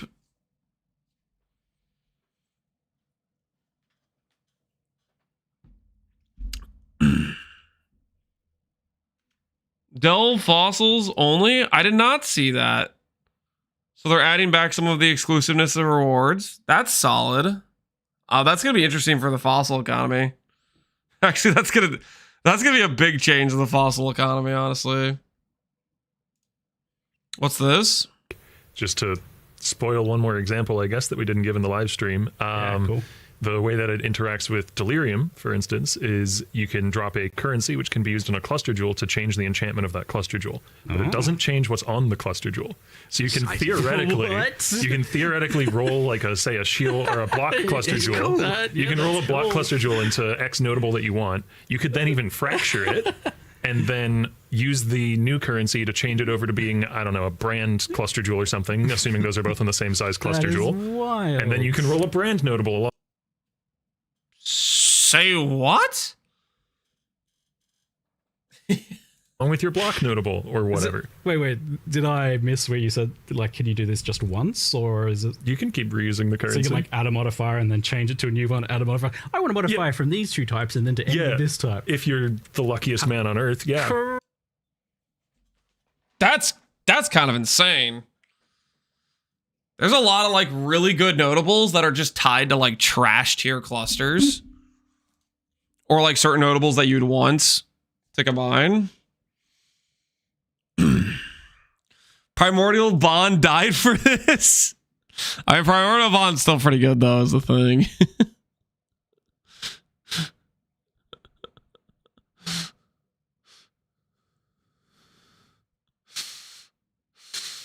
Overlord, yeah, Overlord is a definitely an overachieving notable. Overlord is still mace only though, guys. So it's not like you're going to be using Overlord with like it still is contingent on a mace, right? Maces and staves. You know what I'm saying though, right? The bigger limitation to using a cluster like this is this portion of it. This is because like the thing is the notable clusters are pretty good on mace clusters, but you don't use them because you're usually just not using a mace, scepter, or staff.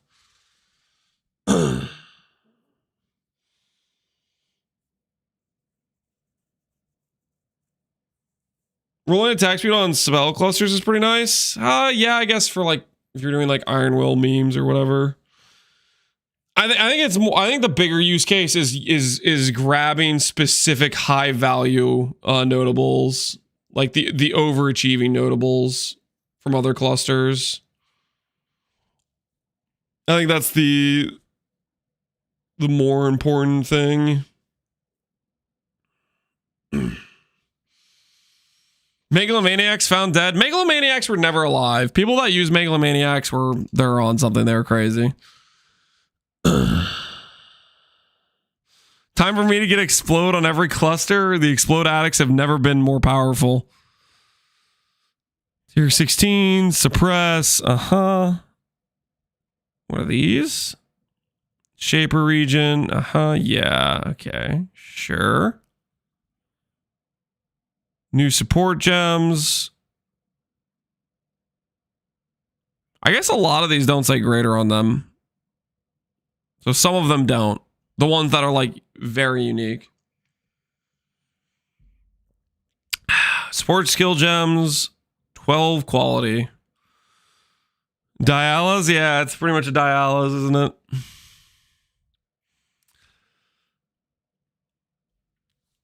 Blood-soaked banner. Source 10 AoE. Source skills cost life instead of mana. Supported scanners inflict corrupted blood. Okay. It's per valor consumed. I don't know what to think about that. And Hex Toad. It's gonna be blowing up some frogs.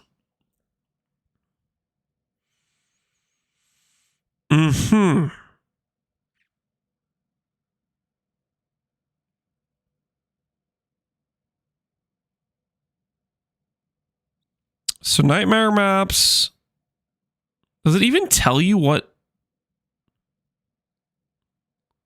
I guess you just have to know by the symbol here. Because I'm guessing Graven Trail is just random because of the mods, right? You use... Oh, okay. Because it's friggin' using the same system that they're doing for all the new maps. All right, I'm following. Neat. Okay.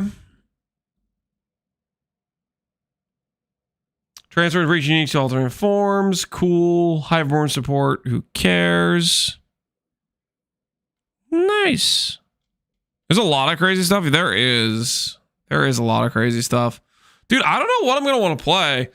So they said they're going to tell us the... Widowheld node has been changed. Halcrack has been replaced by Brassstone. We're going to fully reveal on Monday. So Monday is when we'll get the Reliquary. I'm probably going to want to start with this potentially, but we'll have to see what the changes are. These patch notes ruined 3 of my build plans. Are you going to survive Death Party? Want to buy shavs? Yeah, I don't think we're getting shavs is the main thing. I don't know, dude. I'm going to have to think about a lot of this. It's late. I'm really tired. I think I'm going to call for the day, guys. And tomorrow we're going to actually try to do some level of theory crafting plans around some of these things. There's a lot of big changes in the patch notes. Nerfing ES or nerfing int. That was a pretty solid change to Endgame. I still think ES builds are the play. Nerf to slams. Buff to a few different skill gem archetypes. The crafting with the cluster jewels is kind of crazy. I think I need to watch the Q&A, but I'm too tired to do it right now. So we might go through that tomorrow. But yeah, we're gonna call it for the night. I'm tired. Short stream. Yeah, well, I got back to my house and literally like went straight to start stream. It's just already really late for me. I've had a pretty full day, guys. I was basically just doing like travel for like 12 hours straight, like 3 hours of driving into 3 hours of flying, and another 3 hours of driving, and some like stuff in between. Anyways, I'm tired. Tomorrow we'll try to do some theory crafting on more of this stuff. Probably we'll go through the Q&A. But I am beat. I'm spent. So we'll send you guys over to see you streaming. We'll send you guys over to Karn. There will be a guaranteed 5 links. You can just buy them from. We'll send you guys over to Karn, who's currently having a great time and loves the new patch. Enjoy Karn stream. I'll catch you guys later. Thanks for hanging out. You guys have a good rest of your evenings, and tomorrow we'll do some theory crafting and whatnot. Take care, guys. Take care. See you, everybody.